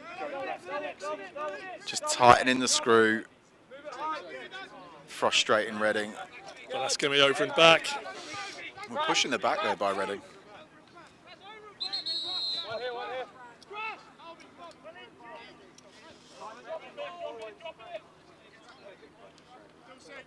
It will be Reading ball, yep.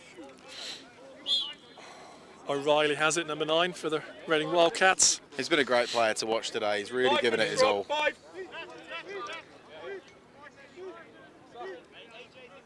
Right, let's see what Reading can make of this.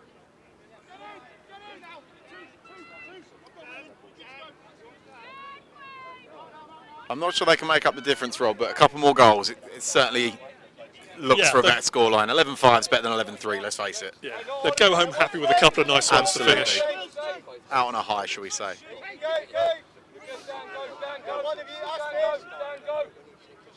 It's safe to say a textbook game played by Spencer thus far. Yeah. Attack, defence, everything. Hidden ball trick there. Tom Leahy. Are they going to go deep into their bag of tricks for these last couple of minutes? I really hope so. Ball's loose with the goalie. We'll see many of these players next weekend at the Semla Sixes at Blues in South London. Reading and Spencer have both entered. Oh, let's hope the weather's as good as it is today.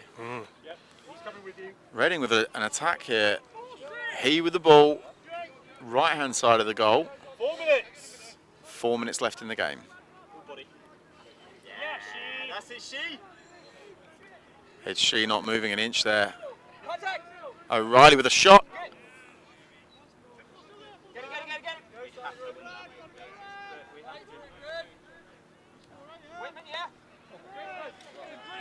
Nice work there between Lee and Whitman. Gets the ball upfield. Plenty of time here for Albie Whitehead. Sides to thump it.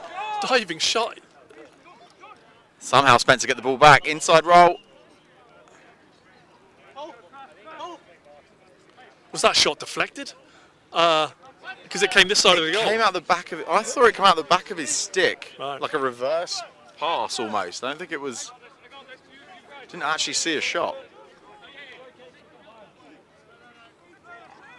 Nothing too much for John Cutler to worry about. He's about to clear the ball. Just 20 yards from goal. We've got a free clear here. Just get it going. Yeah, Reading ball. It's great to see all the junior players have arrived on the far side of the pitch now, all fully kitted up before the game. They're going to be boiling hot. Yeah. They've been playing on the grass behind us, so. Ever-growing crowd. Shot from Reading, denied by Spencer. O'Reilly trying to pick it up. Oh, that was Milner, sorry.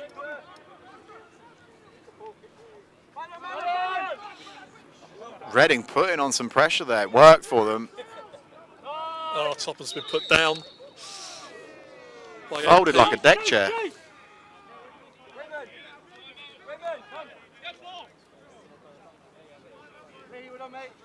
Another timeout, is it?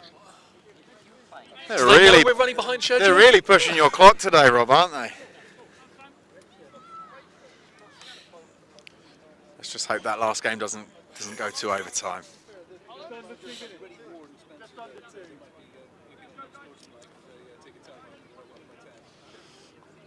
So it's 4:45.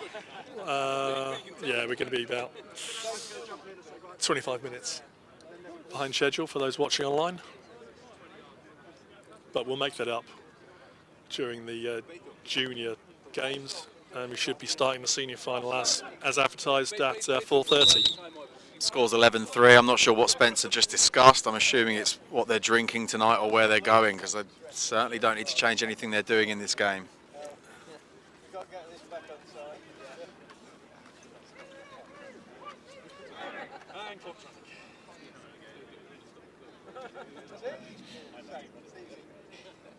Very old string.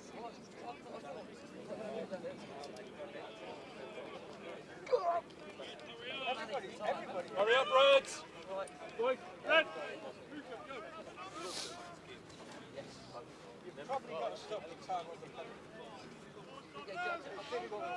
Okay, here we go. Last few minutes of this game. Spencer have got a commanding lead against Reading 2s. Against Spencer 2s have got a commanding lead against Reading.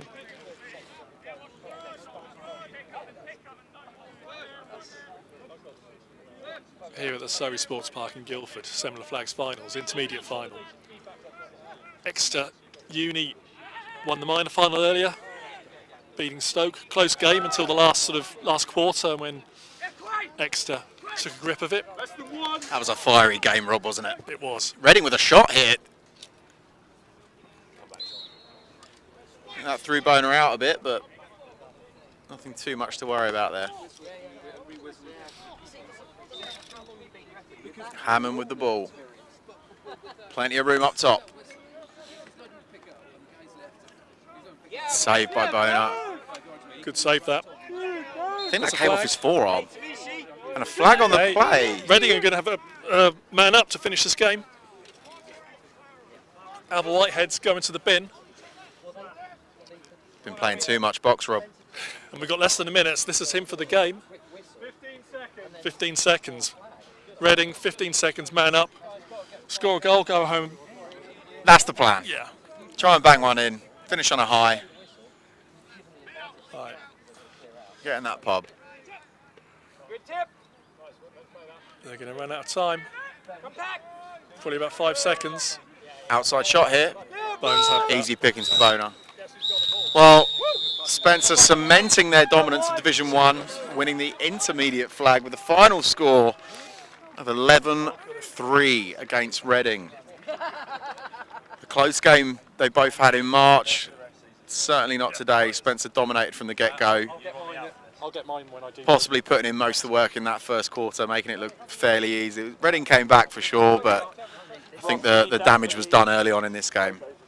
Spencer 11, Reading 3. Yeah. Casey Lake with an impressive 6 goals. He didn't score in the second or third quarter. Not that he didn't turn up for half a game, but effectively turning up for half a game and banging in 6 goals, that's impressive. Rick Topham with 2, Ed Shee with 2, and then Sean Keane with 1.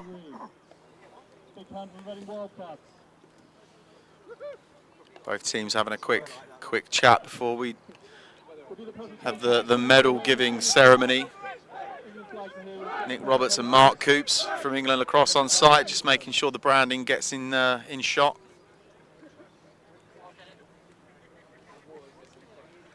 Centre stage.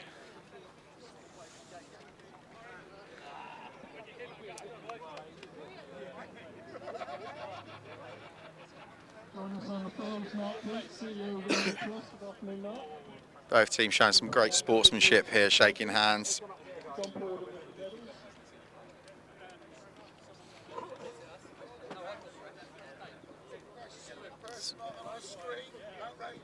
before we give the medals out to the winning teams, first we've got medals for the referees from the minor and intermediate final. So Next up, in the flags final, we have Hampstead playing Spencer Ones. A game that we've all seen before and we'll all see again. Two amazing teams, both very dominant in their league. It's the one game that everyone wants to go and watch. Spencer winning the flags last year, beating Hampstead. So Hampstead will be looking for some retribution this year, I should imagine. Important question for referees. the referees line up. Please I'm on a face off. I'm long ball. without referees who can't have the cross. He gets it. I put my stick John in. brings it up to the referees on Hazen. How Anthony. you doing, mate? All right, Dennis. Dennis Tobin just discussing tactics with the referees of how he's going to deal with Tom Bracegirdle's face-off. He's just finding out what's illegal and what's not. Junior names with numbers for announcers for the game that's coming. So the juniors are going to come on now. Congratulations to Reading. Well played, good game. See some of you at the centre six. Talk to Rob. We've got to get these back on charge, but he'll, when he's done, just talk to him, mate. We have a winner for the intermediate breaks. A training that broke the title from last season. It's the Spencer Twos. It's lovely to see the referees getting a medal this year as well.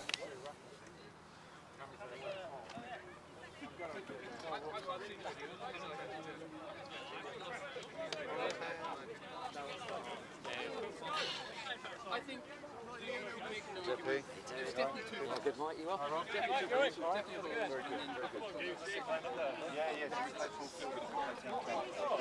got too many kids. We've got too many places. I think I've got 20 or 21 kids. I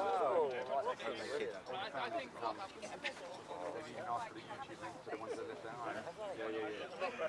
Very good. So Sam's going to coach the dart team. I'm going to coach the light team. We've got some names. I think they've got Billy's on charge. Billy's got the name. They're going to charge these up for the final one. Timing wise, half an hour? Do something over half an hour?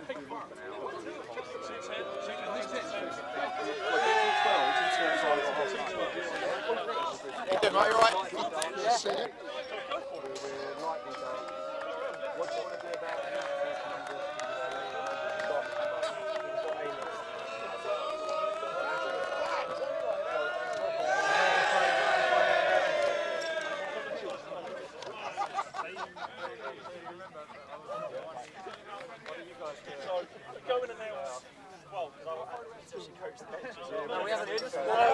Wait, do you want these on charge? That's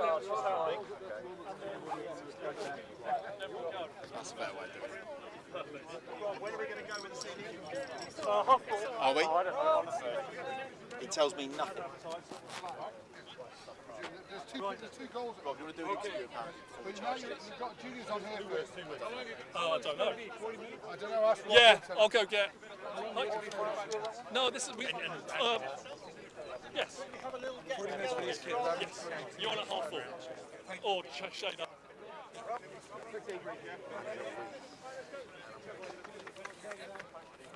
Oh, that's the wrong seat.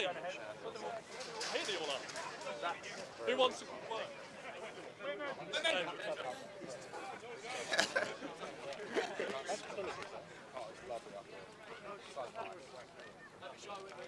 Whitman, over here.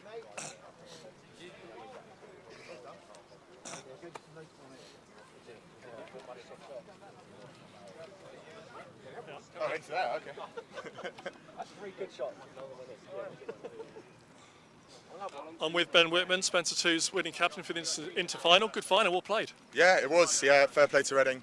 They've given us 2 really good games, most competitive games this season. So yeah, it's hard work. It's hot out there. You had a hot start. Lake was hot early, 3 early goals, and then second and third period, Reading were pretty much level with you. Yeah. I think their goalie felt like he made about 25 saves, kept them in it. But yeah, they're a good team, and we had to kind of keep it together and grind it out at the end. You're part of that long pole quartet. It's a good quartet, isn't it? Yeah, and we've got like more in the wings. I think that's always been a Spencer strength, like lots of poles. So yeah, they always keep us in it. But actually, Bone made some big saves as well, so credit to him. And then after the juniors playing a little while, we've got the first team against Hampstead. How'd you fancy that going? Oh, it's going to be a cracker. I do back the boys, but it's going to be some high quality stuff. Yeah, looking forward to it. Well played today. Thank you. Thanks.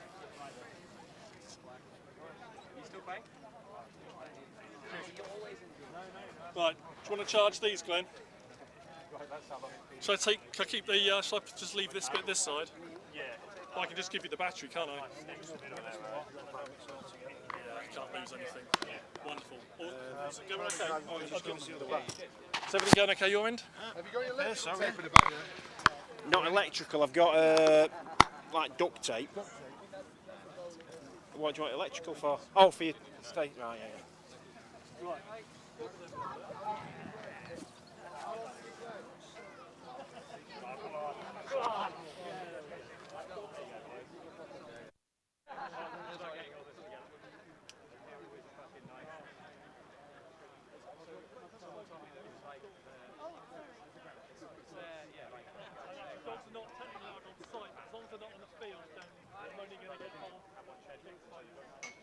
Oh, we've moved again.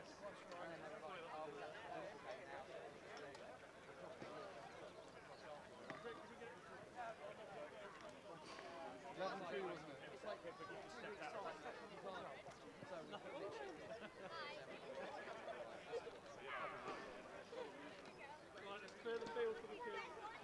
Happy days? Good work, guys. Spanners, clear the field for the kids. Warm up here, he's over there. Oh, wait, I'm not on the front.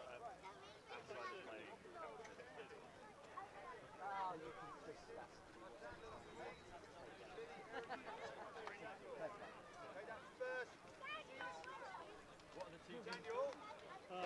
Richmond and Brom. White and blue. White and blue. I don't know. I think they've mixed up. Yeah, they've mixed them up a little bit. They've tried to make it really. Yeah. I'm not going to talk.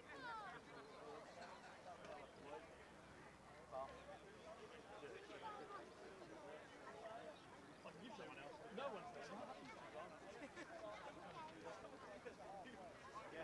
Oh my goodness!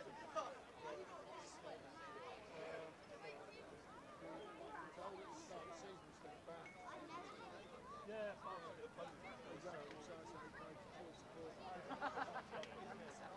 We're fully booked. No one wants to come. You better hurry up.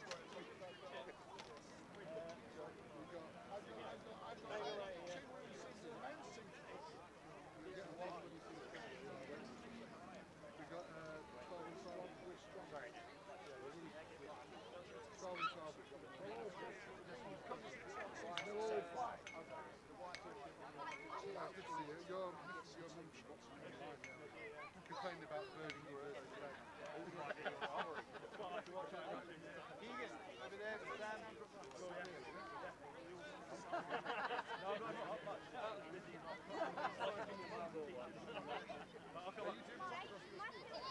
How are you down there with Sam? No, actually, no, because they wanted to go for Sam?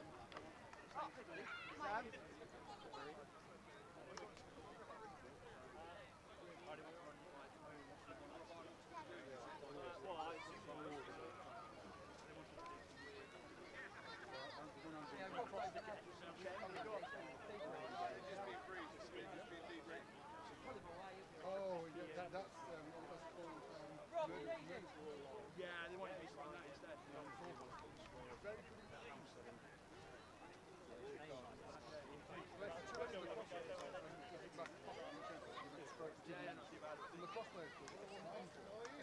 yourself. No, I'll pop up next time. Yeah, see you next time. Say hello to your family for you. Busy everywhere. Peer mentor. Video second game. Am I allowed to put a picture up of this, Mike? Yeah.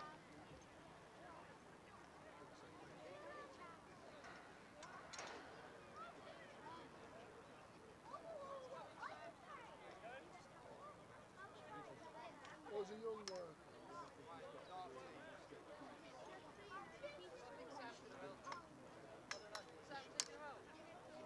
John's a referee, guys. That's what we call him, sir.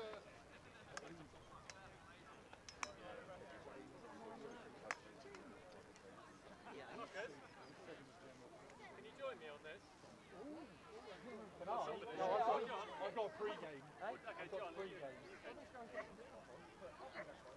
Mr. Flew will do it. Come on, you can ref like that. That'll be fine. Just come on like that. So thanks a lot. Someone got a whistle? Someone's got to stay with it. Of course I've got a whistle. Canada? Lovely. You don't need a flag. JP, we'll have to make it. It's a Canadian whistle. It's not JP, we'll have to make it 2 10s now.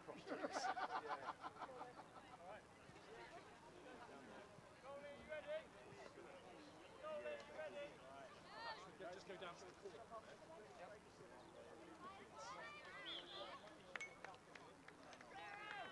Henry, get under the ball. Play his body, Alana, play his body. Who's going to go to him, Lucia? Push his body, Henry, push his body. Push the hip, on the hip. Push his hip. Push his hip. Good, Ollie. Push him out. Let's go out wide. John, On the hip, Henry, on the hip. Good, Ollie. Do it, Lysander. On the hips, Lysander, get on the hip. Get low, Henry. Unlucky, Jacob. Unlucky, Jacob.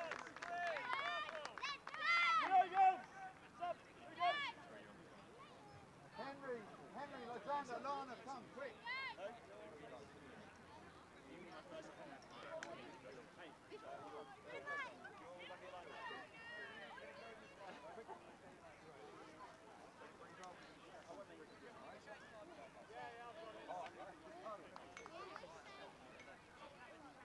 Goal. What? Goal. Oh, wait. Yeah. One more. Goal, 1-0. 11 blue on.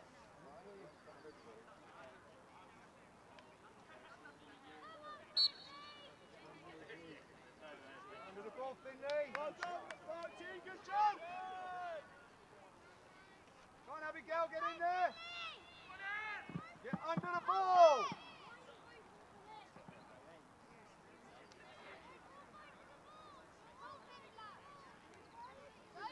Good, Quinn. Head up, Daniel, look at the ball. Good. Go, Lily.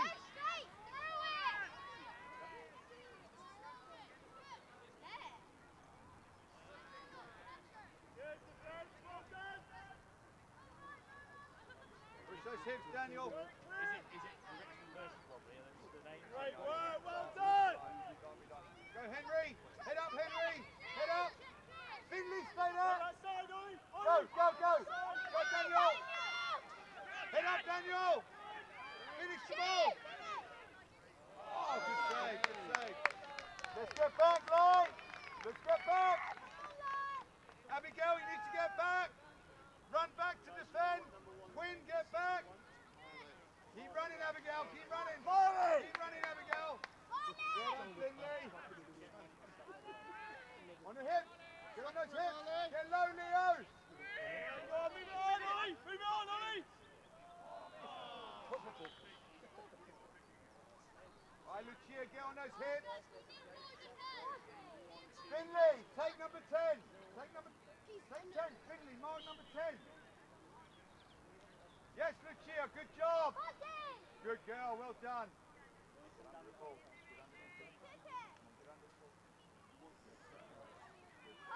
Good girl. Go on, Abigail, get into the ball. Good girl, well done.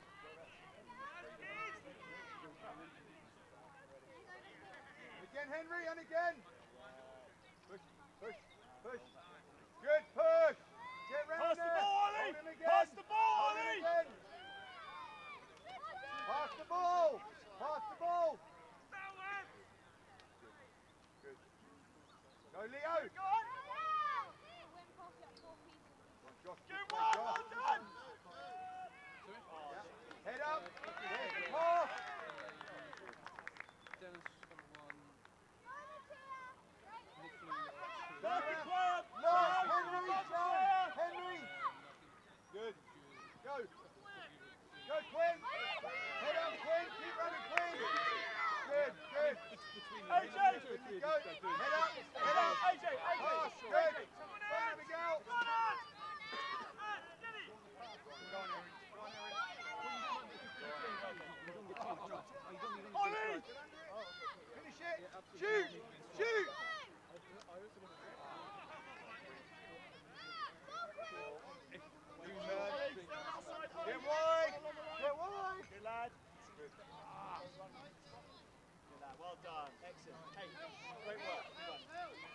Lily, good shot. Head up, Logan. Head up. Well done. Quinn, come and get a rest. Come and get a break. Wait, come and get a break. Go.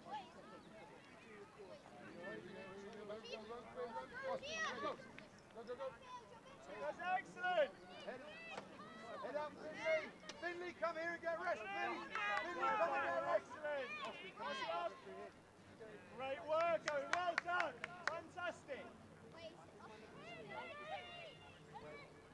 Abigail, come this way. Abigail, come.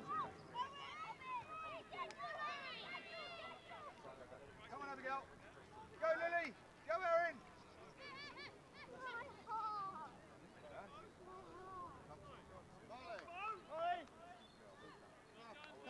Come. Wait, would I be midfield?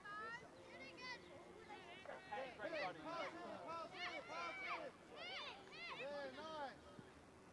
Lovely work. Go on, Austin, get under that ball. Good. Now run. Pass, look to pass.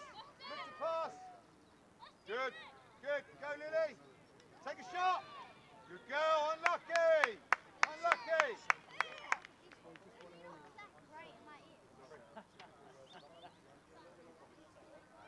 Got to get back, Austin. Bo, you've got to get back, Bo. Get back, Henry. Bo. Run back and defend.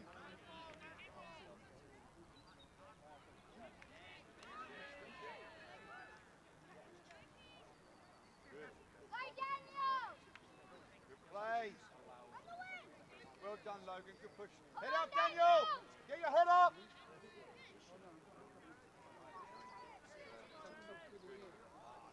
Great, well done. Head up now. Head up. That's it. Hold in there. Hold. Can we get on that, Henry? Get under the ball.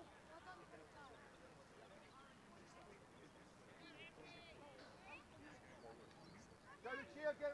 Find some space, Lucia. Go on, Scott. Get after the ball, Scott. That's it, Scott. Lucia, look up. Pass to Austin. Good. Where's the next one?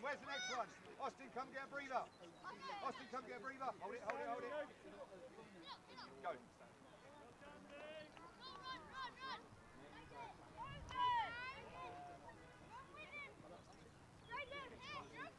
Hold him, Lucia. Hold him. Push. Check. Good, Henry, well done. Good, Leo.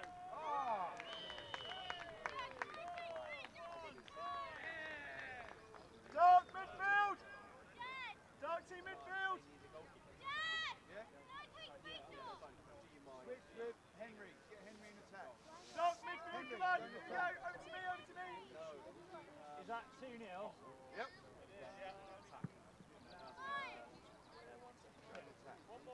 Daniel, come and play.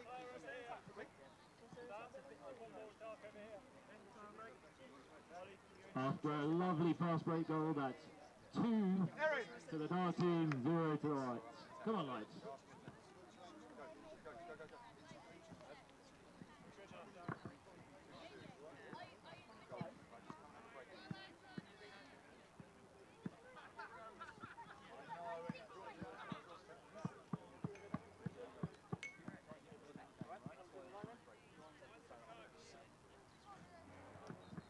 My microphone, Dave. Just comment on the count. Like you, Rob, there's no off. Don't stop, Lily! Don't stop, Lily! Move the ball! Lily, don't stop if you lose it. You can't stop and watch it. Lily, you need to stay in that half.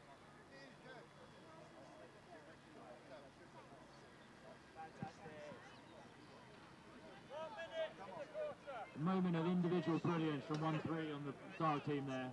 3-0.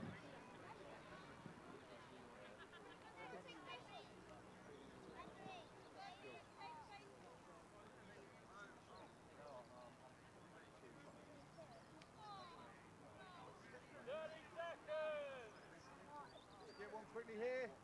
Here we go, Dogs, one more. Go on, like, straight in. Like you're a sprinter, ready to go.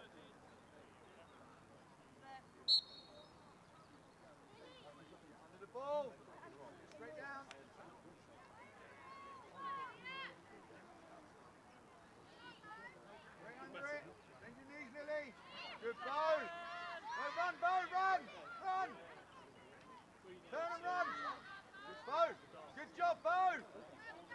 more, Finley! One more! Pass! Pass!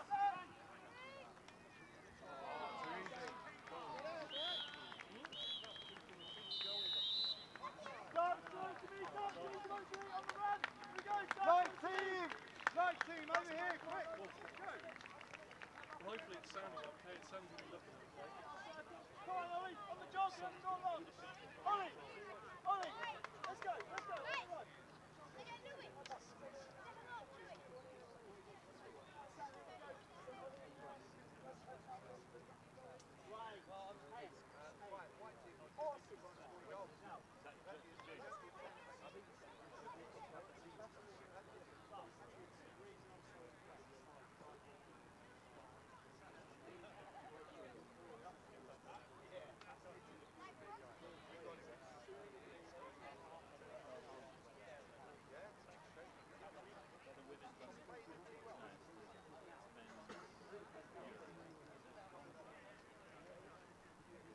Right.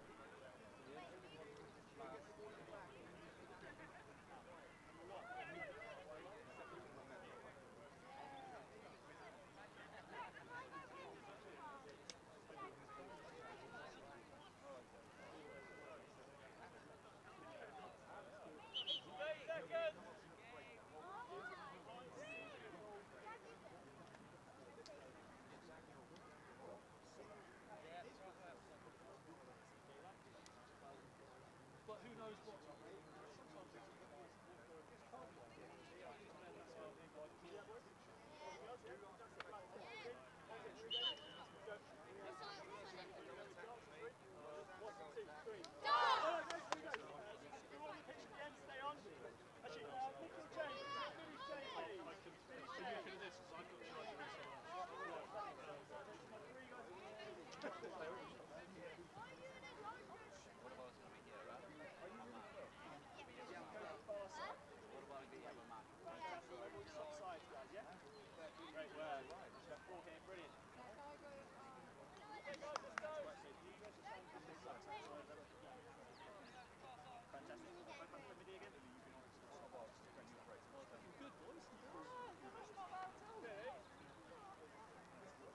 No, I'm good. I just need to.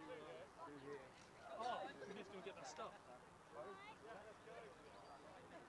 Oh, we did not do it at the end. Here to the bishop. Sweet.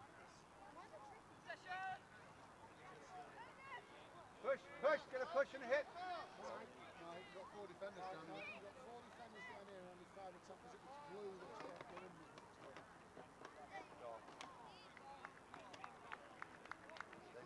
They've got 4. Phone goes. They've only got 5 attackers, so there's one of these down here. But luckily the ball has just been turned Yeah. so it's a tactic.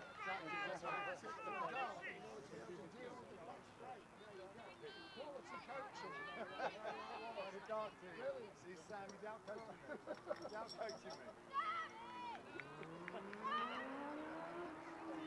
Managed to stay.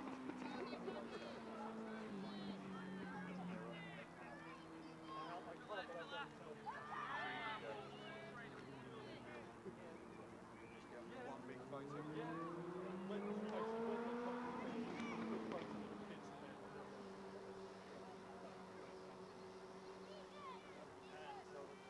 Go Dan, go Dan. Get your head up, pass the ball. Get your head up and pass. Good. Go on, Alana, straight through it. Get under the ball. Good, Keegan. Head up. Pass the ball, Keegan. Good. Good, keep going. Get under that ball, Austin. Get low, bend your knees. And again, go, go.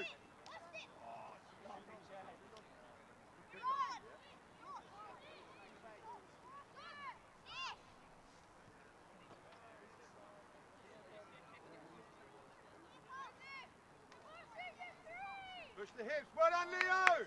Good play, Leo.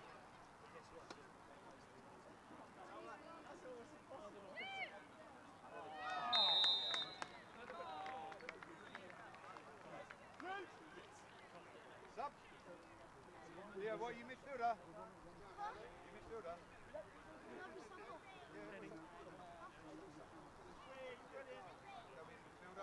Going in.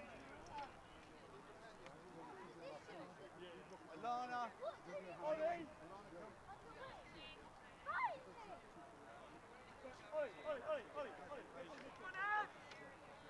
Abigail, Abigail, go far side. Who's that? Quinn, come, Quinn, quick. Abigail, go far side. Quinn, Quinn.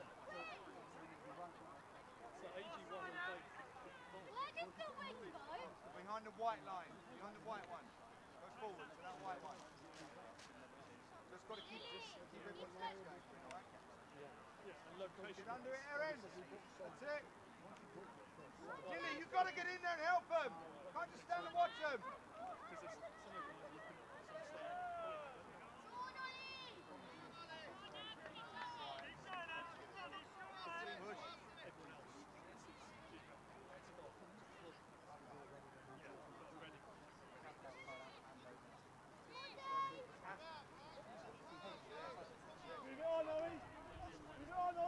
If it's a CG that's a standing, it's a CG.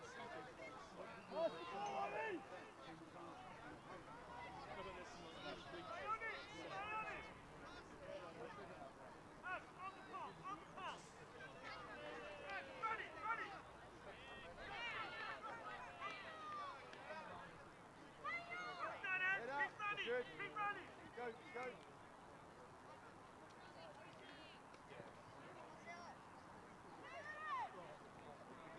Get that, Austin. Oh no. Go, Scott. Really?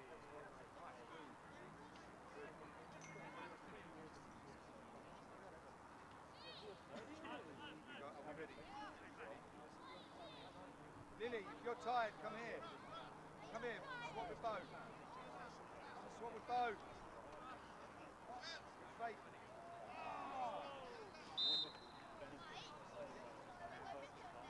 I need to just try and keep everyone playing. Can we skip training and go to the pub? I turn up to training and be like, Check on. Get a check on him. Right, Lily, come. Lily, come. Lily's change. Yeah, me too. Start Lily's going to me. Ollie, Ollie.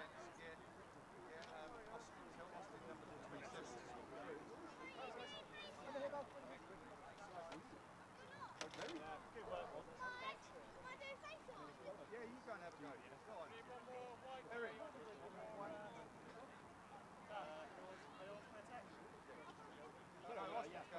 Austin's attack.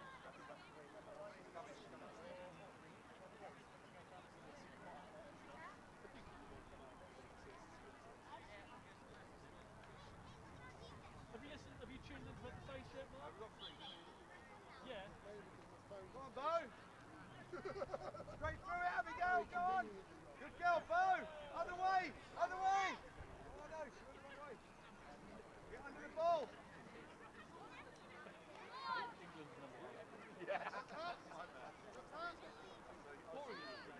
The format you run up to 50 episode. Who's up? Yeah. you're going to run up against. Mix Go on, up, Bo. mix up the format. Go, run, Bo, run. Go. They're in. Go, Austin. Get that ball. Go to goal. Go to goal. I know what you Go mean. to goal. Oh, nice, Montana. Under the ball, Logan. Good. Find space, Logan. Good. Ollie! So sight there, and they were both really hairy, yeah? Oh yeah, Swedish. So I like the three though. You had nice girl, Tom, right? Go on, Aaron. Because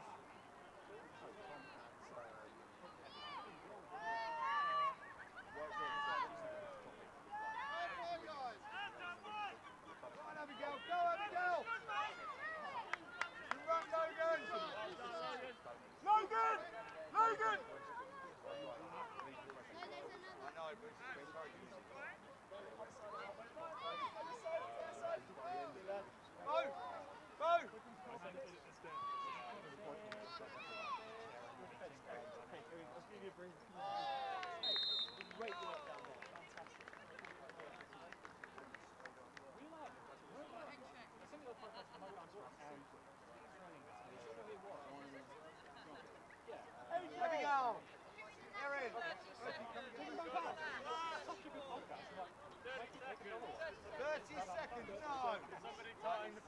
time, yeah. Just take it easy.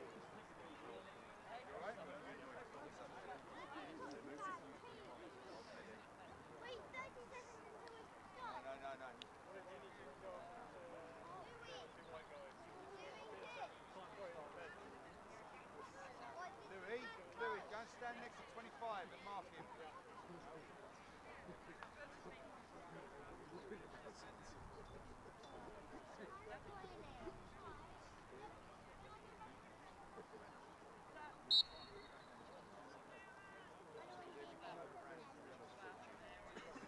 Go on, Alana, go on, Alana. Work, work, go on, Alana. Good work. Alana. Go, Quinn. On the body, on the body, on the body. Ah, on the body.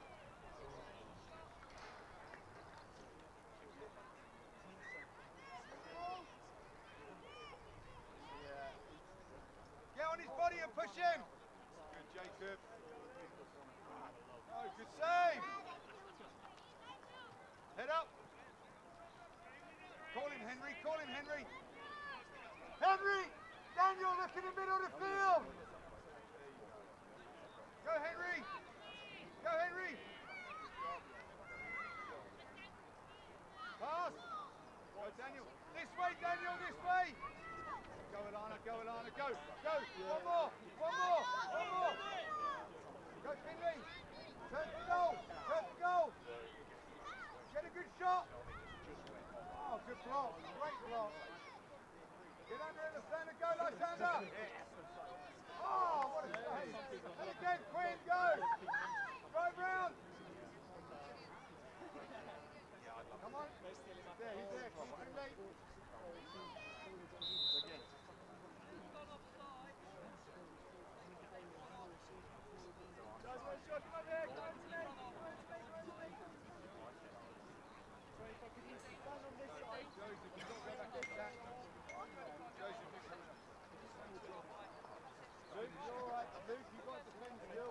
Light team, we've got an extra player now, so look for each other. Light team, spread out. Light team, spread out. Wait for the whistle.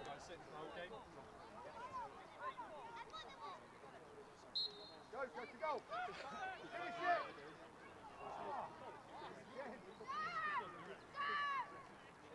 Don't let it come over the top.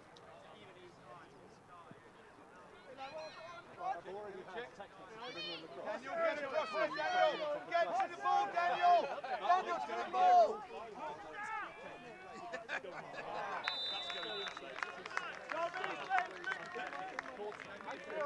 Come on!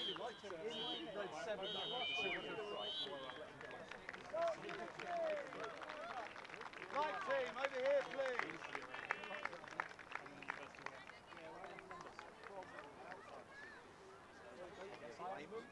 Retired. No, I get it. Use our facilities for absolutely. Jacob! But on the outside, then the quality of life. The graduates are like,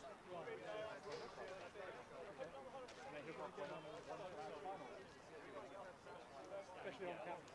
Last time I picked up a stick and played with it.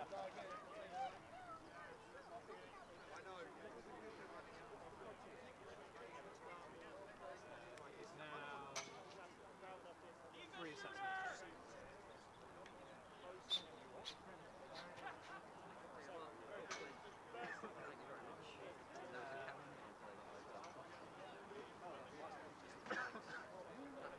There is a level on the set. It doesn't necessarily. Must be decent stuff.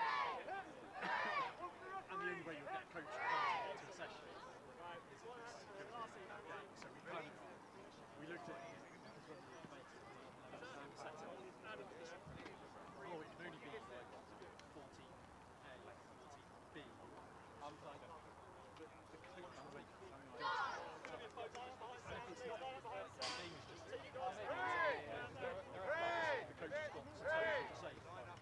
Take that as training. Straight line, straight line, straight line, straight line, straight line. It doesn't matter. Keep going with the process and improve.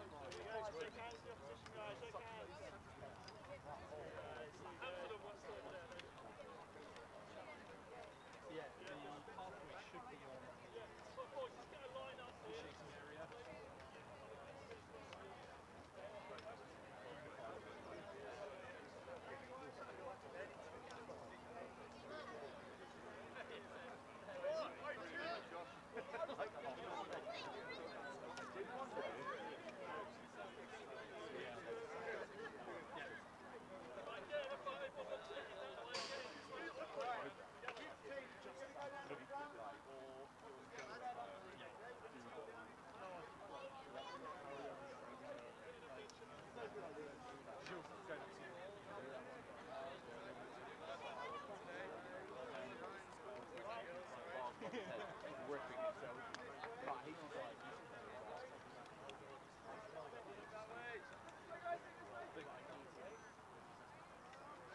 Right. Then it'll be recharged. It'll be enough to get going. Enough to get going. Perfect. Right. Actually, literally vaping.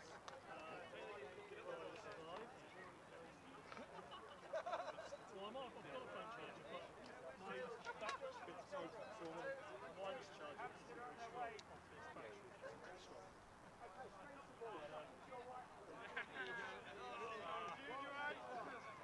Help you handy. You want to see if you can put some juice in there? Or blow some force if you want. It's a really good charger.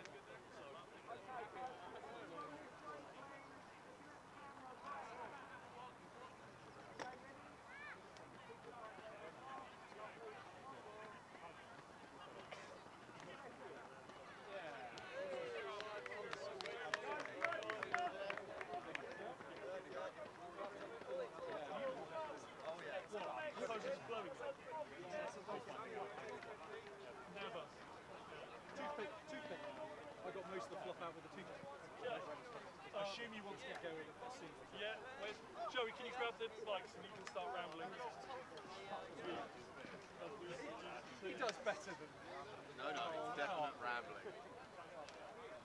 Murmuring in some cases. Well, I mean, I'll let them get some film. We're going to do a picture with the juniors just before the game. See you again. Right, congratulations to our juniors. Excellent game, thank you to juniors from Bromley and from Richmond. It's been lovely having you. Enjoy the final that's now coming up. Simon doesn't show up for the start. It's going to be a cracker.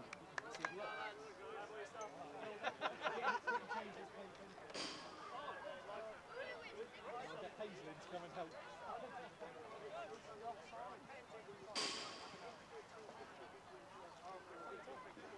Team picture, hands this. Better to get it right. Black jerseys on, white penny off. Okay, as we get ready for the Semla senior flags final, which is Spencer versus Hampstead. First, I'll introduce to you the officials for this game. Head referee will be Mark Buckley. Working on Barclay is Dennis Young and Nick Blue, with bench official Simon Peake.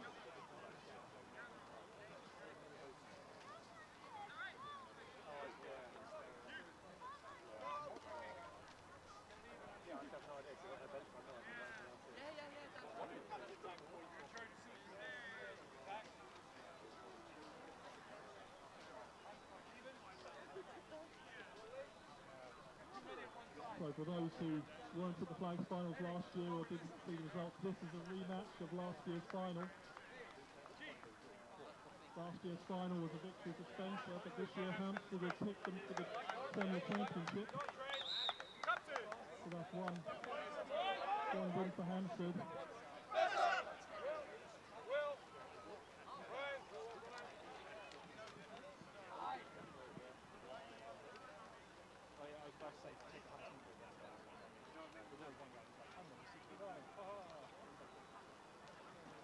What's the most common numbers that everybody wants?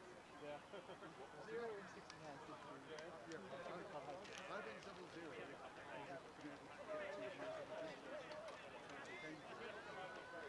Yeah, took the time because we didn't have any numbers and it had to be whatever we had by white tape to get the number. So we had a lot of 7s, 11s, 111s.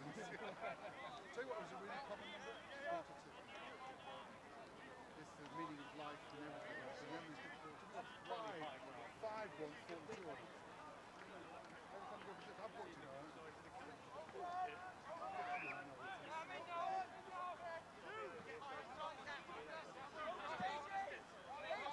A reminder that at half-time during this game, we'll be making a draw for the Wavy Davy Big Raffle. So, lacrosse friend of the show, David Leach, broke his neck in December while playing lacrosse. He's on a very long road to recovery, he's still in hospital. So we are raising money for his and his family's ongoing ongoing test. So Ian Ballantyne is wearing the blue hoodie, who might wave his hands in the air. He has raffle tickets to drive, able to buy some of the raffle tickets off Ian. The draw for the first 4 prizes will be at half time. And then Ian will draw remaining draws afterwards and let winners know via email or phone. So at half time will be the draw for waivers for graphics. So the referees and captains doing the formalities at centre field. Then we'll introduce the 2 teams.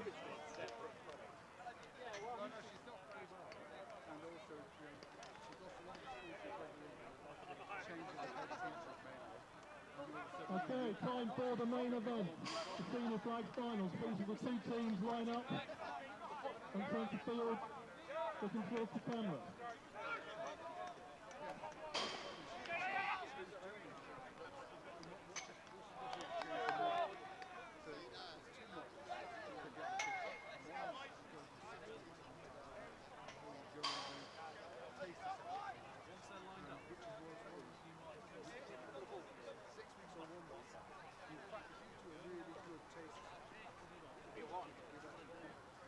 Teams, if we just like to line up in front of me, please. I can introduce you to the audience.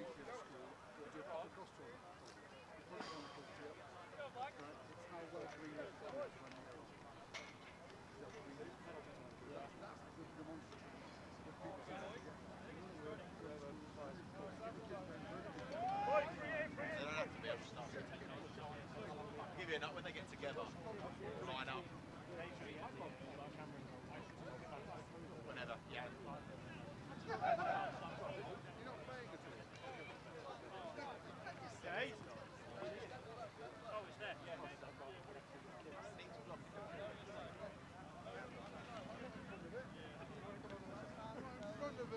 Very vague.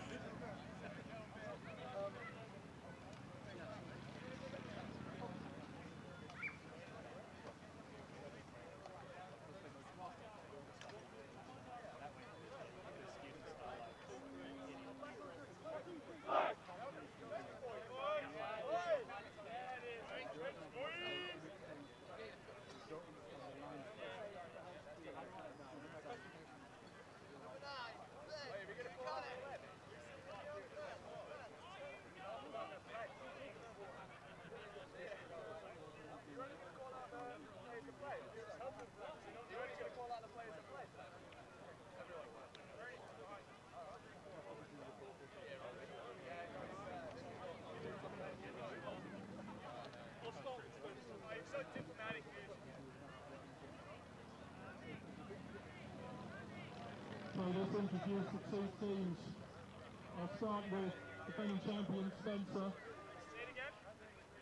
Got my sheet back with his safe, so just pause 1 moment.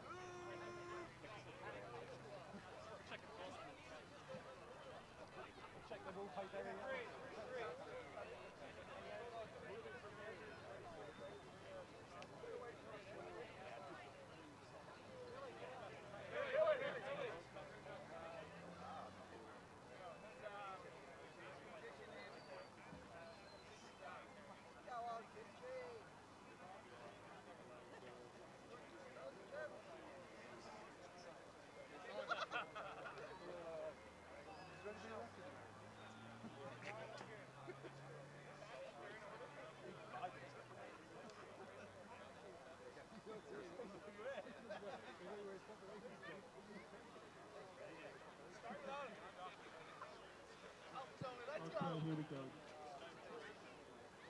Okay, introduce the 2 teams starting with defending champion Spencer. Number 3, Tom Bailey. Number 4, Paul Wainwright. 9, Ben Buchanan. 12, Tom Bracegirdle. 16, Johnny Clark. 22, William Walker. 29, Dan Watson. 40, Howard Broadband. 51, Tom Roach. 56, Jack Robinson. 78, Hugh Cummingham. 87, Sam Hewitt. 95, Taylor Harrison. 97, Cam Leslie. And 98, Ben Page Laycock. And the Spencer team, 0, Joe Precon... Joe. Hampton. Number 1, Brian Branderbosch. Number 3, Ernie Albert. 12, Nick Bailey. 21, Dara Retrieve. 42, Brian Cocker. 54, Owen Edwards. 55, Ryan Albert. 49, Aidan Turner. 51, John Searson. 33, Jim Parry. 3, Billy Rawlings. 8, Freddie Atkins. 13, Brady Baylor. 16, Tom Graham. 22, Will Hardy. 23, Eddie Roberts. 24, Will Pickett. 25, Daniel Schumer. 56, Tom Babcock. Luke Babcock. 57, Connor Quimby. 9, TJ Summers. 15, Mason Gorman. 19, James Devine. And 61, Zach Guy. That is Hampstead. Referees, over to you. Check line up, please.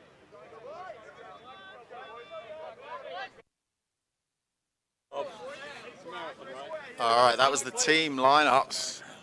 Here we are for the flag final, Hampstead versus Spencer Ones. Both teams ready and raring to go. The sun has reappeared. It's a lovely afternoon. Looking forward to a great game of lacrosse. Hampstead playing in black. Spencer playing in an unusual white. Usually see them in claret, but today they're in white. Looking fresh as ever.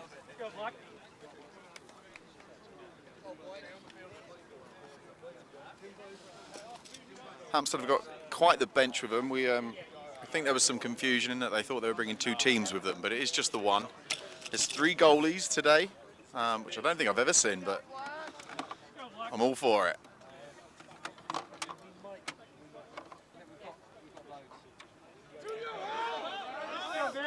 And goalies crossing and going back to their respective goals. We're going to be underway fairly soon. Right, Joe, the main event. Here we are. I'm excited. Looking forward to this one. Well, I'm out of breath by naming all the players there. I think you did a great job. I'm interested to see how Hampstead run this large squad. Large squads can be good and bad. Lots of legs, but potentially chaos. I was just saying, I've never seen 3 goalies on a squad before, outside of college lacrosse, but first time for everything. Right then, here we go. Glenn's ready on the camera. Flags final. Players are poised for the face. Mark Buckley with the whistle. And scrappy, but it's Spencer ball. Possession call. As Harrison came up with it. Will Walker, 22.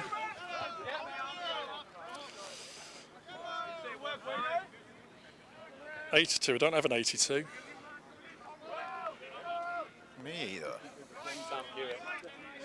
Sam Hewitt's running 82, so 87 on the programme, he's running 82. Here, a dodge from X, one-handed shot. Goal! Great goal! Number 29, Dan Watson. Lefty, England lefty Dan Watson, part of the European winning England box lacrosse team from last summer. Goal right, 2-9. Dan Watson in Dan the started his, played many years up in the north. Team playing tomorrow. Dan was playing many years up in the north, came down to the south for this season, working now in London. Spencer are really, Hampstead are really happy about that. Spencer 1, Hampstead 0. Go, Nick. Here you go, Jim.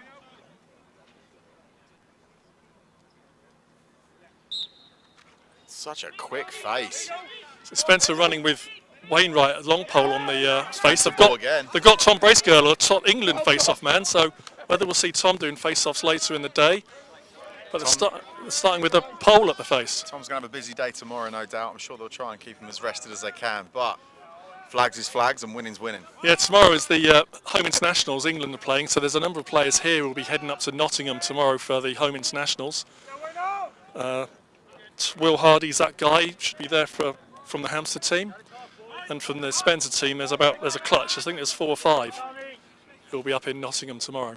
Right-handed dodge, very box-esque, staying box-esque, and double That's team. Ben Page-Laycock, another one of the box players from the England European Championship winning team last summer. Great defence there by Hampstead.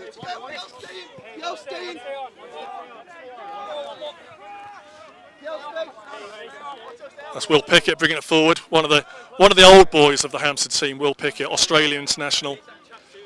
Been with Hampstead now for many, many years. Team captain as well, I believe, Rob. Yep.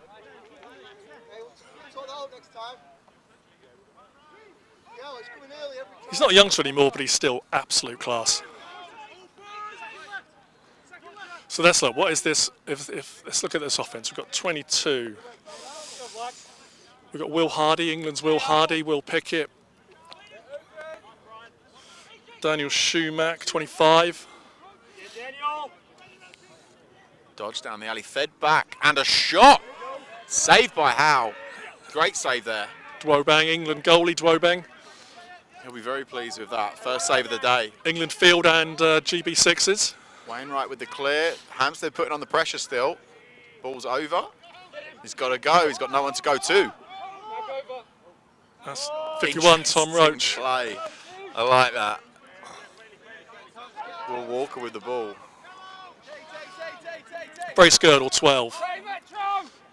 Up and down midi. Strong, big unit, lefty.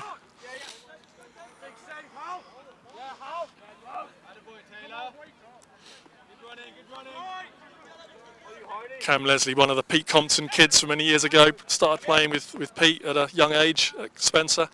Brian Potter with a pole. I never thought I'd see that. Brian Potter with a pole. That spells danger to me. Absolutely. Domineering Hillcroft short stick. 2 flags on the play. Is that going to be against the... That's Brian Potter with the pole, causing some damage there. I think that was against Tom Bracegirdle. There's definitely going to be a penalty here.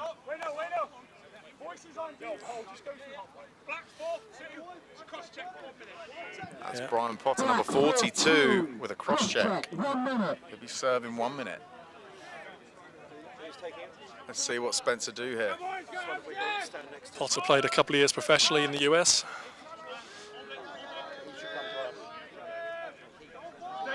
He was always fun to try and defend at the Summer League, the infamous Hillcroft Summer League.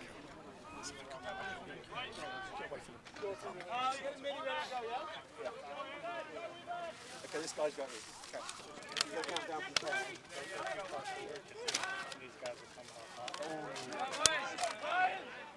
How much time now?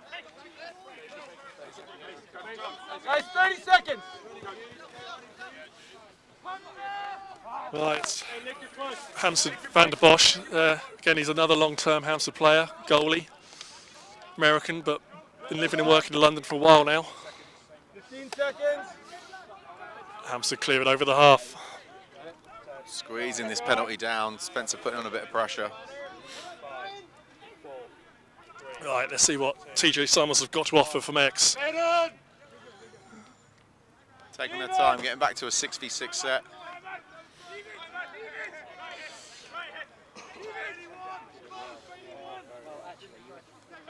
So it looks like the... Lovely pick there by Will Hardy. Outside shot. Will Pickett unable to find the goal. Absolute rocket of a shot, just off target. That's that guy behind the goal for Hampstead, bringing it on. TJ Summers. So it looks like the Spencer Longpoles are matching up against Zach 22. They're matching up against Will Hardy. So there's only 4 long poles, so two of the Hampstead middies will be up against short stick midfielders. Like this example there behind the goal.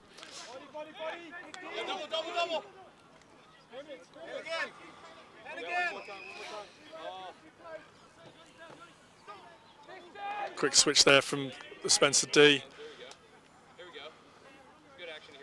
Page Laycock's going to have to turn it back on now. They seem to be isolating him there at X.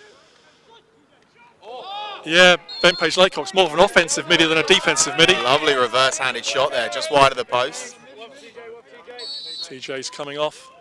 Bit of a feeling out process here for both teams. Who's got what matchup.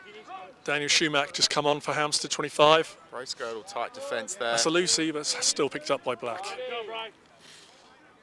Ryan Potter's back on in the defence.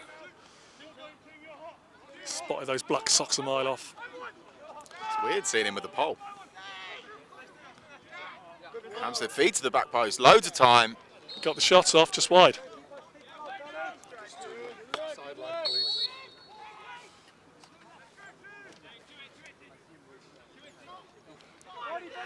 Turned the corner, got the shot off. Not quite the angle though.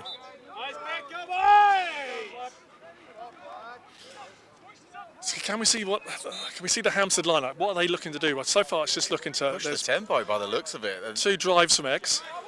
I think it's a feeling out process, isn't it? Both teams are going to try and figure out what they're up to. Hampstead are putting on the pressure nice and early, seeing what they can get away with almost. Had opportunities.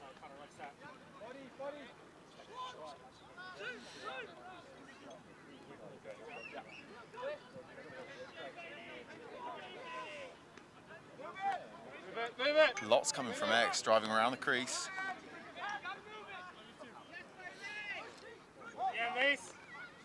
Pickett putting in a shift there. Ball behind the goal, gets the defence's heads turned. Again, Ben Page-Laycock at X having to prove his worth here. Nice tight defence, shutting off that angle. He's looking good. Yeah. Spence got the upper hand there with Tom Bailey. Should just give it off to Dwobang, yeah. Let's look at the Hampstead ride. Are they going to put pressure on? No, they just sat back. They just sat back on the half. They'll pick up from the half as Spencer come down. But if they let someone run like that. The ball's got some room here. Will Walker's far side, unmarked at minute.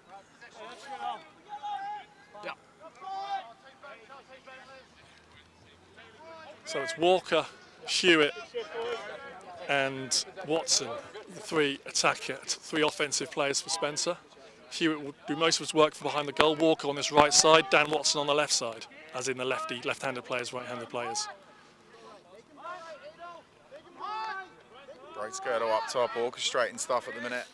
Walker's just drifted onto the crease. Now he pops back out. Jack Robinson setting the pick here, not used. I don't know, I don't recognise Jack Robinson. Me either. Going in the crease, it's going to be a black ball. And they take it quick. Almost too quick. There we go. Ben Buchanan showing his legs running off the floor there.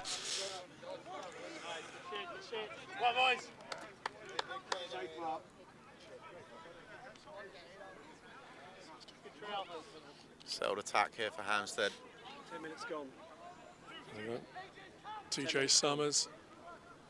We've got 10 minutes. We're halfway through the first period. It's 1-0, Rob. It is. Low scoring game thus far. It won't be low scoring forever though. By Howe.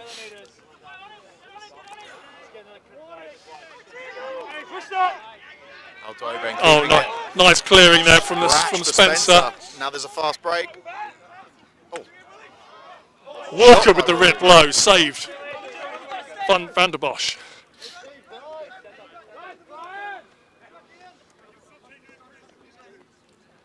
That's a great name. Van der Bosch, yeah. Loving that. Mutual Burnett, isn't it? Doesn't quite have the ring to it. I still get funny looks if I'm the wrong side of the Atlantic. Hampstead with the clear over the half. Instant pressure applied there by Tom Bailey on TJ Summers. He's got the best of him though. Off the post. Hampstead ball. Will Hardy will have it.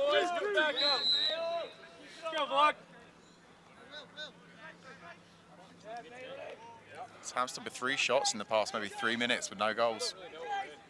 Soon they'll find their rhythm. They're getting their eye in. Yeah, absolutely. That's what this first quarter's about, isn't it? Especially at this standard. Brace girdle defending from X. Tough guy to get around is Brace girdle. Hardy up top, England's Will Hardy. TJ Summers with the roll. There's a Feet chance. to crease and That's a goal. beauty. That's Connor Quimby. TJ Summers feeding Connor Quimby. Great goal. Hampstead off the mark. 1-1. All really tight inside. 5-7. Not much work, not much room to work in there, but he got the shot off. It was a very tight space, that's for sure. It's heating up.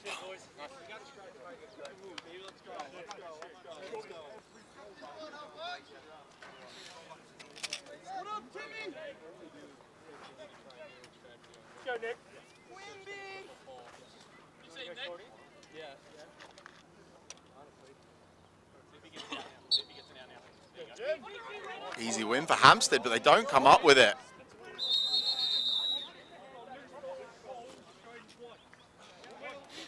Okay, it's a Spencer ball, loose ball hold.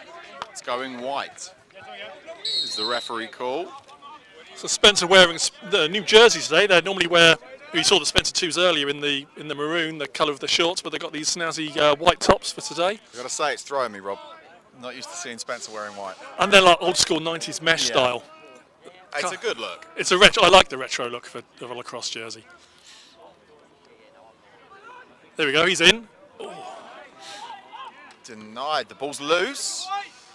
Spencer with a shot. That's denied. Is that a? That I think I came off the goalie's shoulders, possibly.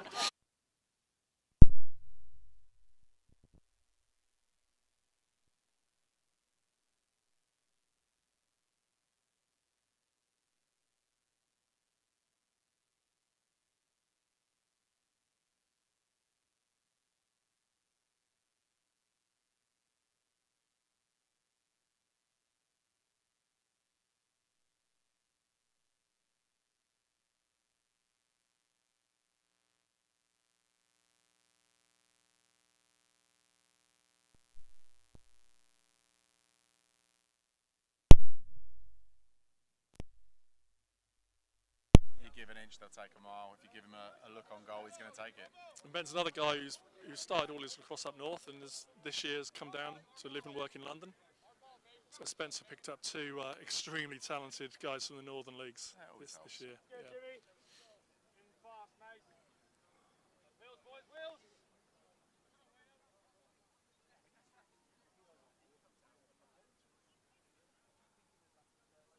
With Ben next week in Prague for the box tournament. I have no doubt you'll be sharing many a beer. They won't be, but I will be. Hampstead winning the face there. Nice little pop back. Tom Graham with the ball surrounded by Spencer players. Somehow he's still got it. Hang on, there's lots of action there. There's got to be some kind of interference.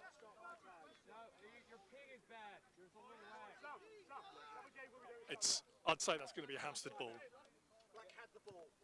Black timeout. So Black called a timeout just before the Spencer guys jumped on them. And there's me thinking it was the triple team that they blew the whistle for. Nope, a timeout called by Black. Oh, we got to take our breath. First timeout. 2-1 Spencer. 2-1. 2-1. So we've had goals from Dan Watson and Ben Page-Laycock thus far. Hampstead having a number of opportunities to score, just not quite finding the target, but I've got a sneaky feeling once they find their rhythm and getting the pace of the game, we'll soon see that net ripple. Oh, yeah. There's some seriously talented people, players on this Hampstead team. Their coach, Dennis Tobin, he brings players in from all over. A lot of guys who are playing at the top level at uni around the country, and there's a lot of guys who have played at the top level across the water in the States that are in London or have links to London who come over. I'm not going to lie, it's the setup that every club wants. We'd wish for that, Let's wouldn't we? call it what it is. Can we get more of that? The guy's got a love for lacrosse, what can we say? Here we go, Hampstead setting up. Summers. And I guess they called a play in that last time out there. Yeah, let's see what they've got. 5 minutes. 15 is Gorman. 5 minutes of calling Gorman. Down 2 is behind X to Summers. He's on his knees with a shot. Lovely goal. Wow. Wow. That's a finish. That was beautiful. I was going to say, he looks lively. Could be wrong. I think he went right hand to left hand, hit his knees, put it bottom left corner. We're knotted up, 2 goals each.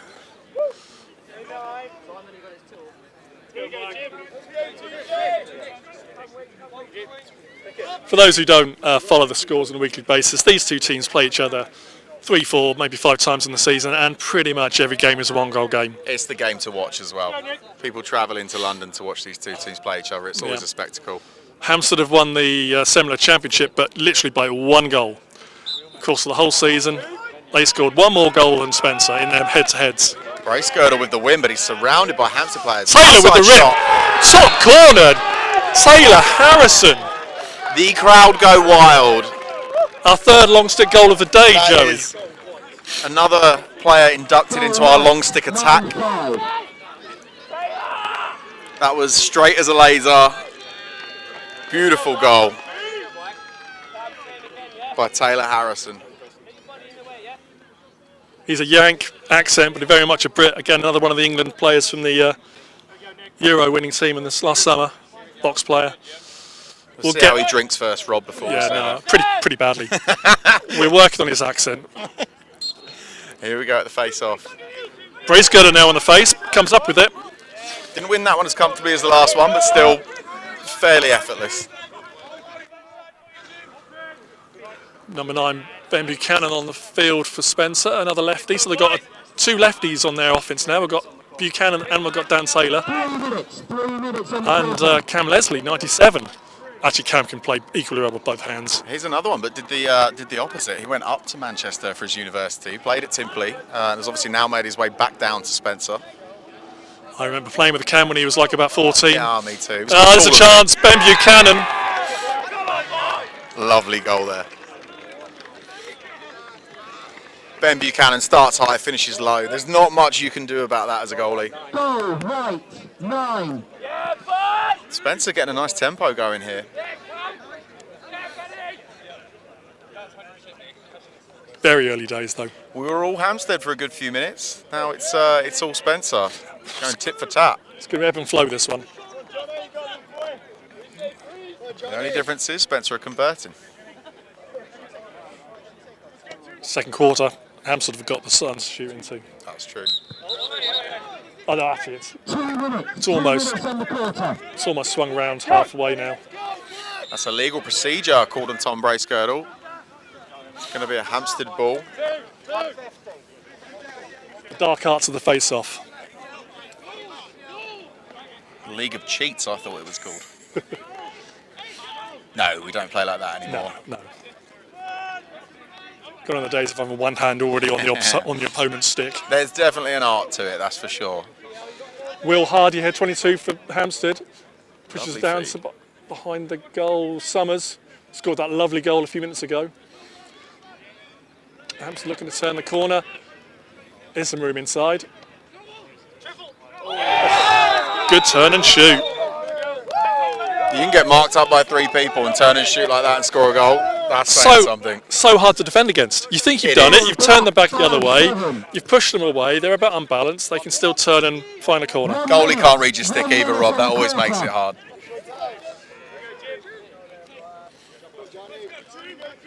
Spencer 4, Hampstead 3.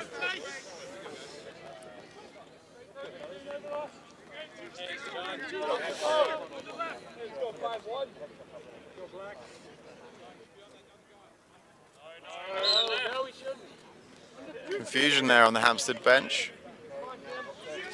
No damage done. 30 seconds on the quarter. Both guys fighting for the ball here. It's got to be a hold soon. Expect a ref to It's call getting, it's getting more physical off the ball than it is on the ball. Bracegirdle comes up with it. Somehow caught that, Will Walker. The referee was just surprised that he caught it, I think. I think the ref didn't know that Walker had scooped that. Was very Jedi. Sirithsith here. End of the first quarter. Spencer 4, Hampstead 3. Oh. Take a breather, we'll be back in 2 minutes.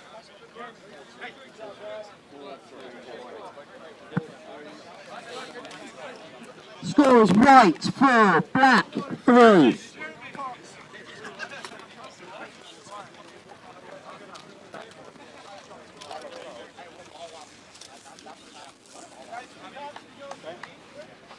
hot workout. I'm just with Mark Buckley and the refs. Quick word, Mark. You don't get to speak to the refs much during a game. Hot workout there, hot action on the field. It's good. Nice competitive game. Boys are playing nicely so far, so hopefully they'll continue in the same vein. You don't get this sort of tempo every day. This is high tempo lacrosse, yeah? Well, it's what all the players have worked for all season for the Cup, so this is what we want to see. Lovely, thank you.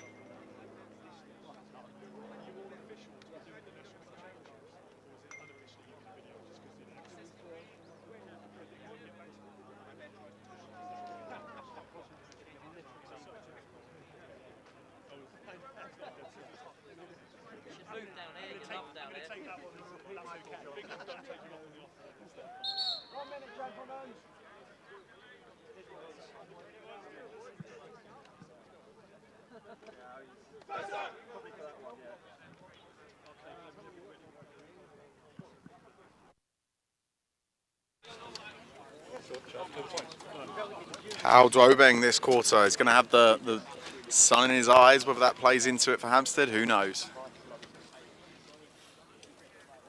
Yeah, the sun's just, well, that's actually across the field now. I don't think it's going to be a big factor for the rest of this game. It was worse for the earlier games when it was right in one of the goalie's eyes. Hey, the sun's out, we can't Great grain. games they were as well. Yeah, thoroughly enjoyed watching those two. Very fiery performance in the minor flag. The minor's always fiery because there's teams who have got more novice players. They're maybe not as experienced. It was so closely contested as well, Rob. They both wanted it till the 5 minutes from the end when Exeter just ran away with it. All right, here we go. Start of the second quarter. Brace girdle going forward and coming up with it. Sandwiched by two Hampstead players. Spencer possession. Make it black! Nice work there from Harrison, just flicking it across to his teammate. Brace girdle up top, passing it to Ben Page Laycock, round to Walker. Spencer just settling in here.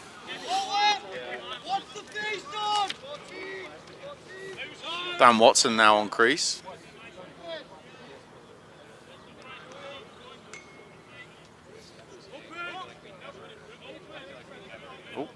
Will Walker lining up a dodge here. Dumps it to Ben Page Laycock.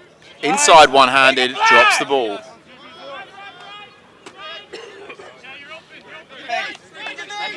Yeah, Page Laycock looks ready for a dodge today. That's his bread and butter, Rob. Yeah. Tommy! Extend up! Nice work there from Hampstead, getting the ball up the field. Slight confusion for Spencer on who's marking up here. They've finally picked up Mason Gorman with the ball there.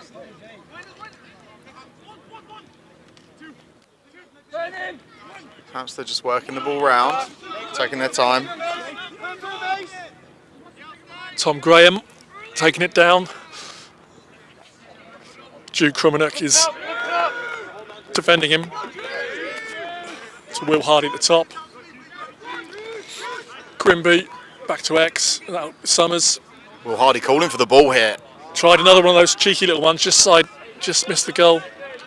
Spencer's Wainwright collects, Dwobeng in the goal. Taylor gone! Taylor up gone! Taylor up gone! Wainwright with a bit of time here to clear the ball. Hardy, stay on! Hardy, stay on side!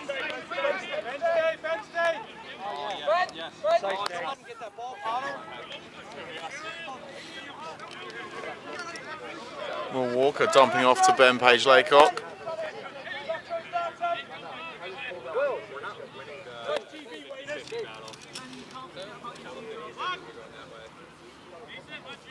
And Buchanan.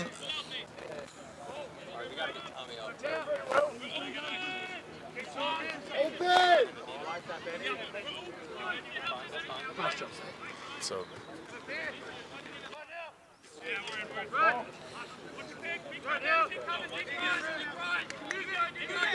Nice, Owen. Nice, Owen.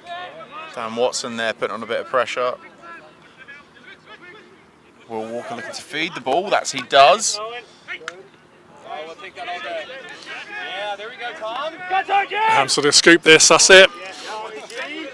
Hampstead, Tom Graham with the ball, dishes it middle, left post. Off the save, Dwobang off his feet. Great save Spencer there. Ball. Here's a chance, just wide. Dan Watson just off target there, plenty of time to shoot. You knew they were getting it back if he put it wide. There was a player Absolutely. behind. Why would you not? It's either in the post or it's just wide. Let's go, Lukey. Ben Buchanan up top. Buying a ground ball issue, but he picked it up. Watson calling Brace Girdle to get inside. He's up against Potter. Yes, Potter.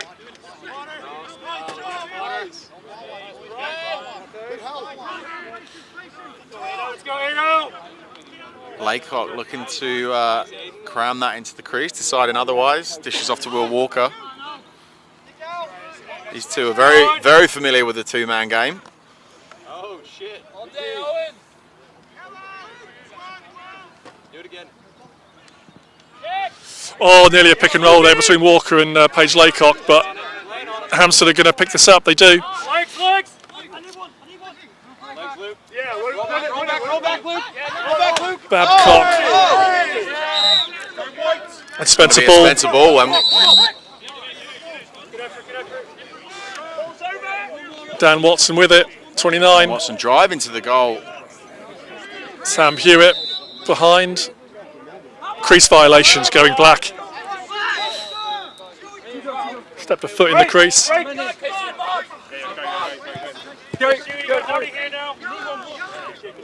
Schumacher. For Hampstead bringing the ball down. TJ Summers looking for a match up here.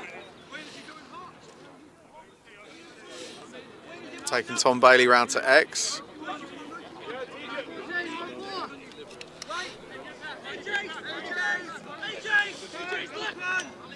They line him up an ISO. Will Hardy with the dodge. Looks left but goes right. He's got the stick back in his right hand. Lines up Cam Leslie again with a shot. And a goal. Kind of saw that coming. Straight down the middle between Howe's legs. Good work. Dodge on a dodge. Doesn't work first time, do it again. That's Will Hardy for Hampstead with that goal. We are tied at 4 apiece. Score is white, 4, black, 4.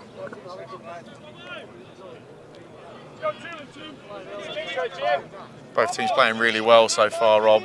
No one's really giving anything up. Yeah, either hits the target or it doesn't at this stage. There's not a lot else to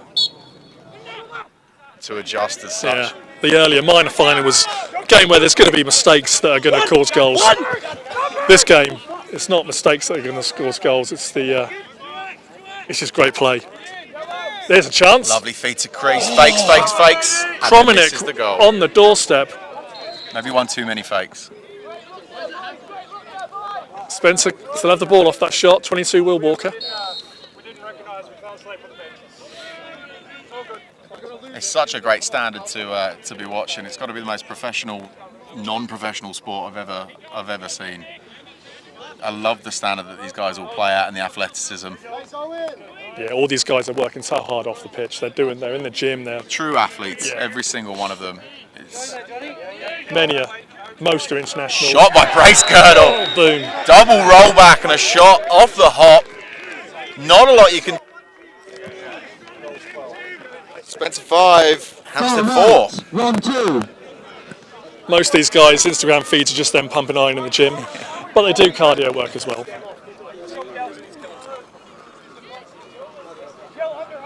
Well, they've kind of got you now. If you're playing at the top end of the game, you're playing in sixes, you're playing field, and you're playing box. That's a very diverse resume, isn't it? And it's unrelenting. It's every weekend. It's sometimes two days on 2 weekends, Saturdays and Sundays. You could say too much. Maybe there's some injury prevention chucked in there as well instead of weightlifting. Who knows? Brace girdle with a goal straight back to the face. He jumped early, which has been called. It's going to be a black ball. Easy win there for the Hampstead face-off guy, Jim Parry. Trying to tell if that's Brace Girdle's natural tan or he's been tanning his legs, but he's got a he very might- olive glow going on there. He might be known to sit in a tanning facility every once in a while. They might be shaved looking from here. Helps with the massage. Yeah, the rub down. All right, here we go. Hampstead setting up around the goal. Let's go, Black. Looks like they've got a 2-2-2 set up. 2 high, 2 in the middle, 2 just below goal line extended. Turned into a Spencer. very flat 1-4-1.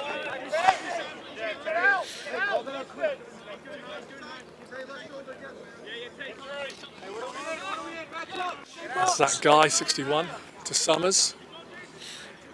Hampstead look poised to just pull that trigger at any moment. They're just waiting for not even an inch. They've all got great shots. Absolutely. Outside roll there. He's had the shot. Picked up at X. Saved, Wobang. Picked up by Wainwright, but the ball's down again, and we've got a whistle. It's a ripper of a shot by TJ Summers, but Wobang, right place, right time. We have a penalty coming. It'll be against Spencer for a slash, I think. No, it's going against Hampstead. 61, Zach Guy. Slash, taking 1 minute. Let's see what happens here. He's not happy with that call, but it's happened. Spencer ball. Man up. Spencer just whipping the ball around. 10:22 to go. Just over 10 minutes in the quarter. Will Walker to Laycock. Keep it tight. Laycock to Girdle. Hampstead intercepted, but ball makes its way back into Will Walker's stick. That was unfortunate. They're giving Watson time and space behind goal there. They're not pressuring when the ball's behind the goal. Outside shot by Walker. Then he can't score from behind the goal, so it's true.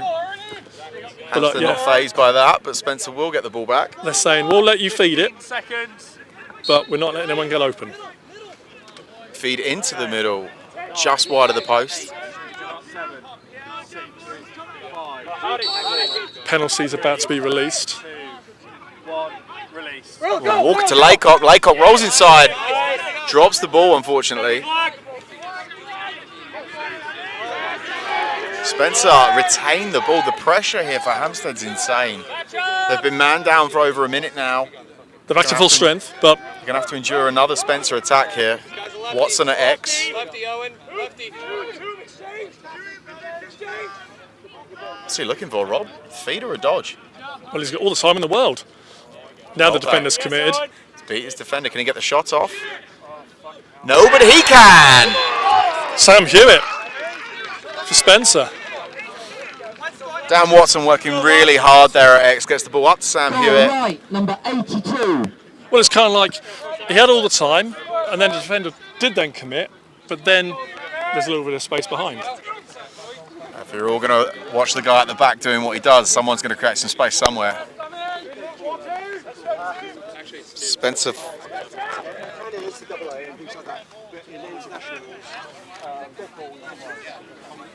Yeah,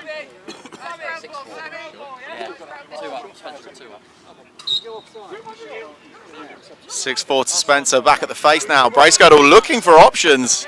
Never seen a guy take the time to look up and see what he can do. Ball is out in a very scrappy exchange. Spencer ball. Pressure's still on though. Not out the woods yet. That's a. There's all sorts going on now. There's lovely check. There's checks flying still in ends all up directions. as a Spencer ball. I feel like Hampstead have been hard done by here. Boom. Great goal. Well, Brian Watson just right at the crease takes the ball.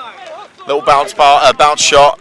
There were some meaty looking checks prior to that in the build up there. Both teams. 7, Hampstead 4. Meaty looking checks from both teams leading up to that goal. Refs let them play it out. I don't envy the refs in that situation. You're trying to figure out what happened down here. You don't want to stop the play just in case. Last thing you want is stopping the play every 10 seconds for every little slash. Hampstead just going to take a moment to compose themselves. Yeah, here. sensible timeout this from Hampstead.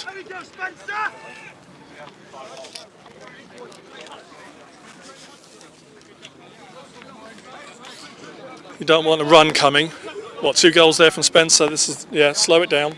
I feel Hampstead are a little bit hard done by there. Every ball that got flicked up, flicked down, it ended up in a Spencer stick. I don't think it mattered what Hampstead did. It was always going to go, I'd say claret, but in white today. Take the stripes. It's really distracting. Oh, sorry. Run past. Sorry. I keep looking at the sidelines. Is this a dodgy call by the ref? Can you go topless, please? I didn't say that.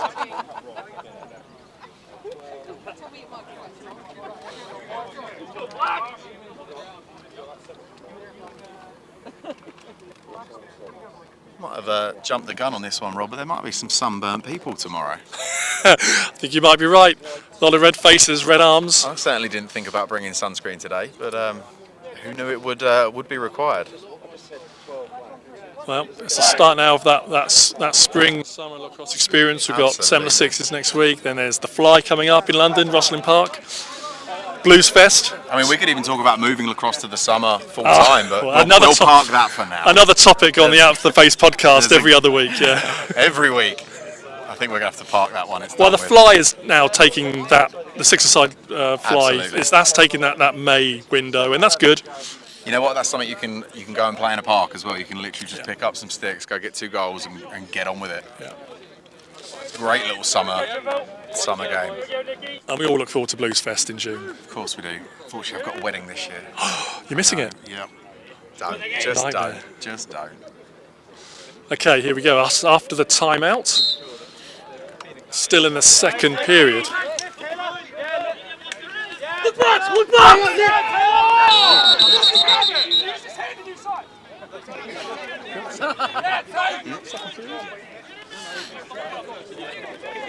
Right, players can't use an open hand. Lots of players calling the referee's decision here for them. Goalies can use the hand. Pretty sure the refs are going to make up their own minds, but players can't use their hand. Players are obviously very heated and want to win. Just checking with Hazel. Hazel, players can't use their hand, can they? No, they can't. This will be on Spencer. Yep. Always a referee on hand to confirm the rules. Right, it's with Spencer, with Brace Girdle to Buchanan, down to Watson, Hewitt behind the goal, across to Walker, Paige Laycock, back to Brace Girdle, moving the ball, Hampstead letting them have it on the outside. Paige Laycock fancying an ISO there. Walker. Back to Paige Laycock. Spencer just trying to find an angle at the moment. Lots of options to see what works.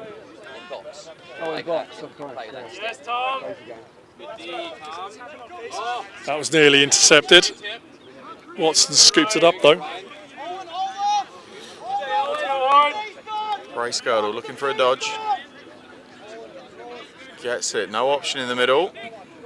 Oh, lovely, fed through. BTB with Ben Paige Laycock. When I said there's no option in the middle, I was lying. I just didn't see the speed of Ben Paige Laycock. Great goal. Goal right, 98. Assisted by Tom Brace Girdle. He made that look so smooth. Lacrosse is such a pretty sport when it's at this level. Unless I'm playing it. And then it's cumbersome.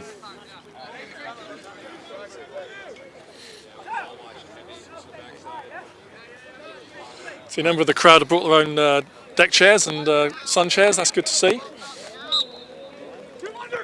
Unfortunately, we were supposed to be at Horsham Football Club today, which had a lovely stadium, but we had to change venue 2 weeks ago to the Surrey Sports Park. But thank you for them for hosting us. You know what, Rob? This is pretty sweet. I'm not going to lie.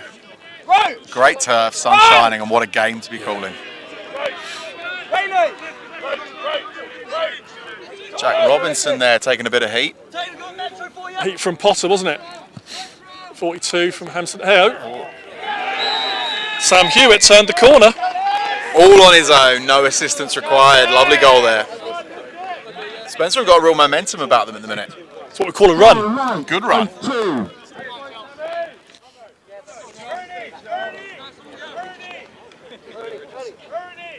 But you look at the size of the Hampstead squad, this is going to be full pace all game. Nothing will slow down come the fourth. Absolutely. I think if you take one look at the bench, you know they're haven't got a goalie change? No? Goalie change. Well, it's Brian van der Bosch back in, but Ernie Alberts was the goalie for that last period. Sorry we didn't spot him going in. I think it might have been after the last time out. Van den Bosch back in for Hampstead. Sometimes you just need a minute to compose yourself. Bracegirdle fighting for the ball here. Spencer coming up with it. Krimenuk with the pickup. Timeout called by Spencer. Timeout, right. I wouldn't have thought they wanted to slow the momentum, but 3 minutes 45. Good point, yeah. They have the momentum. Absolutely. Now you're just giving Hampstead more time to regroup. That's not a team you want to let communicate. In this instance, they're losing goals. They've just changed a goalie. They've made a quick decision without communication. You don't want to give them a minute to talk to each other. But maybe there's something we don't know. Maybe Spencer are going to try something. It's not something I'd call, but there we go. Maybe they want to rest. Maybe they want to rest. I mean, looking at the two bench sizes, they might have to take that into account. In 3 minutes, we've got a 10-minute rest for half time. Maybe at half time, I'll have a quick word and see what the thoughts were. I think if you're Hampstead at the minute, you are frustrated. Everything's going Spencer's way. The accidental passes, the drop balls, luck's come into it a little bit, but yeah, you're going to be annoyed if you're a Hampstead player at the minute looking at that scoreline. But a reminder, when we get to half time, after we've had a quick word with the two teams, we have the draw, the first 4 prizes from the Wavy Davy big raffle. Absolutely. What a great job Ian's done with that. Magic job, yeah. Some great prizes. I've got my hand in for a few tickets, so I've got my fingers crossed. Great cause, and get well soon, Wavy. Yeah, hopefully someone's put the feed on for you. Yeah, he sent a message. If we don't get to be able to play it to everyone, but we'll get it shared. I went to saw him a couple of weeks ago, which was great. He loves visitors, so he's an absolute socialite. He wants more people to go and see him because it's how boring is it being in the hospital bed. Tell me about it. Right, no, get well soon, Wavy. All right, Spencer spinning the ball. Let's see what that timeout was about. Maybe magic is afoot.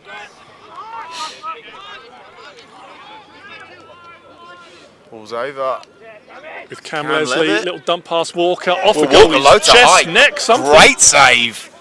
It came out of nowhere. Hampstead. Who's coming up with it? It's Hewitt. Hampstead calling for a hold, nothing given. Back to Walker, up against Potter, back to Hewitt. 3 minutes in this 3 half. minutes in the half. 3 minutes. Hewitt, is he going to turn the corner? No, he'll dish it off. Spencer are going to want to turn this on now and really put a hammer in on Hampstead as best they can for the next 3.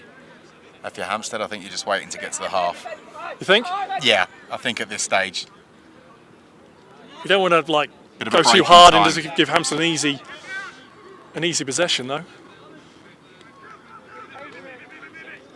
Good turn there from I Leslie. think they're going to try and stop the goals going in and reassess at the half.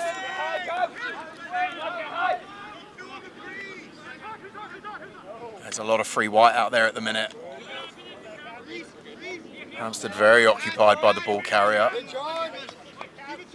That's Cam Leslie. He scored the winning goal in last year's National Club Championships against Cheadle.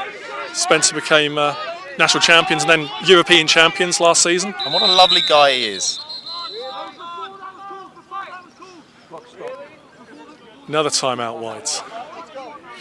This will be their second and final for the half. You might have heard that. 2 minutes left in this half. Timeout, right. Another interesting 3 call. minutes left in the quarter. Now's the time to work something up. You've got 2 minutes. Yeah, I suppose. 2 minute possession. I suppose. I'd be worried about the tempo. It's working for them. I just want to stay on that field and get as much time as I can. You give Hampstead 10 minutes to have a chat and a reassessment, a different team walks out. But Robert's stall warning on wide. Keep it in. All right, when we restart, there's a stall warning, so that means that it's to stop people basically time wasting with the ball. The offensive team have got to keep the ball in the final third of the field. So there's a red line. You see on the thing, it's the red line nearest the goal. They've got to keep it in that third. And a great rule really does, that game where someone's just trying to run the clock down, it stops that from happening. It certainly helps the losing team out. Quick game's a good game.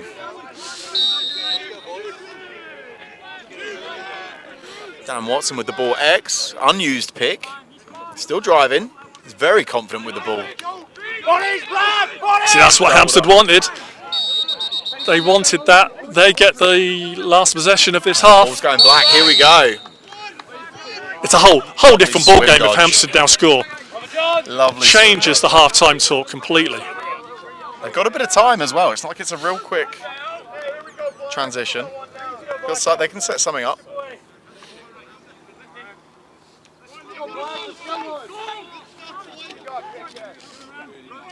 Will Pickett and Daniel Schumacher at the top. Zach Guy. Summers low behind the goal. 1:20 left in the half. I'm going to throw it out there, Rob. There's time for 2 goals at least. You think? Absolutely. Oh, there was nearly one of them. Brace girdle denying. And making sure of it. 1 minute and a half. Paige Laycock taking on Brian Potter. Brian Potter comfortably getting the ball back over the half. Pleasing the Hampstead bench. Screams for the ball up top, nothing given. That guy's going to look to get the ball back on the field as quick as possible here. Paul Wainwright's going to try and stop him. 30 seconds. 30 seconds. Oh, I thought he was going to wind up. He was trying to wind up. Drop out the back of the stick there. He's in there. Kind of opened up there in front of goal. Will Pickett just not finding the target. Now there's a chance. Just wide. That was a golden chance. Lots of Hampstead players screaming for the ball here. Everybody wants a piece of this. Quimby at X. Dishing it middle. There's that lovely goal. Schumacher. Daniel Schumacher. Half time. His defender didn't even know he had the ball or he was standing there. He was looking at the goal. So he had all the time in the world for that. Great goal. Half-time score. Spencer 8, Hampstead 5. Okay, during this half, we'll get Ian Bannatyne over and we'll do the draw for Waivers Raffle. I can see Ian coming over. White 9, black 5.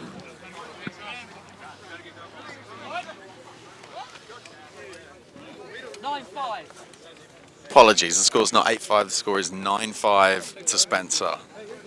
Hampstead just bagging one there at the last minute.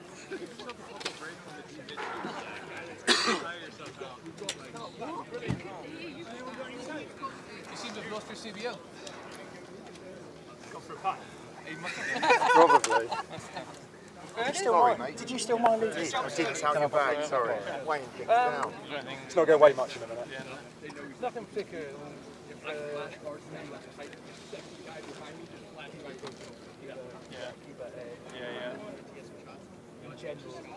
Bigger, more confident. More confident. You're a big guy, but you're walking around and feel like mine. So like running position, so big signal, big confidence. I mean, it's job. Yeah, exactly. You go, where are you? I was like, Crease, and you were like, blue, it's crease, and then you went, crease. Yeah. It's like, Look at the way these, look at the way they get TV. Yeah. I just ball pushes it.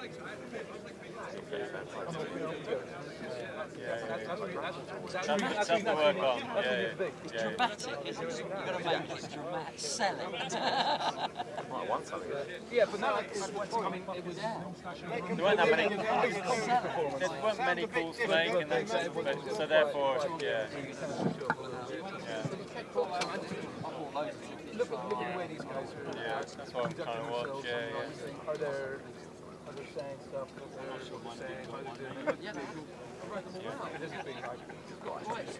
Yes, I heard. I think it's been quite a clean game actually. Yeah. Whatever we do, not yet. Spraying the line. Right now,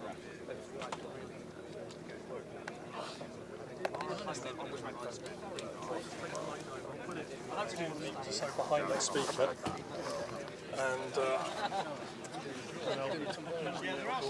outdoor speaker to. I will happily hand a lot of your prizes back if I win them. How embarrassing would it be to tell you that? Rob, I don't think it's an issue handing them back because you'll then sell them on some other It's not going to weigh much down anymore. It's alright. Experience we're getting in his pub. Scary the week. Just as an example.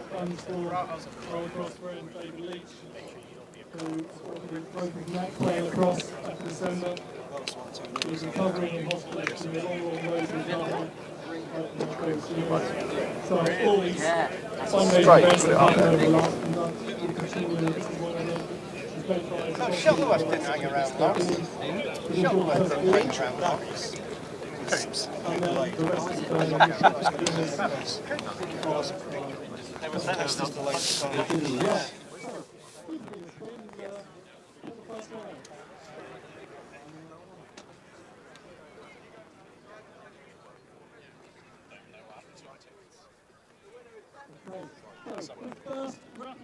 They're off 17-29. They're off 2 minutes into the race. The winning ticket is Anna Hopcroft. So,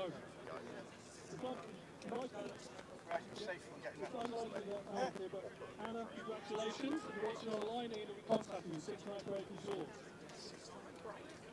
Second one, we're going to go for prize. One prize for this one.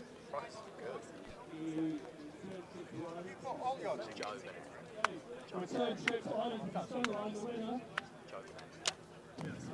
And he's here. It's Nick Blue. Nick goes Ireland.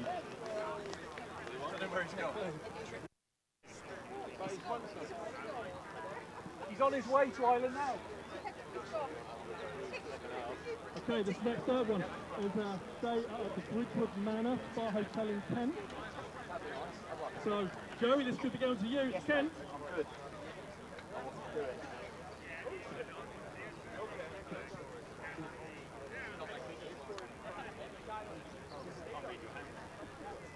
Another one of our lacrosse stalwarts who's not here will be in Nottingham right now, part of the Scottish coaching programme. It's Giles Davidson. Giles, you're going to Kent. And final one is the first four, the rest will be drawn playing through the second half. This fourth prize, what is it? Tony Christie's April birthday party. An April birthday party for 4 people. It's Al Blackman. Congratulations to Al. Ian will sort the rest of the and notify all the winners. Thank you very much, Ian, for all those who have been wavy, for watching. We'll also see you soon. We'll go to the next game and see you again very soon. Thank you very much, Ian. Just a quick one, guys. Very nice to the message. I thank you, obviously, I don't think this PA would be loud enough for you to hear it. I put it on the social media later. We first thank you very much. He was absolutely exhausted today, which is why Lloyd isn't here. But he's doing well, and it's really appreciated your support. Thank you very much indeed. We really appreciate it. That Monday morning email. Where are we going on Saturday? Camden again. The northern rats did not run at field before they returned.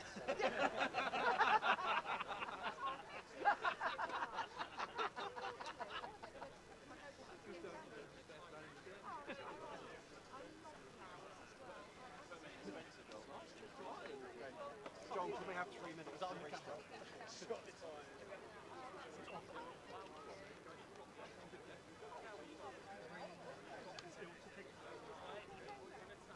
Three minutes. 3 minutes.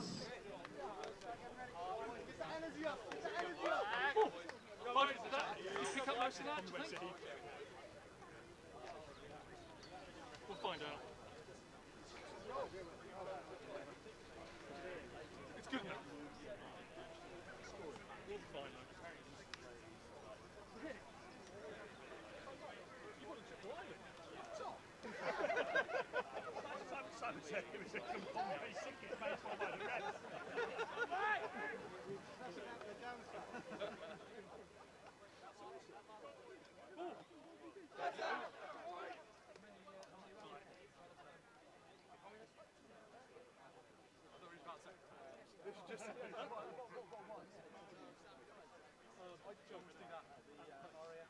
You listen to us Facebook podcast, aren't you? Are you? You are next week? Yes. Sounds like Joe said that. Kids, hope you enjoy it. Right. There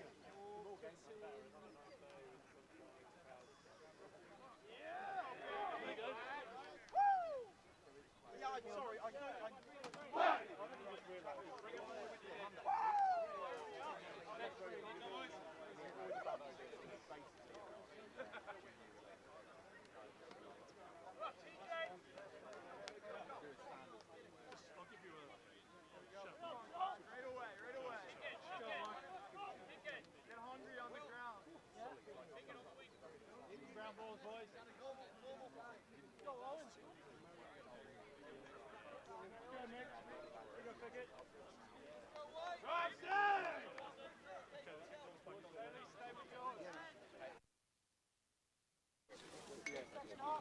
Right, back in. Rob Gooch, Joe Burnett on the mic. Second half. Spencer Hampstead, Senior Flags final. Looking forward to this, Rob. I was just earwigging on both team talks. Yeah, tell us about it. Spoke to Dennis. He said nothing's changing. We're just going to grind, absolute grind. Listening on Spencer, it was next 5 minutes is really important. Let's absolutely put this to bed now. So we're going to see a lot of pace and a lot of tempo. No one's going to take the foot off the pedal. Here's brace girdle 12. To Penn Pagelock. Oh, good little flick there. Potter got a little piece of it, stopped it getting to Walker. Taylor Harrison gets off. Ben Buchanan joins the offense. Not picked up at the minute, running straight through the crease. Falls down. That was a lovely check. Interested to see what this is going to be. 5-5 is getting the slash. I've lost my clipboard. Here it is. 5-5. Ryan Albert is taking time for the slash. Black, 5-5, slash, 1 minute. We're in this game. Both teams not really fouling out today. Obviously important to not do that. So well, they check hard, but they know where they're at. Absolutely. It's not those wild flings that we've sometimes been prone to do. Yeah, shout out to the Stoke player who managed to get sent off 3 times in 3 minutes. I was actually impressed. Braceco looking to feed that up top. Bounce shot just wide. Yeah, the power some of these guys can check. Yeah, you feel like your hands about to fall off. Ben Page Laycock at the top to Watson, Hewitt. He's on crease. Lovely check there by Brian Potter. Kept him out there. Crease violations, ball's going back. It's different at this level, Rob, isn't it? We often sacrifice the power to make sure we hit accurately. These guys don't do that, so every check is a heavy, hard-hitting check, and it's accurate. That's the countdown for the Hampstead penalty. 3, 2, 1. Release. Right, 6v6, well, 10v10 lacrosse. Ooh. Hello. Goalie nearly made a blunder. Just got away with that. He's making a run for it, though. We haven't had a coast-to-coast yet today. We've had 3 long stick attacks on our newfound position. I'd like to see some more of that. Goalie's completely in the thick of it. Doesn't come away with it. Dishes the ball to Spencer. Cam Leslie to Will Walker. Ben Page Laycock up top. One-handed. Hampstead done very well to slow this down. Goalie's back in. Late hit there on Laycock. He's used to that playing box. Probably said thanks as he got up. That was a little bit loose. Spencer's still got it. Dan Watson on the far side, just settling the play a little bit. Letting Spencer get settled.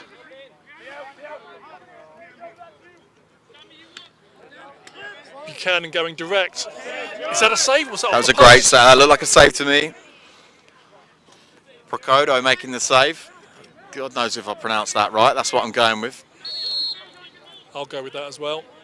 Couldn't pronounce it when I've done the team now. Just say it really quick. Same thing again. Brace girdle slowing down the pace. Spencer looking to turn it on at the same time here. He's lining up Will Pickett. Looking for the dish. Buchanan. No. Ooh. I'm not sure whether that was a feed. I think it was a feed.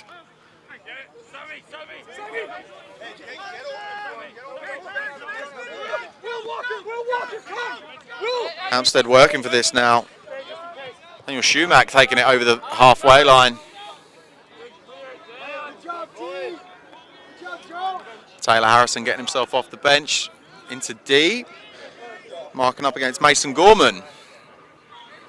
Now Summers scored that lovely goal earlier. Diving goal on one knee.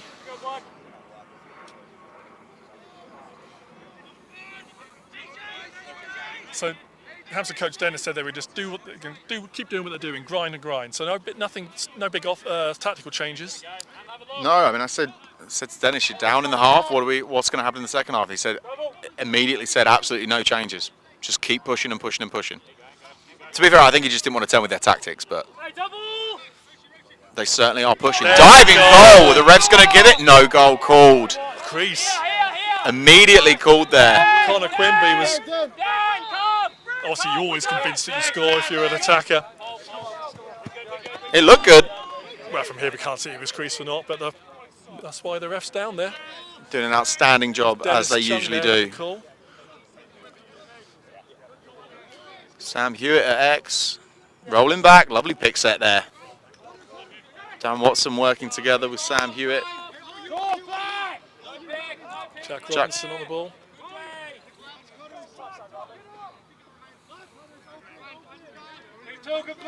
Brace girdle with a dodge. Pick set. Walker up top. That's not somewhere we usually see him. Brace girdle going again against Brian Potter. Brian Potter very stick heavy there. Good save for the goalie. Look, got down low. Need to get a bit more body on someone like Tom Bracegirdle. You're not going to get away with swinging your stick at him and hoping for the best.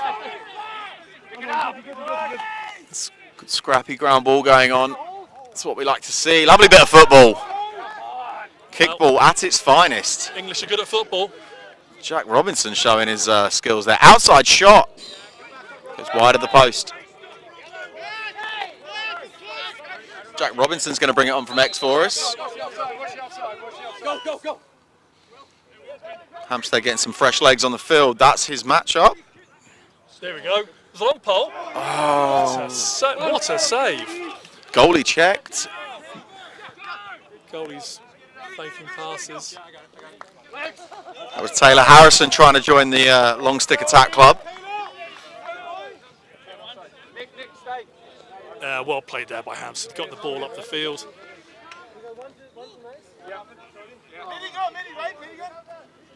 Well done, Tommy. Plenty of time here for a Hampstead shot.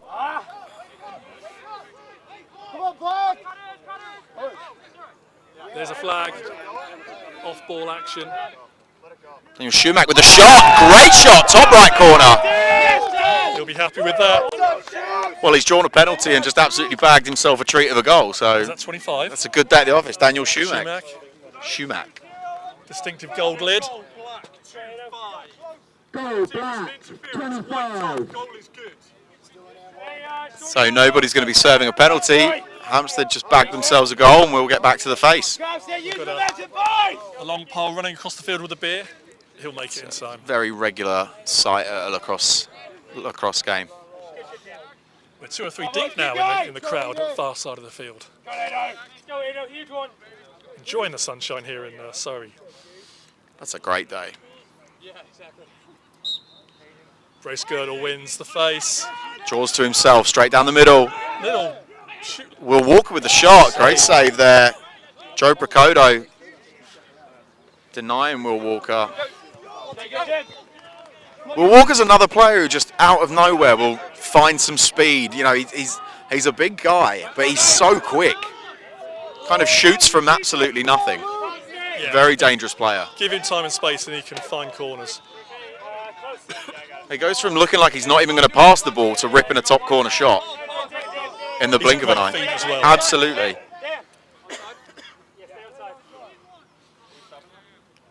Will's another one of the Pete Compton kids. Started playing with his brother when he was like, I don't know, 8 or 9 years old. Yeah, the game owes Pete a hell of a lot, that's for sure.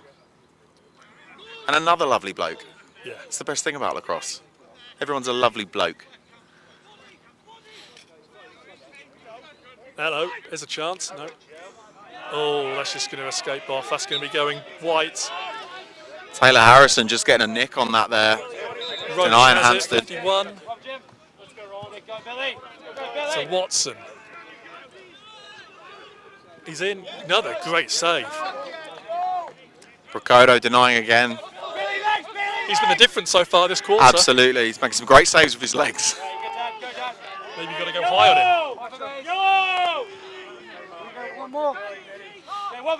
Hampstead get their midi changed up. All right, Hampstead. Summers, 9 on the ball. Hey, TJ, you got Mason here. Bit of space there if he wants it. One-handed low. Great save by Hal Dobing. I'm not going to lie, Rob, I thought that was going in. I did as well. I was only about to call it. I'm loving this game. Go. Shoemaker, stay. Stay.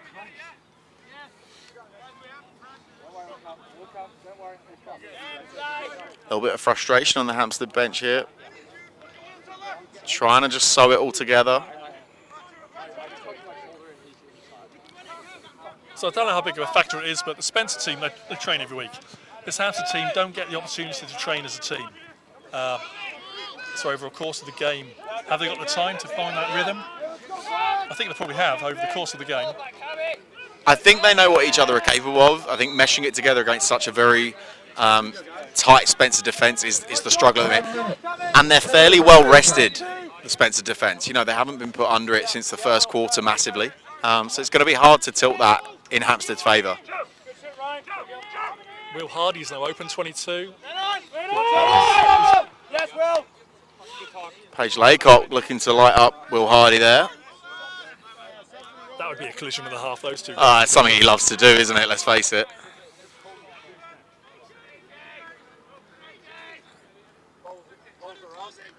Ball's up top.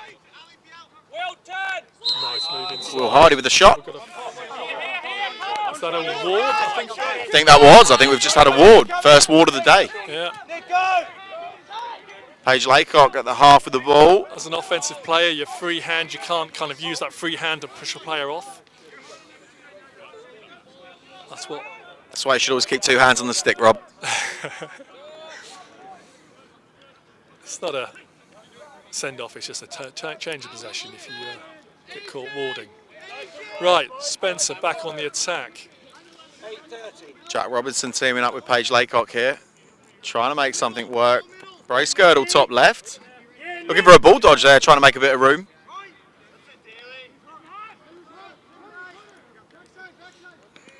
Oh, snuck through the middle, lovely shot. Another shot low, another save low. Prokoto's on fire right now. He's really keeping Hampstead in this. Seems he's got anything low, it's just sewn up. I think that was Sam Hewitt making his way through 3 players, just snuck through the middle, but denied by Prokoto.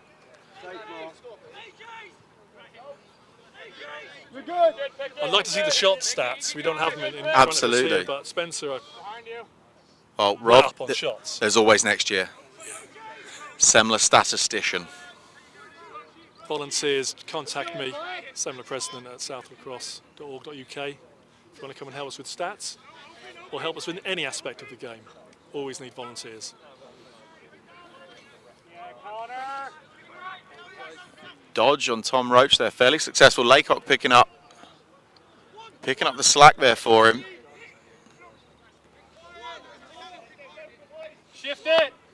Just a quick shout, we've got lacrosse apparel here, the tents at the far side of the field you can see on the camera, so If you're here in person, go and talk to Steve at Lacrosse Apparel. If not, look him up online. For your, Lovely takeaway there by Tom Roach. Not sure what the flag's for. We're going to find out. Going against Spencer. That's an illegal body check by 56 for Spencer. Robinson.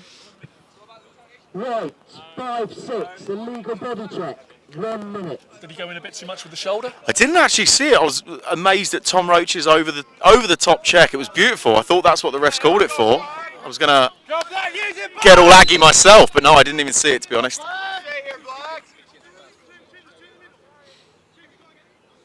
I'm looking at Jack. He's shaking his head. He doesn't think it was a foul. Daniel Shoemake camped out on crease there. Yeah, he's stick up. He's ready. They finally marked him up. Brace girdle taking that job. Sliding from the back on every occasion, which means he's going to be free. There's a chance.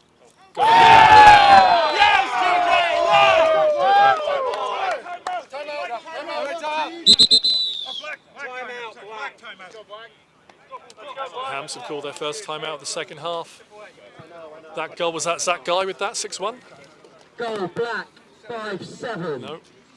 Black, timeout. It's Connor Quimby with that. Connor Quimby, that's his third of the game. You can't be upset if you're Hal Twobeng there. He was given so much time to take that shot on crease. Obviously, it was a man-down situation, so Spencer aren't going to be that tight on him, but numerous fakes and whatnot. But ended up in the back of the net. Right, that makes it 9-7. Spencer 9, Hampstead 7. I said at the top, this is going to be a one-goal game. I'm still going with it. This is going to be a one-goal game. A little bit more fiery in this Hampstead huddle here. A bit quieter in the Spencer one. They're up now. They scored just before the half. I love a game that goes back and forth.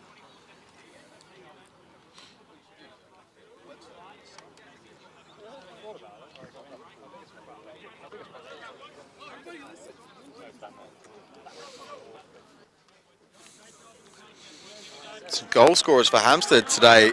Daniel Shoemake bagging 2, and Connor Quimby with a notable 3. Spencer a little bit more spread. Got Ben Buchanan with 1, Dan Watson with 2, Tom Bracegirdle with 1, Sam Hewitt with 2, Taylor Harrison with 1, Ben Page Laycock with 2.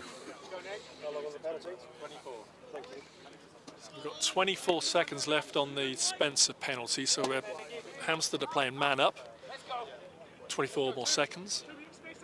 Bracegirdle's going to really want to win this one. This is a restart off a timeout, off a Hampstead timeout. Which he does. See if we can hold that possession. That's right. 15 seconds left on the penalty. They're just going to run this down as best they can. Yeah, long pole's a long pole. Roachy knowing exactly where it's going before he's even caught it. Yeah, the danger there. This Spencer 56, Tate Robinson can come straight in and he should be open if they can find him. Hal Twobeng making his way out the goal there, doing his bit in defence.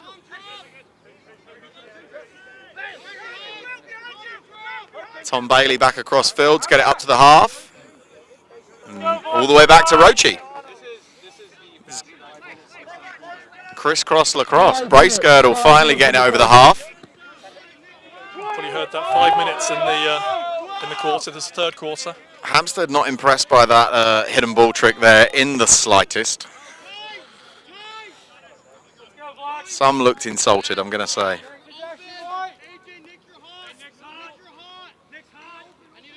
Laycock looking for an alley here. He's lining his man up. Oh, he's falling. On his knees, back up with the ball. He's drawn 2.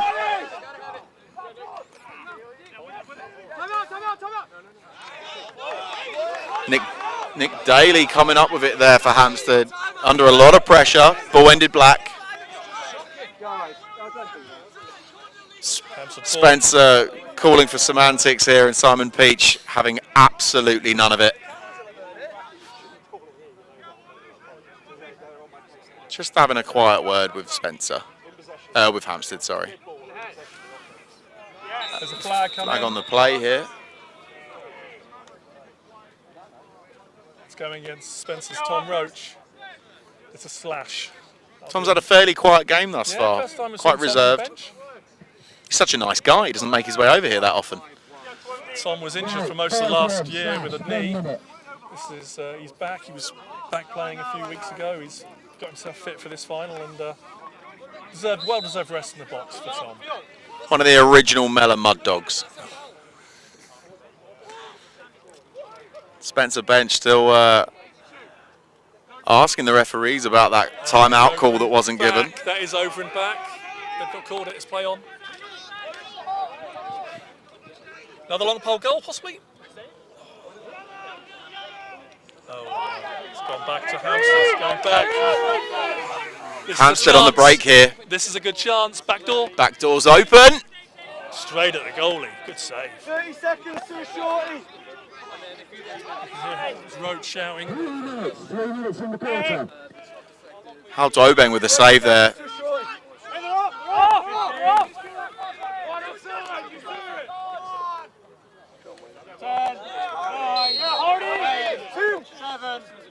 Great check there by Will Hardy, although ball's been given back to Spencer. Not sure what happened there. That was a Will Hardy check by the looks of it, but maybe the ref saw something we didn't. Right, that's the Spencer penalty is released. Dan Watson with the ball now, taking it down to X. Sit round to Will Walker. Sam Hewitt calling for it. But Buchanan gets it over to Robinson. Down to Watson.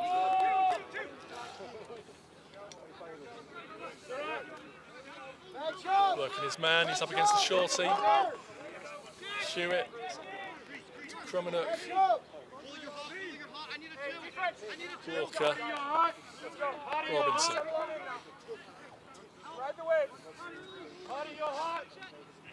Dan Watson drawing two. Will Walker deflected but caught there by a Spencer player. Jack Robinson sneaking, getting the ball back in possession. I think Dan Walker's liking his matchup, although there's a pole now gone onto him. Buchanan's up against Will Hardy. That's loose. Going black. Right, here's a chance. Hampstead can grab one, or, well, grabbing one is going to make a big difference now. Coming up to the end of the third. That's a BTB. 1 minute in the third. 1 minute. Hey, yellow! Yellow! The shout for yellow, that's the Lacrosse shout for we're changing, so just keep it safe. New players are coming on. Connor Quimby and Daniel Shoemake both hot at the minute. They're going to be looking to get themselves in prime positions here. This is a big, big minute. Shoemake's on a short stick as well, albeit Ben Buchanan. 30 seconds. This is the look that they want. Is he going to take it? Summers. Summers. Lively. He's got a chance there. It pinged off someone. A notable mention there, Rob. He took on three and still got the shot off. Yeah, very impressive. Right, Spencer got maybe 20, 15 seconds. Cam Leslie coming down the field. To Walker. Save. That was Hewitt with the ball. Sam Hewitt with the shot. That's the end of the third. Whoa! Scorch. Scores 9-7 to Spencer. Oh, one more quarter. I think Dennis had the tactics in the bag. Just keep pushing and pushing and pushing.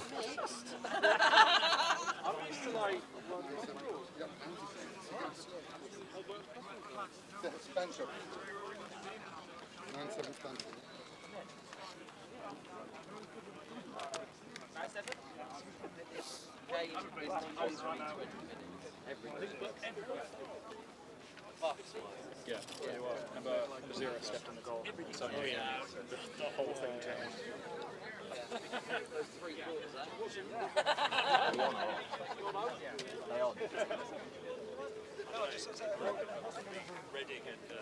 Just going to grab a quick word with Rob Collins from the Lacrosse Foundation. Hello, how are you? Two things. Well, first I'm going to say is great to see great to see the Bromley and Richmond juniors earlier. Lax Foundation helped both, I think, getting their programme started. Yeah, absolutely. We've got two great teams coming along. There's also the South of England group starting down at King's House School. They're playing on their playing fields there, so we got 3 new junior setups. And of course we got Spencer still playing, so we got 4 teams now. We got a couple of schools playing as well in the area that have started in the Harris Academy group. So the foundation's really trying to get some movement in junior lacrosse in the south. Not all club based yet, but hopefully more clubs will get involved. And that's what it's all about. It's about getting the sport to the younger generation, get the schools playing, get the youth playing, because they're the future. Exactly. We need the players.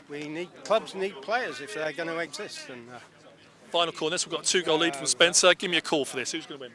Hampstead. All right, Rob Collins is calling it for Hampstead. Let's see what happens. 4th quarter, starting very soon. All to play for right now, Rob, that's for sure. That goalie change has made a massive difference. I think it was it wasn't. It was Alberts they took out and they put in Joe Procoto. He's been outstanding. He's been busier than a cat in a sandpit. He's had a great quarter thus far. Let's see if he can continue it into the 4th. Yeah, he's still there. I'm looking for Van den Bosch to see whether he's still kitted up. I can't see him on the sideline. Let's go, Tommy G, your ball. Let's go, Tommy G. Let's go, Owen. Here we go, Nicky. We've got a 2-goal game. Spencer up by 2. Score is 9-7. Couldn't have asked for any more going into the 4th. We always knew this one was going to be close, didn't we? Absolutely.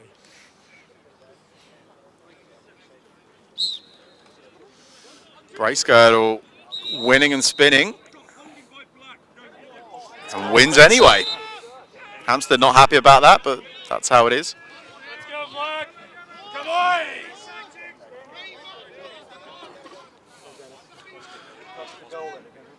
Paige Laycock round to Buchanan. Let's go, Black. Here we go, Ryan. Dan Watson holding on to the ball. Lovely little 2-man game going there. What a check. Very comfortable with the balls, Watson. Every time he gets it, he's holding on to it, looking for a way through that Hampstead defence. Yeah, Tommy G. Push, push. Will Walker down the alley, trying to get his arm free. Yeah, Tommy G. Go hot there, Nick. Go hot there, Nick. Walker with the ball, dodging from X. He's good.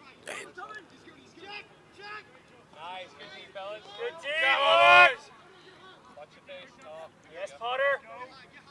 Yeah, Nicky. That round to Brace Girdle. Hey, keep talking, D. Drags it to X. Let's see what he does here. Hey, watch pick. Watch your pick. Pick coming for him. Didn't work. Yes, nice. Lovely time defence there by Hampstead. He's done well to recover the ball there, though. Yeah, Potter. Hey, watch this pick. Watch your pick. You're good. Brian Potter versus Ben Buchanan there. Buchanan with a shot. Didn't come off. I sense that Hampstead are not applying full pressure, but when Spencer then started going to goal, that's when the pressure comes. Absolutely. If you're sending the double as well, they're sending it at the right time. It's very well timed defence. It's only a 2-goal game, so they don't need to push it too hard. So they'll have enough offensive opportunities. You don't want to make mistakes at this stage. There's a mistake, Hampstead ball. Let's whittle it down to 2 minutes till the end, and then we'll talk all or nothing. Hampstead clearing the ball up the field here. Spencer trying to reapply the pressure, get the ball back, not letting him clear easily. We'll walk with a bit of a wrap there. Hey, yellow! Yellow! Every possession now counts. It's either got to result in a goal, a good shot, no penalties, eat some time. What you don't want is some cheap possession, 5 seconds, someone does something silly, someone makes a foul. Absolutely. We've said it before in a game like this, one foul is a goal, effectively. They know how to execute. You want to play as hard as you can. You do not want to be giving up stupid fouls or penalties, of which neither team's really done. No, been a clean game. Hey, what do you say, Connor? That's Quimby, 57, taking it into the corner, up against Leslie. 3 goals for Quimby thus far. He's a go-to guy for Hampstead, marked up by Cam Leslie. Stripped by Cam Leslie. Made that look easy. Quimby's going to try and make him pay for that now.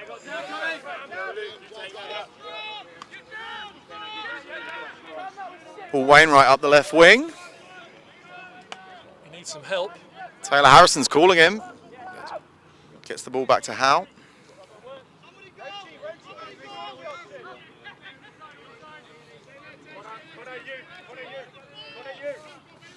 It's a slow clear. Yes. Spencer have been in the lead for a high portion of this game, Rob, but the pressure's on them. They're only up by 2. You know, like we said, couple of mistakes, and it's a completely different game. They're going to be feeling just the pressure just as much as Hampstead are to score 2. Well, just emotionally, you've been leading all game. Emotionally, if that changes, Absolutely. then your head starts. Whether you doubt yourself, I don't know. But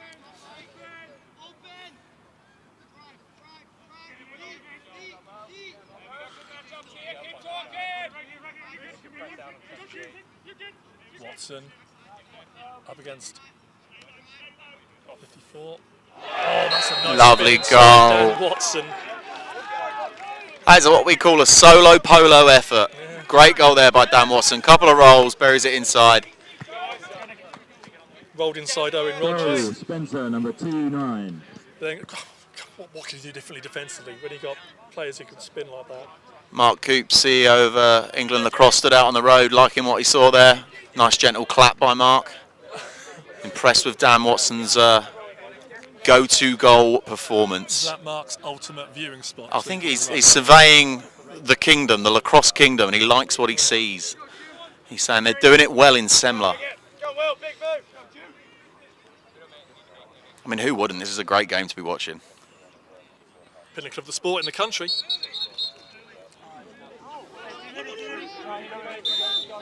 Hampstead, as Semla champions, in a few weeks play against Stockport for the Brace girdle! Brace girdle! What a goal!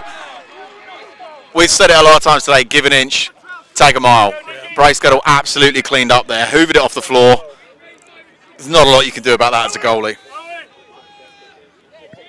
One of the big differences between number 12. teams of this quality and the teams just below is anything loose on the ball, these guys get it straight Absolutely. away. It's not messing about trying to find the ground ball and people kind of... Let's face it, it's up and it's shot as soon as it's hit the deck. Spencer 11, Hampstead 7. And that's technique and mental. I'm getting that ball. He's a bit of a hoover, let's be honest. You couldn't ask for a worse guy to be stood in front of the goal picking it up There if he you're is at Hampstead right now. face and wins it.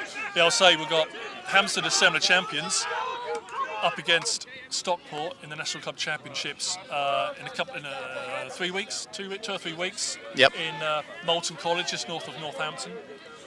Winners of that, English champions, and qualify for the European Club Championships that will be in the summer. Is that the Ken Glucho Cup? Yep. Spencer. Glad I got that right. Spencer won that last year. Hope that Hampstead can beat Stockport and then win it for. We don't care if Stockport or Hampstead win. We hope they leave the English team winning the Euros. Glenn's reminded me that he's a Stockport lad. Our Semla unofficial statistician with us today has just told me that they beat Frankfurt 9-4 in the final. Spencer last Spencer summer. Yeah. in the Ken Glucho Cup. It was in Barcelona. I think it's in Barcelona again this year. What a great place to play, eh? A lovely city. Spencer from X. Right, back into this. Back to lacrosse. Dan Watson driving. Oh, that's gonna no. Will Walker's gonna no, he's not. Was he pushed? Nope, black ball. I find that a tough call as a ref. I think it's easy to fall over on the line. A ref's got a very tough job there to make the right call. Balls on Hampstead. Right, let's see. Summers. Pickett. Right, let's see if Hampstead can get a little bread here. Zach Guy. So I think this is the Hampstead A line. We've got Pickett, we've got Zach Guy, Will Hardy, Summers. These are the guns. Zach Guy driving straight to the goal. And Quimby, that's the 6. If you want to bang a goal, they're the 6 you're putting on. Well, they're the 6 that Hampstead have put on. Ball dodging a shot just over the bar there. Tom Graham. Bit of a cannon on him, just not on target. See the Wicket, Hardy, Zach Guy, they've been playing together for Hampstead now for a good few seasons. They know each other's play. Which, as you said, is the one thing that the team are possibly missing on with the changing of players that they have. Will Hardy dodging from up top here. He's drawing a double, no. Jack Tom Robinson Roach holding him out. Got back in. Paige Laycock defending at X, sorry. Will Pickett trying to find something. Summers turn and shoot. Dwobang gobbles it up. Very tight angle there. I don't think that's much difficulty for Wobang. Spencer will be pleased with that defensive performance, I think. Great composure, holding Hampstead out and not giving up much at all. And now it's the time you're thinking it's eating clock as well. Yeah, although passing across the field with the sun where it is, I'm not sure that's the, the wisest of moves. It's pretty low at the minute as well. Beautiful evening. Awful for cross-ball passing, cross-pitch passing. Over the line. Here we go. Spencer on the offense. We've got Robinson to Paige Laycock. Walker's calling for it. Walker gets it. Potter closes him down.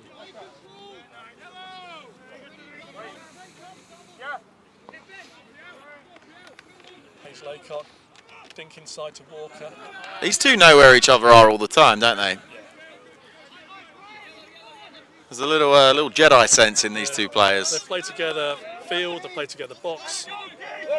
Paige Laycock looks like he might have taken a knock. He's coming off. Well, he's got that thigh injury from the indoor box championships. If you remember, he took a massive hit. He had his whole leg was black. The guy could barely walk. 10 minutes left in the game. 10 minutes in the game. Cam Leslie. What a shot! Boom. Straight down the right alley. Didn't overly beat his defender, but just picked his time. Had a great shot. Not a lot wrong with that, Cam. That's for sure. Spencer running away with this now. 9-7. Pete Compton will be happy with that. One of his boys doing the business.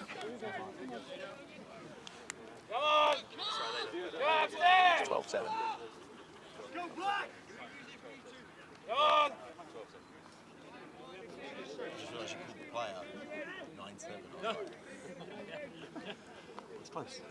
On the screen you'll see it's 12-7.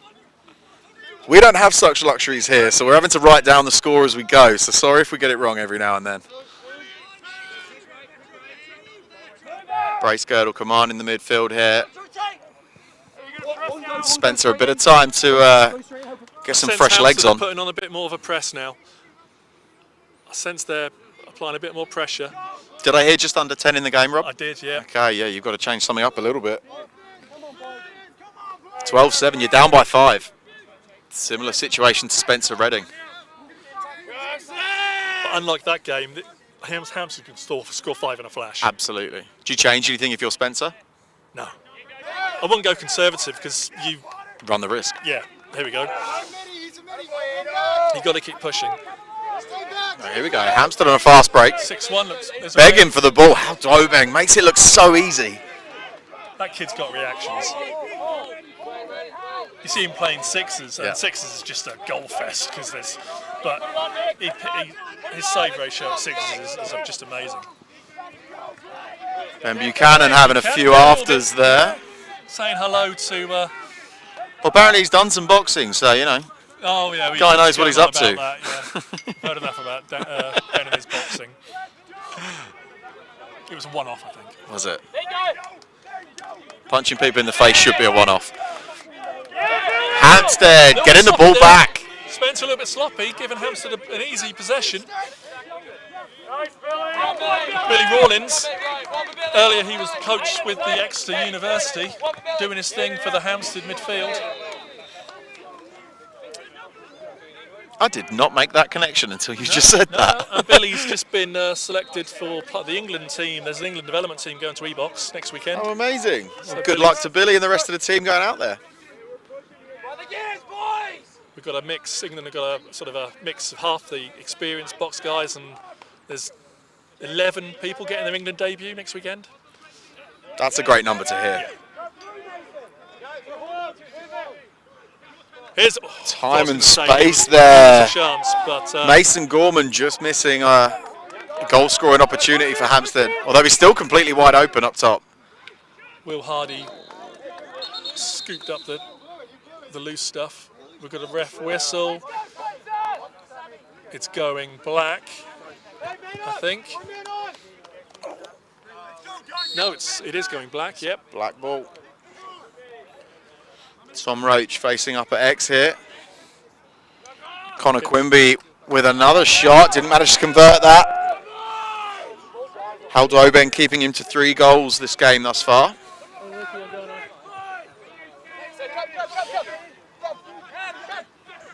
Cam Leslie marked up by 2 players, very deep in his own half. Interesting ride here by Hampstead. Up to Wainwright, who's going over. Long stick attack opportunity, Rob. Join the club. Join the club, Wainwright, come on. No, he's going to hold on to it. That is a timeout White. We've got 5:50 in the game. Timeout, Spencer. 5 minutes 50 remaining in the game. I think this is if you're Hampstead, this is the point, isn't it? You're having a timeout, you're going to have a discussion, change some stuff up. Do or die. Pretty much, and I love seeing that because the game changes so much. They just don't care at this point. You're down by 5. What have you got to lose? Actually, I can see Van der Bosch, the goalie, he's taking his top off, so he must have picked up a knock at some point. So it's going to be... Well, it's rare that you see all 3 goalies being used, but they have today. Yeah. Good decision from Dennis to bring 3 in today. Although Procoto's been absolutely on fire, really keeping Hampstead in it when he's needed to. I don't think they could have asked more from him in the cage. Right, so are they going to go mad and really, are they just going to go and pressure? I think you have to. It's Flag's final. Why would you not? Full court press. Absolutely. Said it before, lose by 5, lose by 10. Losing's losing and winning's winning. Spencer will know it's coming. Expect one of their better ball carries. Still like Captain Tom Bracegirdle's more than prepared for to tell his team what he wants them to be doing. Yeah, I'd give this to either Bracegirdle or maybe Watson, and they can have the run around. Absolutely. This is the part of the game that makes the difference. Right, the ball's starting on the far side of the field, with the ref there with his hand up. Before we get going, Rob, just a notable mention to the amount of people sunbathing on the other side of the pitch. They're having a great day. Absolutely loving it. There's hoodies over heads because they're getting so hot. Sunstroke in April, who'd have thought? The balmy south. Okay, it is with Bracegirdle. And he is doing the run As around. we said, taking on 2. Just run, Tom. Just run. That's what the instruction was. Shot and a goal. Dagger. A dagger. I think the writing's on the wall now, Rob. 2 poles marking up Tom there, and he managed to make his way around the front of the goal. Go, right, 1-2. Spencer 13, Hampstead 7. I'm trying to think the last time we saw a Hampstead goal. I'm trying to think the last time Spencer beat Hampstead by this man. There is that. 1-goal games for literally the last 7 or 8 seasons. Yeah.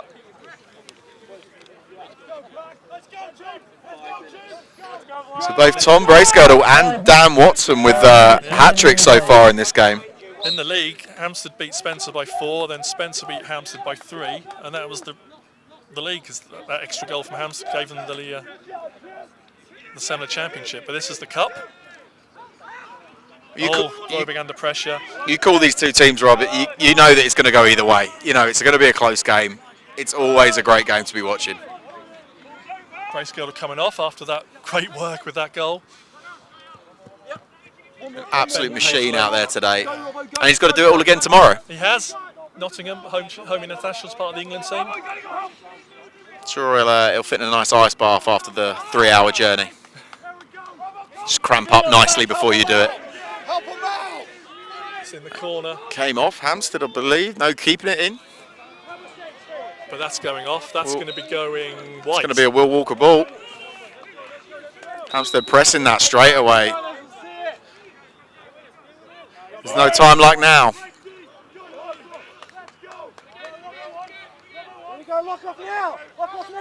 Robinson.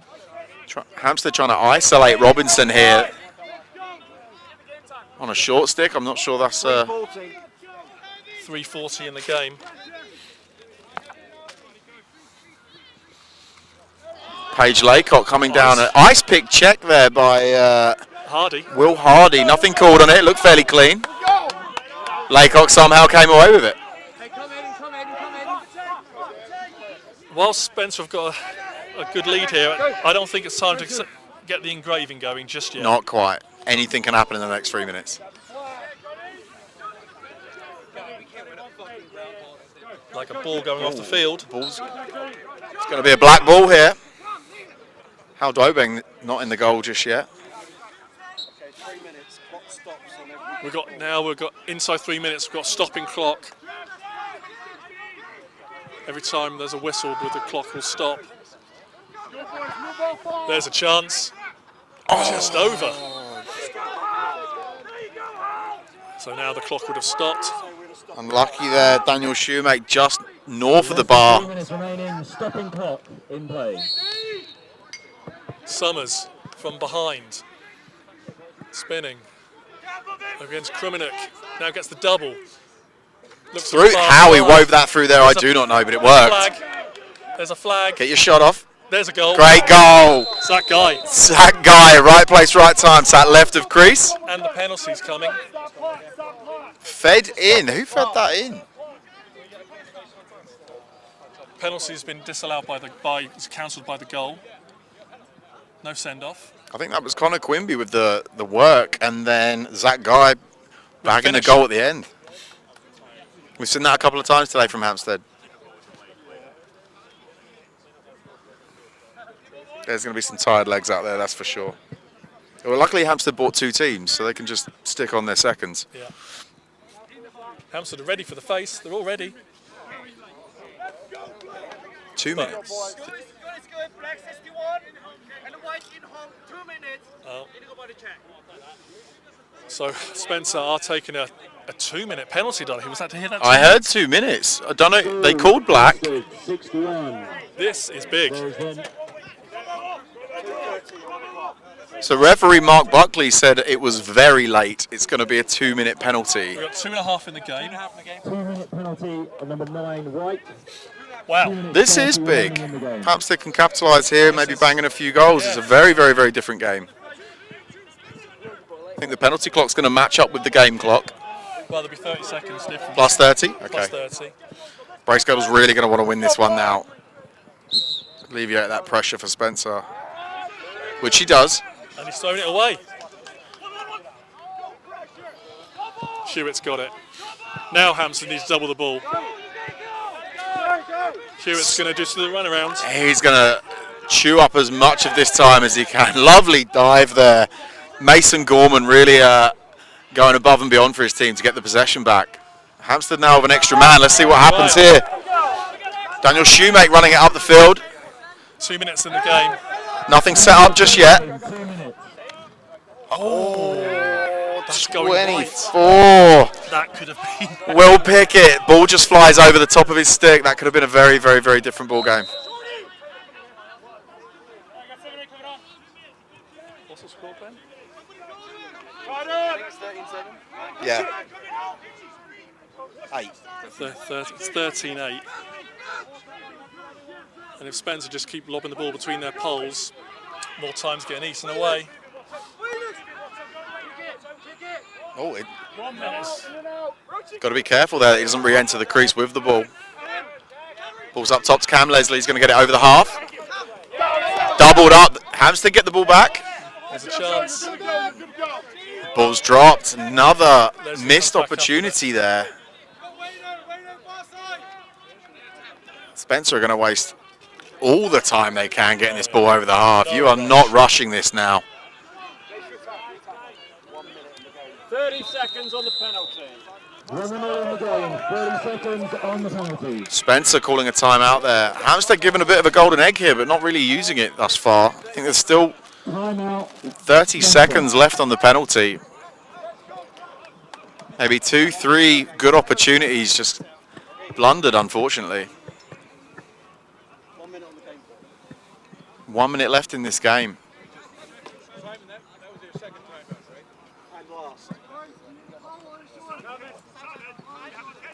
That is Spencer with no timeouts left to take. They've taken their last one. They'll undoubtedly be discussing tactics of how to chew the time up.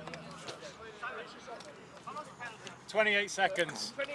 28 seconds left on the penalty, so we're going to play the final 30 seconds, give or take, 6v6. Hampstead are still playing man up for that 2 minute unsportsmanlike conduct. I think it was on Ben Buchanan.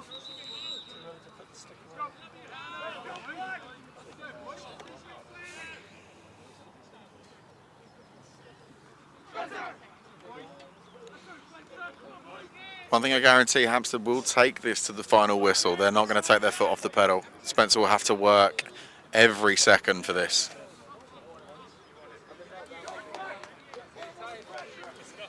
So Joe, here we go. Rob's just been off doing some engraving. Well, no, it's not quite started. I'm giving it another 30 seconds. All right, the ball's gone all the way back to Hal Dwobeng. Just under 30 left on the penalty, meaning we've got about a minute in the game, just under. Hal playing cat and mouse now with a Hampstead attack. 50. Wainwright's about to run into trouble. 8, 7. Denied Hal Dwobeng. Great save. 3, 2, 1. Release. Here we go, brace girdle. Great goal there by Hampstead. That came out of nowhere. Number 9, TJ Summers. As soon as it was in his stick, it came straight back out, falling backwards. I don't think there's enough time left, though. It's too little too late, Rob, unfortunately. Always nice to get on the board, though. Scores 13-9 to Spencer. TJ Summers' second goal of the game. Both have been pretty tasty, is probably how I'd describe them. Connor Quimby with the hat-trick for Hampstead, but TJ Summers certainly making it look good as he does it. Probably the final face-off of the game. Hampstead win. Loses a first face for maybe the first face is lost. Intercepted. Johnny Clark picking up the biscuit there. Oh, and a very late wrapped head check on Ben Page-Laycock, who points and laughs at the Hampstead player. Nothing like taunting someone who's just about to get sent off. Okay, we've got 3 seconds left in the game clock. We are going to get a player sent off. It's not going to make the blindest difference. Will Hardy taking a 3-second early bath. It's not even time to turn the taps on.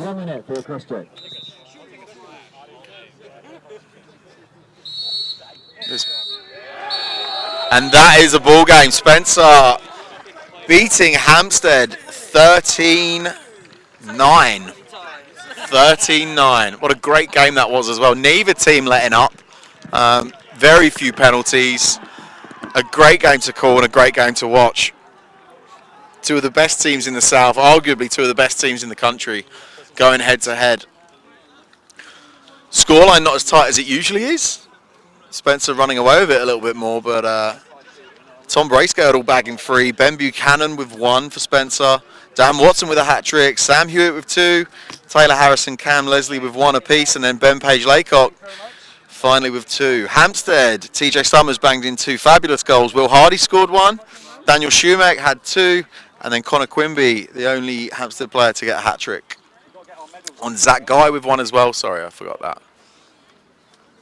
So now that that has been decided, we're over to the medal ceremony and the passing or the giving of the flags, which is huge. I didn't realise how big it is. It's a huge flag. It's literally a flag as well. You used to get trophies in sport and stuff, but no, this is a very prestigious award. I'm going to try and get a quick word with both teams. Not sure how I'd want to mount that on the clubhouse wall, but there we go. That's a few more than some 2-inch 10 screws, that's for sure. Rob Gooch out there seeing who he can interview. Mark Coops walking towards him. Not sure he's ready for what's going to happen.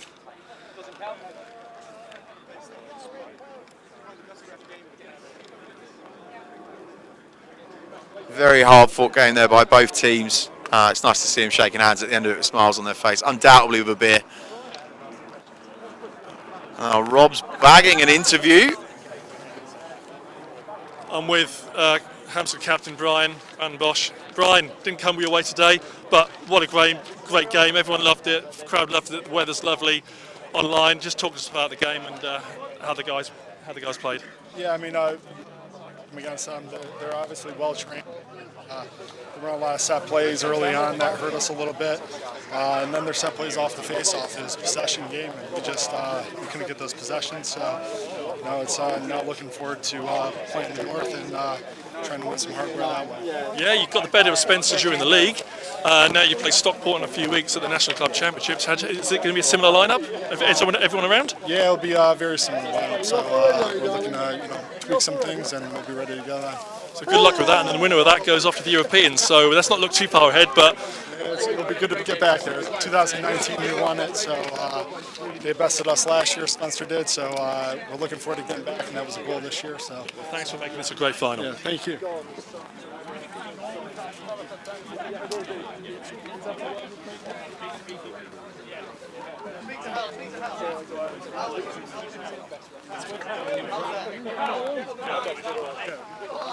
I'm going to drag Spencer goalie. How do I bang over? How great game. Talk to us about it. Up and down. I think both teams made it. Buzzing to win, obviously, in the end. They've done us once this season in the league, so to answer back like that was quality. I think third quarter we got really nervous a little bit. They swung the game a little bit away. That we battled through as a team. Everyone on their team needed that, and it was a proper team performance in the end. Was it? Congrats. Right, we'll do the trophies in a moment. Thank you. Go and celebrate with your team. Okay, we're going to be doing the trophy presentations in a few minutes.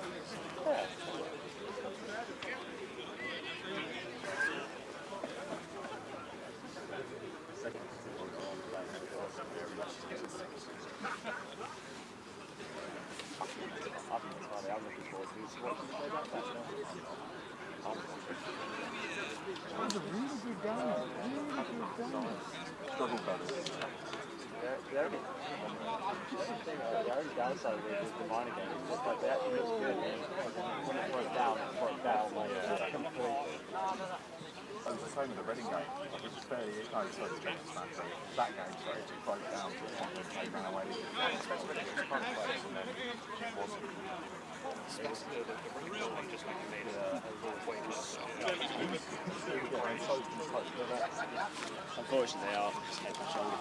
Yeah.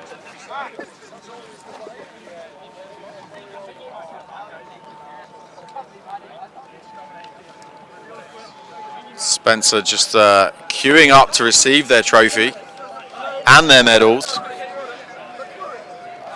Hampstead playing with the team dog. When you lose and there's a dog there, it's much better than losing without a dog there. He's a lovely dog, to be fair.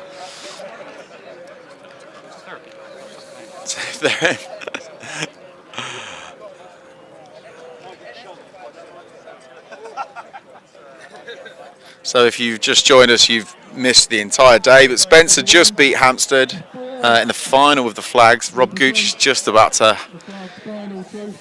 give the trophy to Spencer in a very well-deserved win. They played amazingly. Some great individual performances, some great team performances. Hampstead fought till the very end, but just weren't enough on the day.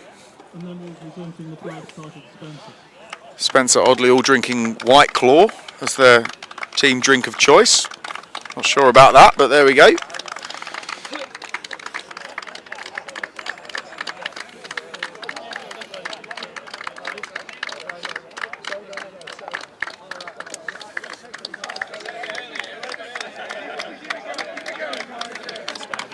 Oh, is that the league trophy?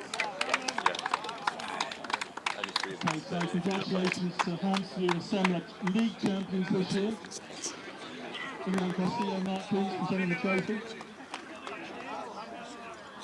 Mark Coops of England Lacrosse presenting the trophy to Hampstead for the Premiership League, Semla Premiership League. Dennis there smiling ear to ear. They had a great year. Some great lacrosse was played. Okay. I need someone to help me give out medals. Before we do the medals, just like to say a huge thank you on behalf of absolutely everyone involved in today, not from Semla but to Semla. Everyone that's made today happen, Rob Gooch, unbelievable effort putting the day on, the referees, the volunteers, the commentators. The great junior game that went on as well. It was great to see so many young people playing lacrosse in the south. And here we have Spencer winning 2023 Flags Final.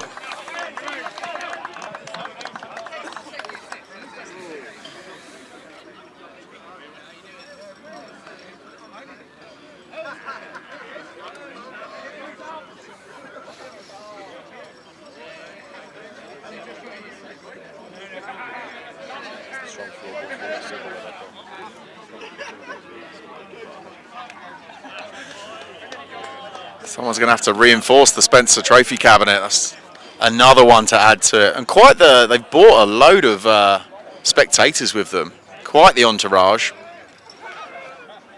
All drinking beer, not White Claw, may I add.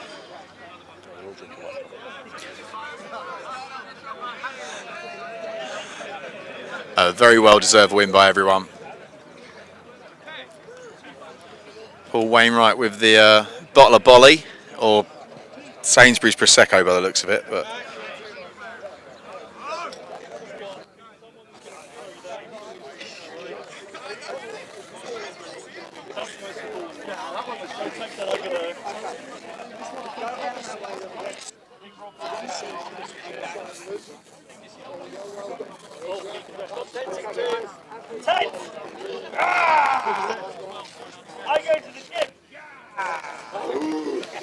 and Mark Coots presenting the Senior Flags Trophy to Tom Bracegirdle and Paul Wainwright, Spencer captains.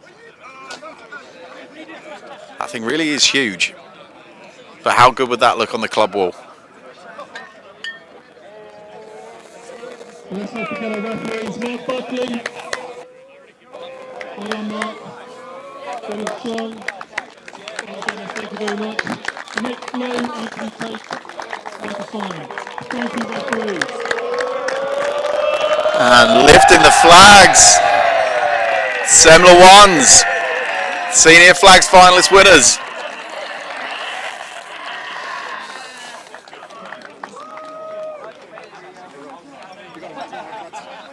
Yes. Sorry. They are over here.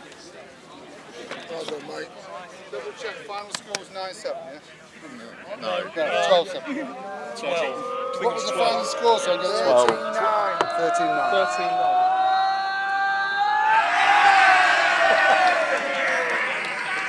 13-9. Yeah, I'll just send it to a couple of things. Various sizes, so just check the one that fits best. There's big and there's less big. Yes, you can. Yeah. Thank you very much. You got that one, yeah? That's an adjustable one. Just like this. Me? Well, okay. It's actually it's on the big side. That's cool. Do I owe you money for that? Okay, thank you very much. Good stuff. Right.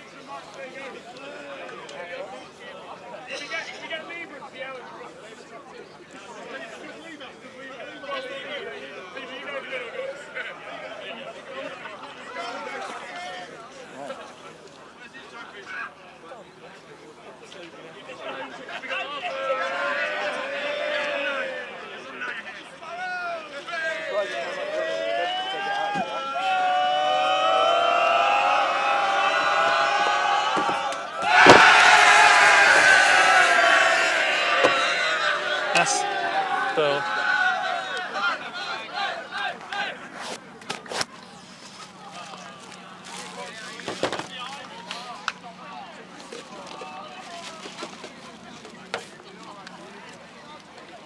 If you put it on, I'll sign off.